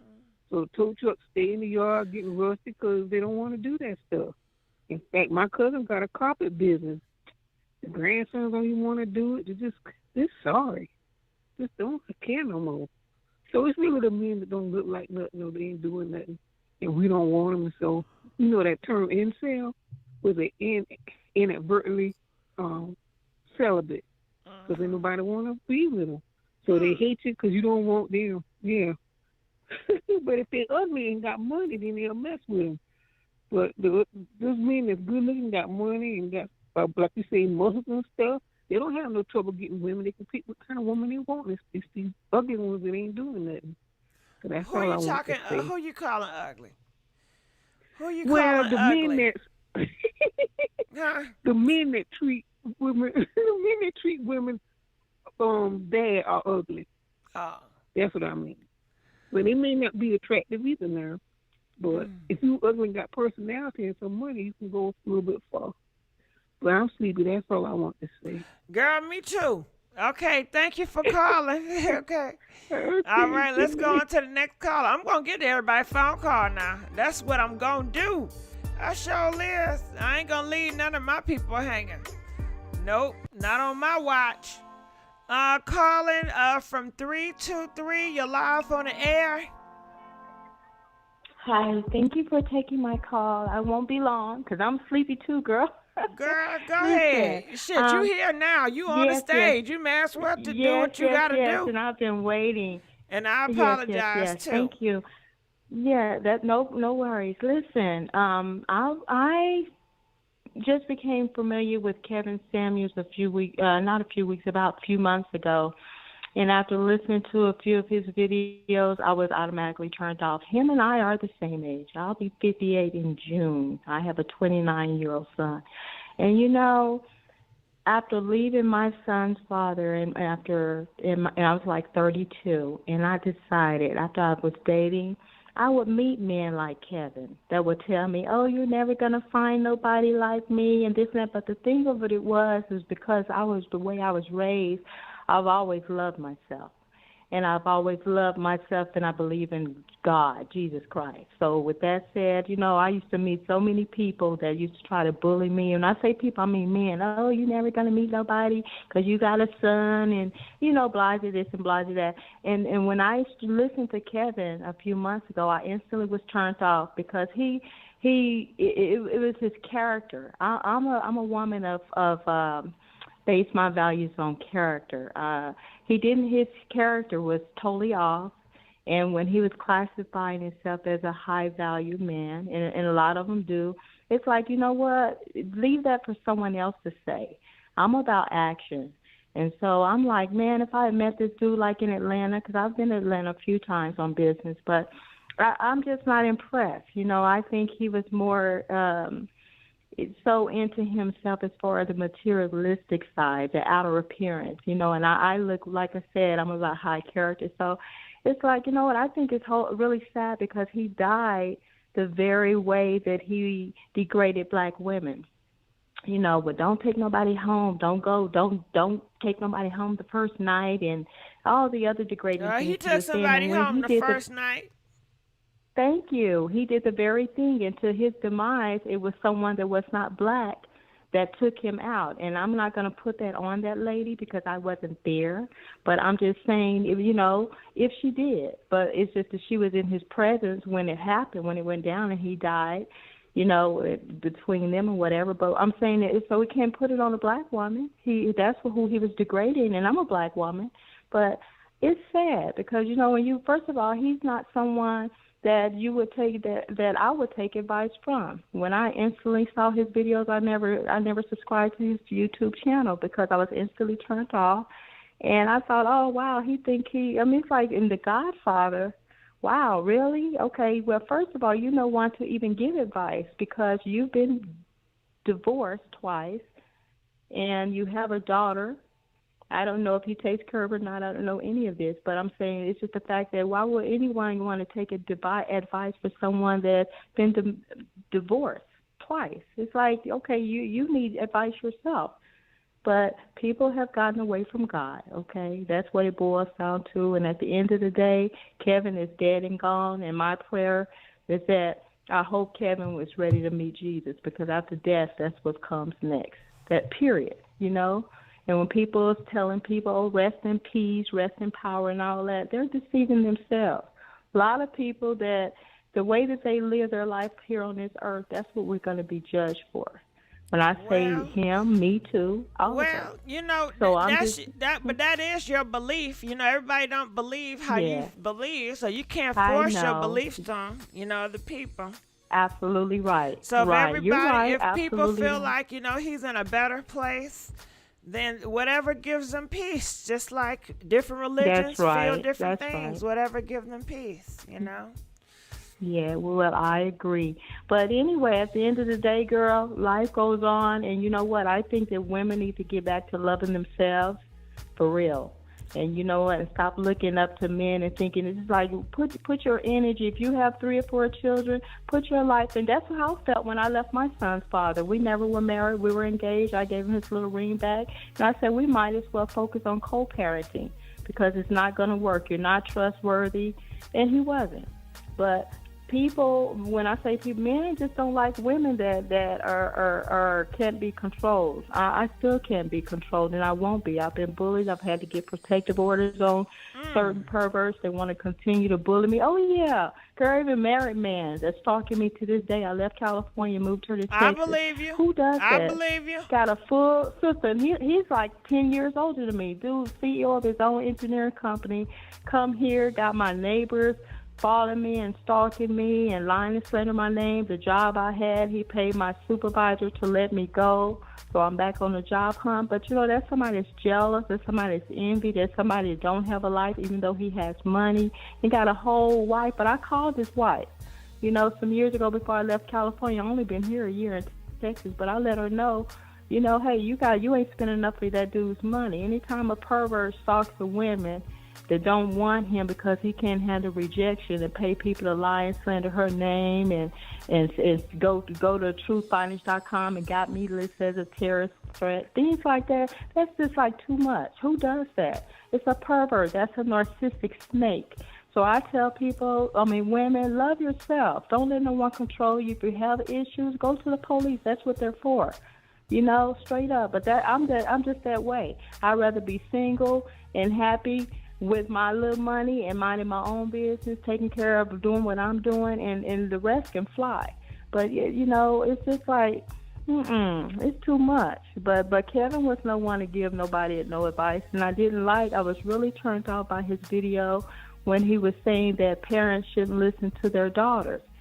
You know, I have a son, only a son, and at a young age, yeah, it was a guy that I called myself dating after I left my son's father that pushed my son's head in a way that wasn't right. And I was in the kitchen cooking, and when my son was 5 at the time, when he came and said, Mom, you know, Todd pushed my head, and when he showed me how he did it, you know, I just said, well, go to your room, let me see what's going on with Todd. When Todd lied about it, that's how molestation starts, because when Todd lied about it, I told him, well, you know what, you need to get your shoes on, because I was cooking at the time. I said, I'll fix you a plate to go, but you need to leave, because when parents don't believe their children, that's why boys and girls become raped and beaten by these other stepfathers and everything, because you know what, the parents don't believe their children. Little children, kids have no reason, will not lie about anything when it comes to something like that, and that's what's so sad. So, like, all I can say is that women need to learn to love themselves, keep their faith in God, Jesus Christ, and get back to Bible, you know, and that's all I can say, because at the end of the day, we're all going to die, and it's about where your soul is going to be, where your soul is headed. The Word of God is going to judge us all, period. All right. So, all right. So, thank you for taking my call. Thank you for taking my call. Mm-hmm. All right, bye-bye. Bye-bye. Okay, so let's go on to the next call. Sorry about that. But guess what? We have T.I.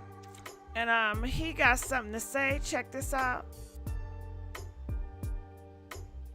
I can't stand it. I can't stand it. Ain't gonna let y'all bully this dead man. We gonna let this man rest in peace. Whatever he did it and he gone. He got away with it. Fuck you. That's between him and God. Him and the Lord gonna have to deal with it. You ain't got no heaven or no hell to put him in. You don't either. So I want to see who in the fuck want to say something to me while I'm still alive. He want attention. And one of you motherfuckers. Who is you? I can't stand it. I can't stand it. Ain't gonna let y'all bully this dead man. We gonna let this man. He want attention so bad. All right, let's go on to the next caller. Calling from 111. You're live on the air. Hey girl, how you doing? Hey baby, how you doing? Oh girl, over here. Can I be honest with you? What's up? Girl, with my client. Huh? Absolutely, I'm with my client. Should I do the Kevin Samuels, honey? I don't know what's going on. All right, so let's go on to the next caller. Calling from 628. You're live on the air. 628. Yes, hi. How you doing? Good. How you doing, boo? All right. I'm Deborah. Hey, Deborah. Talk to me. I don't know what to say, but huh? Say, go ahead, talk to me. I can't hear you. I said, talk to me. Yeah, I'm talking to you. I'm 62, whatever, you know. With all this that's going on, I never really went. I'm like the other young lady that said, baby, when he first started saying what he was saying, I said, no, I'm not doing this. He one of those type guys. But anyway, this is my first time being on here. I just want to say hi, hello to y'all, and I agree with the women, honey. No, man, I have a son. I have a grandson. And when I had my son, his father had left because there was some stuff in him. But anyway, so the guy that I was with, he came back because we were going to get married, whatever. He gave me a ring girl. I was 17 years old. I'm like, married? Just getting out of high school. So but we were together for, since he passed in 96. And I graduated from high school in 77. So he raised, he helped me out with my son, which is a beautiful thing.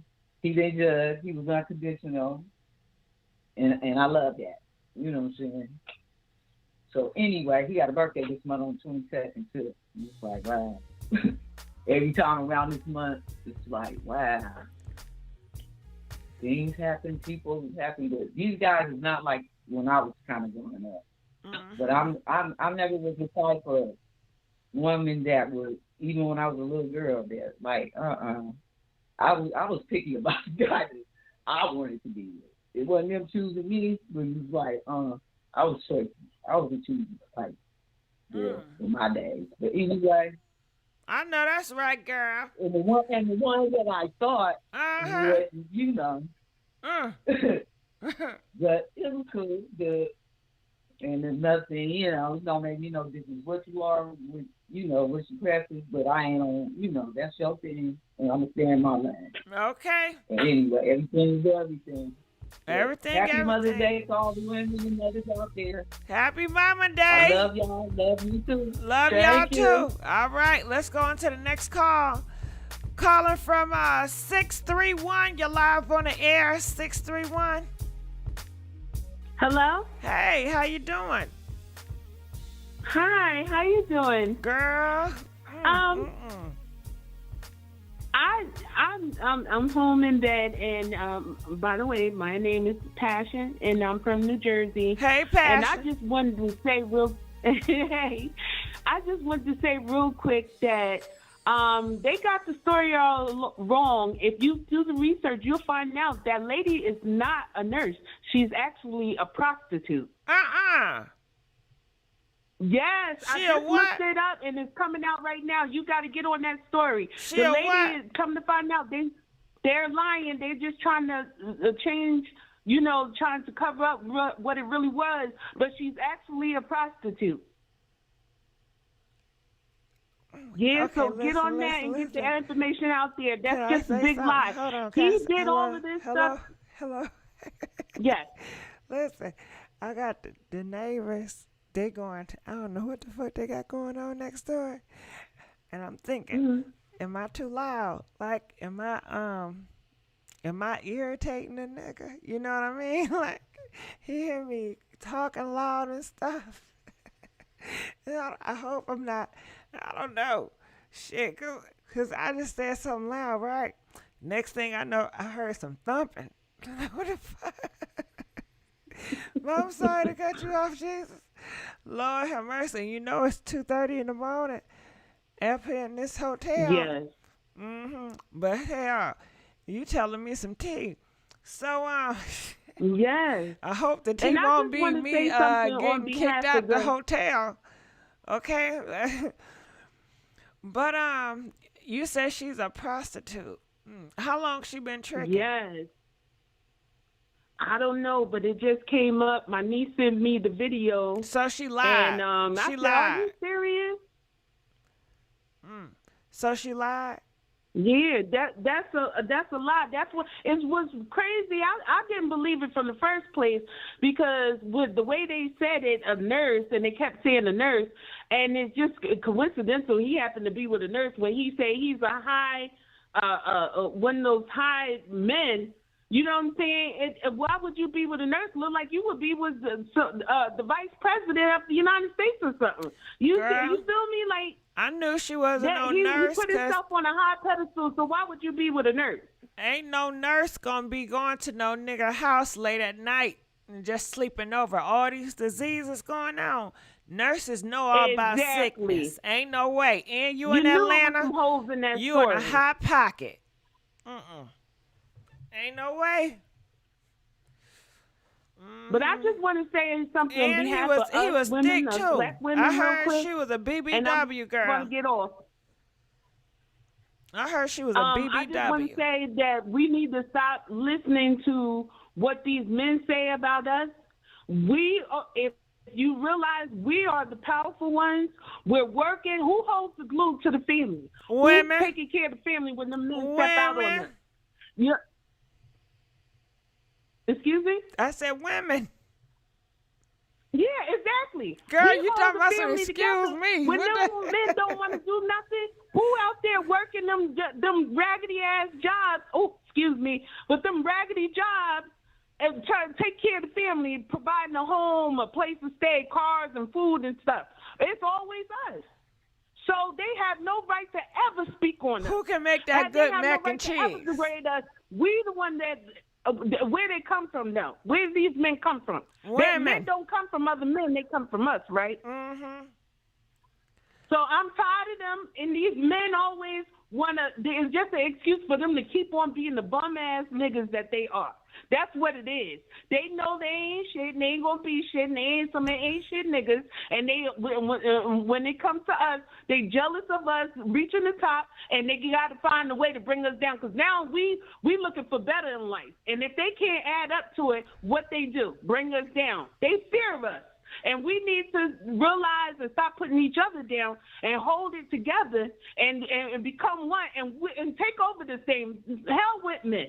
We'll find the men that are strong enough to handle us, they'll be there. The weaklings, we don't need them any damn way. And that's all I got to say. Love y'all. God bless. And have a wonderful Mother's Day. I'm out. All right, she out. I know that's right. She came and stormed.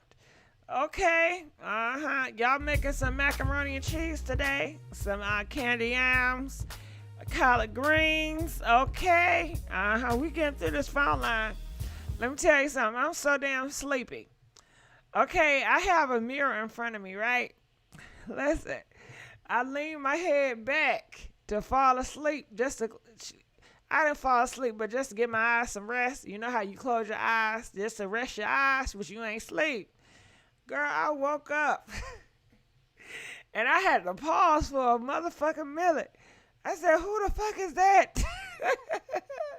I was stuck. I said, who is that? And girl, it was me in a mirror. You know, I was so sleepy. After opening up my eyes, I didn't realize it was a mirror in front of me. And I just see somebody looking at me. I said, what the fuck? Girl, I'm really loony now. Mm-hmm. All right, let's go on to the next caller. Calling from 909. You're live on the air. Hello. Hey, how you doing? Hey, beautiful. How you doing? I'm Roman from California. I'm gonna be quick because I know I know you're tired and all that, so I'm gonna let you. No, go ahead. I'm gonna roll with the punches now. Go ahead. Don't stop no show because of me. Go ahead. Do what you gotta do. I just want to say, like, the black community, y'all need to stop making dudes like Kevin Samuels famous, because I do blame black men for making him famous and black women, because black men and black women called into his show trying to get advice from him. I don't know why y'all trying to get advice from a dude that doesn't take care of his daughter. So no women should never take any advice from a man that don't take care of his daughter. Obviously, because of the child support situation, his kids don't really fuck with him. I don't know why, but obviously, you shouldn't be taking advice from a dude that is saying that, you're not worth anything if you're a woman 35 and over when you 58 years old and you basically died without a wife. You died with a prostitute. That's not something to be proud of. And if you want other black men to die like that, well then, I don't know what else you want. Black women never need to take advice from a dude like that. That is very ignorant, and I really don't understand why Kevin Samuels is famous for the bullshit that he perpetuates in the black community, because there are so many other good men with podcasts out there, but y'all don't listen to them. Y'all listen to these toxic dudes that make y'all feel bad about who you are, and look at how he ended up. Do you want your dad to end up like Kevin Samuels? You want your sons to end up like Kevin Samuels, dying with a prostitute? And what that other girl said was absolutely right. The girl was not a nurse. She was a prostitute. You got all this money, but you can't get a real woman. You had to, all these dudes, they buy pussy. Let's just call it what it is. And Kevin Samuels will always say young women want him because he's smart and he's articulate. Young women want you for your money. Let's call it what it is. I would not let I don't have any kids. I'm only 25, but I would not have my daughter date no 58-year-old man just because he's high value. I want my son with a young, intelligent, successful man. I would not have my daughter get in with some older man, and I don't understand why a lot of men have that mentality. Like, these young girls want you. These young girls want you for your money. And to all my women that got sugar daddies and all that, I salute you. I wish that I could have one pay all my bills and all that. If all these men that act like Kevin Samuels, all of y'all take their money if they want to act stupid and ignorant. Take all their money and use them for their money. If they're going to treat women like shit, all my females, y'all take all these dudes' money and rob them dry, because that's all they do is treat women like shit, so you treat their wallets like shit. That's just how I feel about it. Okay, but I said be man, careful with that. Be careful with taking their money, cause these niggas crazy. You know what I mean? And if you take their money, they feel like that you owe them something. And they may try to leave their ass alone. You can do it on your own, But like he said, if you're gonna take some money, take some money. But get their own money. Mm-hmm. I definitely support women taking their money, but men are always gonna buy pussy no matter what. So kitty cat. Take as much as you want. Because okay, yeah, that's if they, they in that line of work or prostitution. Kitty cat. Yeah, we all know most of these men can't get a real woman. That's why they have to buy females. We all know what it is. No woman wants to be with Kevin Samuels. No, we've never seen Kevin Samuels with a woman ever since we've known him, because no woman wants to be with a man that's misogynistic and treats women like shit. Because if you really had a woman that loves you, you wouldn't be on the internet talking bad about women. You don't see all these married men talking about women doing like that. Successful men don't have time to do that. Successful men are getting their money with their wives and with their kids and all that. But yeah, you don't hear Denzel Washington talking like that. You don't hear Denzel. Exactly. You don't see Will Smith and all these other dudes Russell talking Wilson, about he women, would never. like all that. Like, so it's like you trying to put yourself in their category, but you're not in their category. You a man that's been divorced twice. You don't care about your kids, so all you have to do all day is talk about black women on the internet. And I would really like to know how his mom feel about him. I know she's grieving right now, but I really want to know how you feel about your son talking badly about black women on the internet and you a black woman. Like, I really want to know how his mom feels about him. I know she's not going to come out and say anything now because she's grieving, but why weren't you telling your son, hey, you need to stop talking about black women on the internet, unless he just disobeyed his mama and do it anyway? Where's Kevin Samuels' aunts and his female cousins and all that, unless they don't fuck with him either? Yeah, I don't think they mess with him. And we can all clearly see why. But, I don't want to take all the time. I know you got other callers, but I just want to say to all my black women, happy Mother's Day. Don't take advice from dudes that treat women like shit. Women rule the world because they give birth to us. I respect women because y'all give birth to us, and that's just what it is. We would not be here without black women. That's all I want to say. But you have a good night, baby. All right, there you go. There you go. The truth has been told. The truth been televised. You know what I'm saying? All right, let's go on to the next caller. Calling from 973. You're live on the air. 973. Hello. Hey, how you doing?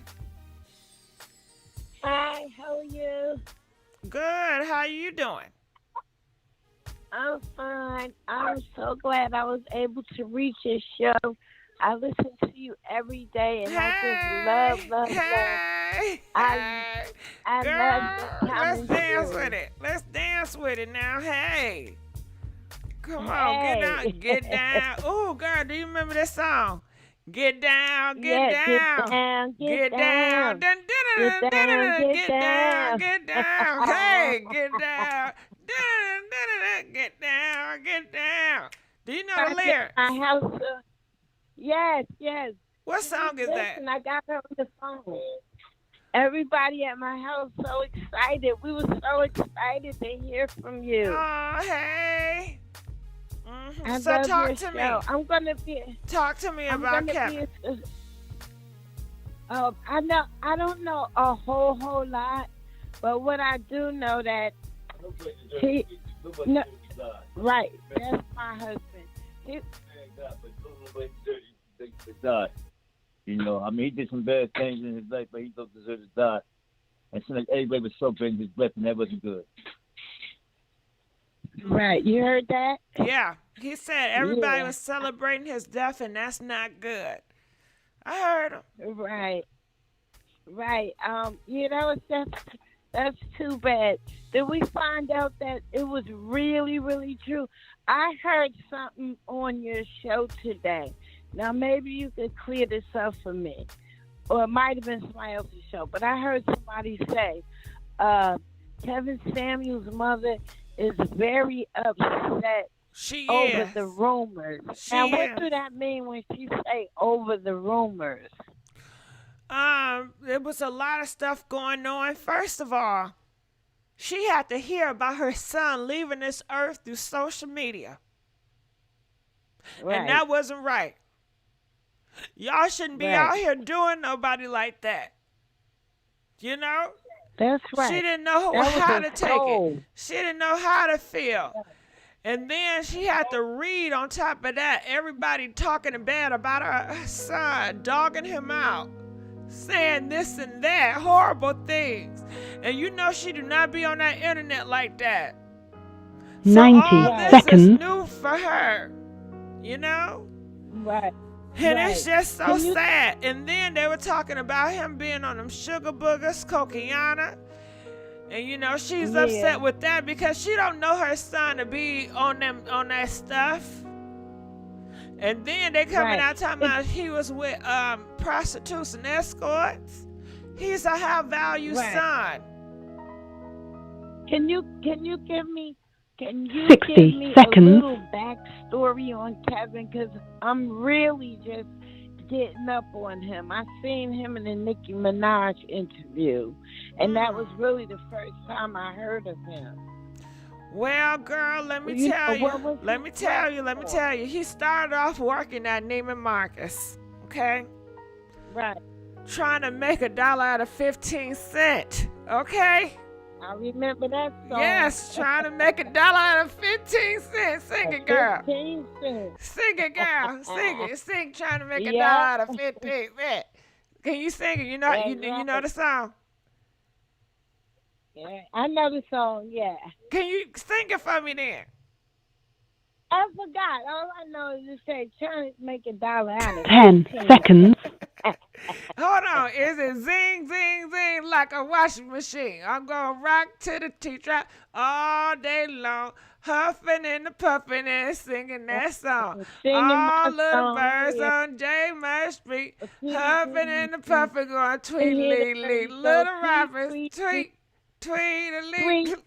Tweedledee, little Robin. Hell yeah, So that tell was me a a style. little bit about. Okay, Tell me so a little bit about. Okay, so Okay. besides he was going to Neiman Marcus, they said he was buying all these suits, right? And he'd talk about them, and then he'd return them. And he was doing it so often with cologne, perfume, you name it. They had to ban him from these stores because it was illegal. Right. What he was doing. Right. So he got on social media, and he started downing the black man, wanting them to get right, for relationships. And a lot of black men did not like him talking about them. So it never picked up. It didn't go nowhere. So then he started talking about and dissing black women.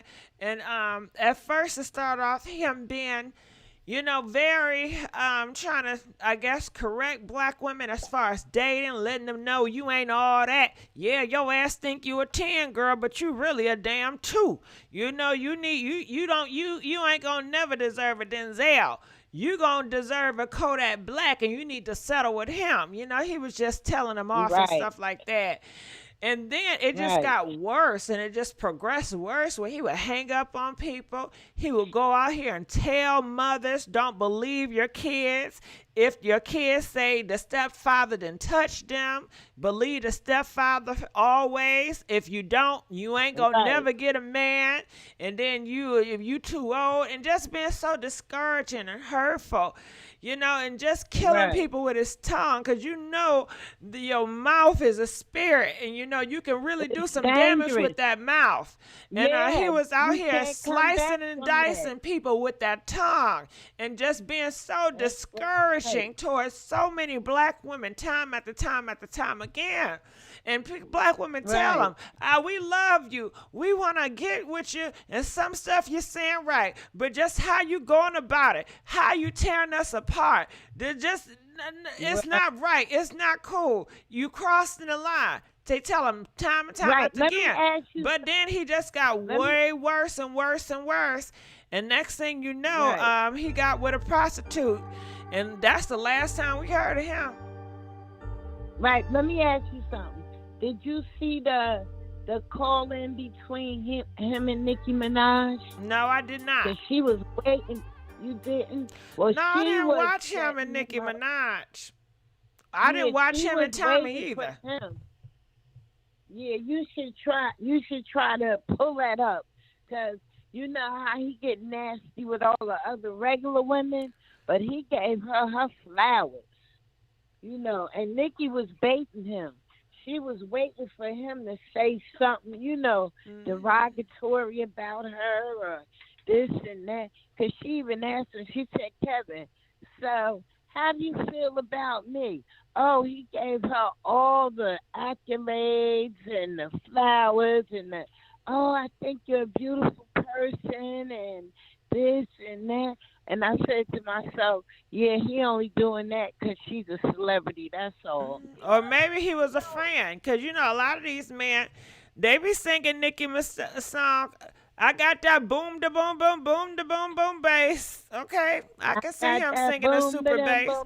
Yeah, bass. Yeah, got that super bass. Yeah. What's another song she sang? Yeah. I just came up in the motherfucking old school, but I got a some mentality.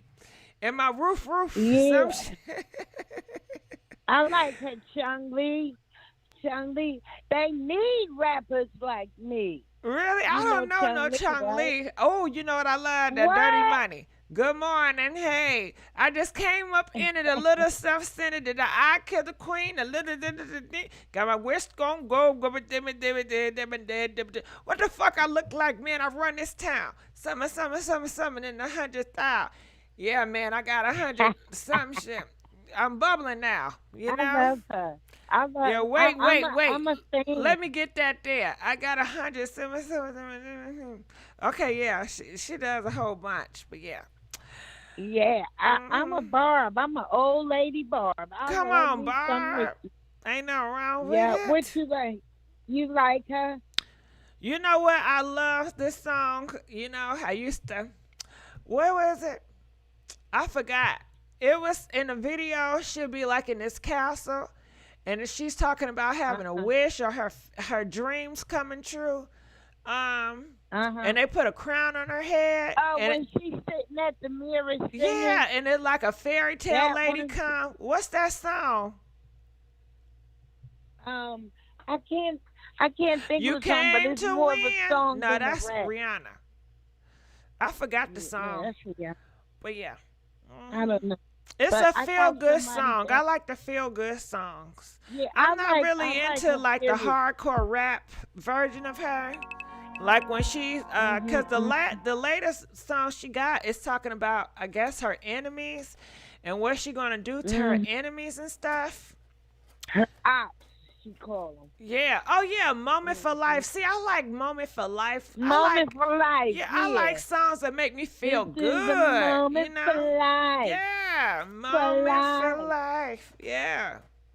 For life. But you know what? A song that I don't even like this man, but I heard him on the radio today, and I kind of liked it.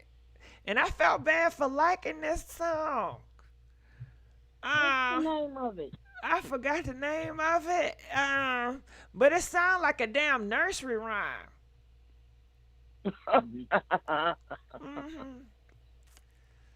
Wow. And he was So talking what you about doing his enemy. tonight? Okay, we could be superstars, but now I got a thing for you. Then. Some shit, but I got something for you. Huh? Right. I don't know where you are, right? But I'm in Jersey, and it's 3:05 in the morning. Where It's you at? What time is 3:01. 3:01. Oh, okay. Yeah, we love you. My family love you. My I 10-year-old love your grandson family. said, let me just say this because he's standing here. He keeps tapping me on my shoulder. Grandma, tell her we love her show. I love y'all. Yeah. I love y'all. I was so shocked when I picked up, and I'm really talking to you. Yeah, boo. I am. I love you. I'm going to always be a fan of yours. Yeah, call back. Make sure you call back. Right. All right, we're going to let you go. All right, let's go into another caller. Caller from 757. You're live on the air. Picked up, and I'm really talking to you. Hey, I am. 757. Always. Yeah, that's who it is, that Kodak Black song. I like that Kodak. I don't like Kodak Black. Hello? 757? I don't like Kodak Black, but I do like that song. Comment, let us know. Do y'all like that Kodak Black song? Press 1 if you like it. Press 4 if you don't like it. I don't know why it's so damn catchy, but I like it. I'm calling 414. You're live on the air. Hello, can you hear me? Yeah, I can hear you. Okay, great. I just wanted to say that everybody's talking about Christianity and all that, and you can believe what you want to believe, right? And let me just say that I used to be on your show all the time, but that was a few years ago. And back then we were talking about Kim and Kanye and all that nonsense. But see, my thing is, this man was an absolute disgrace. He was an absolute disgrace. Now, I don't wish death on nobody unless you've really been a horrible person in my life. But why are we praising him about, oh, he's going to heaven? We don't, first of all, nobody knows where people are going. I don't care what you think, how you've been raised. I was raised apostolic Pentecostal, and it don't get no more saved and sanctified and filled with the Holy Ghost than that. And I have evolved. I now work within the spiritual world. You know, but this man he was a disgrace. And all these people talking about, oh, he going to heaven. No, he going somewhere, but we don't know where it's at.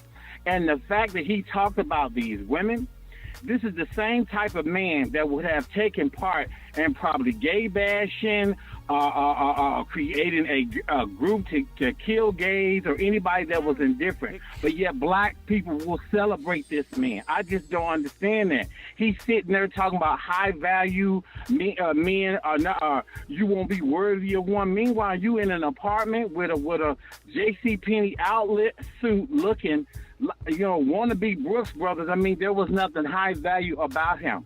And I tell you, what they say is true. What you do in the dark will come to light. He ended up with a prostitute. So he ended up with a prostitute in his last days on life because that's all the universe was going to give him. His karma was getting deadly. And I personally believe, and I don't care if don't nobody believe it, what's happened to him, roots were being put on him as soon as he started degrading black women, because it's something to be said about the power of women, particularly black women.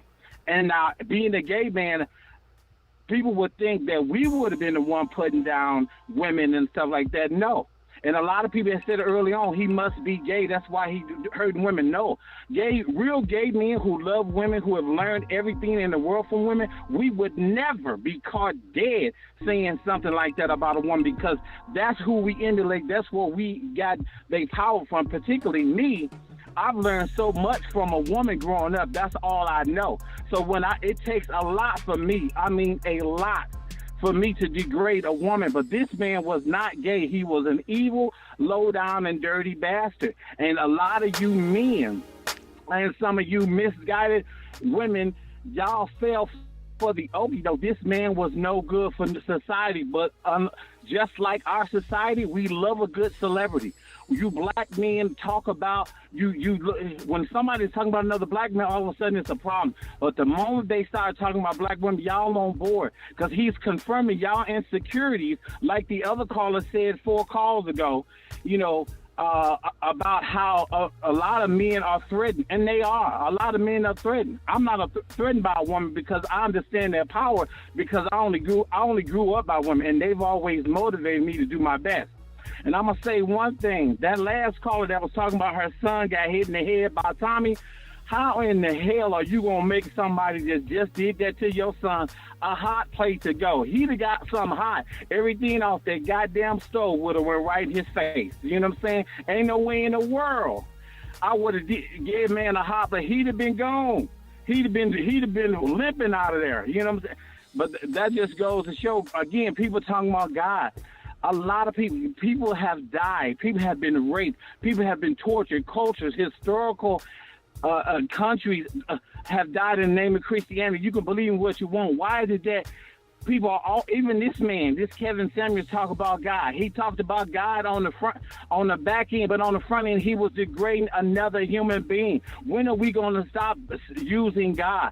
Some of the most horrible human beings on earth, these rappers, drug dealers, celebrities, everybody talking about God. Even Will Smith talked about, the devil coming your way. No, the devil was your wife, Jada. That, you know what I'm saying? We are inundated with this hypocrisy about God. We are inundated. I don't have a relationship with God at the moment because I went through some stuff and I didn't get what I needed. But please, and the next caller who coming, don't sit there and say, well, he having trouble. He doesn't understand. Baby, I was raised apostolic Pentecostal. It don't get, so I know all about it. So for the next caller that's gonna try to play it off like I don't know about God's glory, go sit down, please. I just want to say people need to wake up. Stop using God's name. Like the devil didn't make you do it. They say we have free will. So every time this man spoke, every time Will did what he did, every time these rappers do what they do, they have free will to do this. Like I said, I don't co-sign to no religion because I think it's all corrupt. But everybody keeps talking about Christianity and God. For what? For what? Y'all are not living it. Please stop. Please stop. And that's all I have to say. All right, boo. Thank you for calling in. Make sure you call back.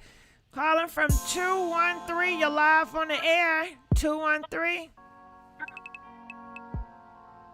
Hello, 213. Hello. Hey, 213.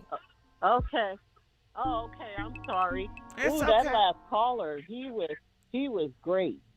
He dropped the mic. Like, listen, I got a message for him. You say you don't have a relationship with God. Yes, you do. Because you, sir, should be a preacher because you are honest and you were preaching, whether you know it or not. You was telling the truth. And religion is full of it. But you got a relationship with God, whether you want to say it or not, you do, because everything you said was the truth. So I just want to say that to him, whoever he is. He got it together. So I want to talk about his mother. One of your callers hit the nail on his head. It's like, I wonder how his mother felt about him saying all that stuff. I'm going to say this. Kevin Samuels, he just had a mask. Like, he was caught with a prostitute. Because he was prostituting. He was prostituting his message. He didn't even believe what it was that he was selling.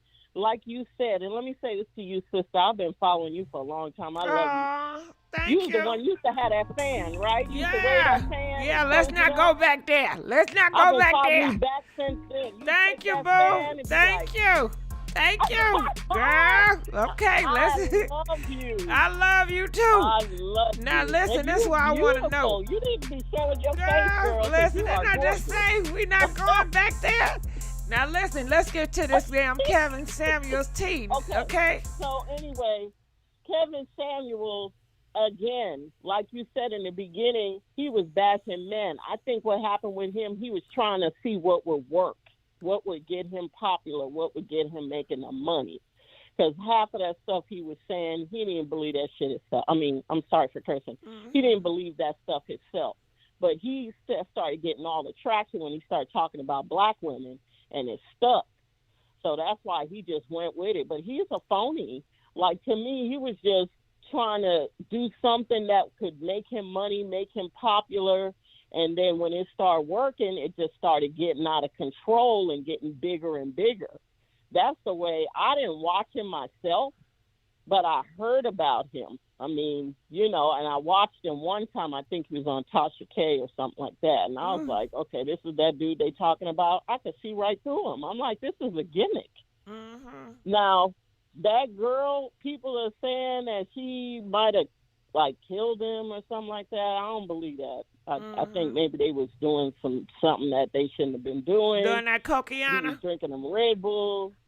Yeah, that's what I think. But they gonna happened. tell I us, think right? it They just- gonna when they get the autopsy, they're Yeah, gonna 'cause tell when us they what's have in the the- body. They got to do the autopsy report. So nobody can speculate till the autopsy report come back. Then they'll let you know everything that was in his body. Now you 'Cause going to the autopsy funeral? report don't lie. You No, gonna they go do to the that funeral? before. Oh no, I don't know that man like that. I don't, you know, I just feel like I have empathy for his mother, you know, because I think she probably is embarrassed and ashamed. And Girl, we gonna find out who his wonder- mama is at that funeral. Somebody gonna take a picture. Well, I seen a picture of her. Girl, I seen I a didn't picture see of her. it. Why you ain't see?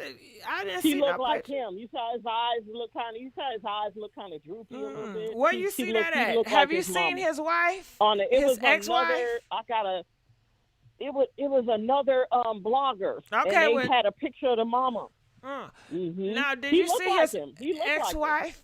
You seen his ex-wife and his She not daughter? fat. I didn't see his ex-wife. I don't think he gay either. People are saying he was with a trans. That girl, I don't think she's trans. I think he liked women.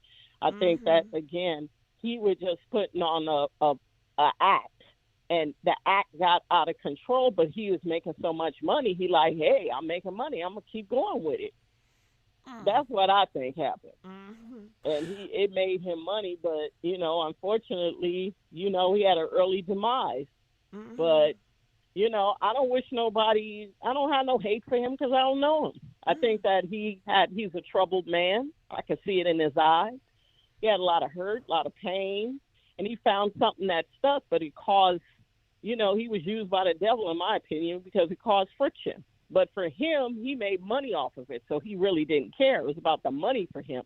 I don't even think that man realized how much he was being used by the enemy, but he was. And now the enemy came to collect their money, and that was his life. That's what I think. But I love you, sis. I love you too, boo. You better call back now, okay? All right. I love you. You have a good one. You too. Love All you too. right. I miss that fan, girl. Okay, I miss that girl. fan. Okay, now. All right. Let's go on to the next caller. 201. You're live on the air. Hey, Gigi. What's Hey, going boo. on? How you doing? Good. I'm up right now because I'm at work, so you're going to get all this energy. Go ahead. I'm listening. But, all right. So this is my whole thing. You know, I'm going to just say R.I.P. to Kevin Samuels. Rest in peace. At the end of the day, that man is dead. Rest in peace. Now, can you believe he dead? Was that a shocker to you?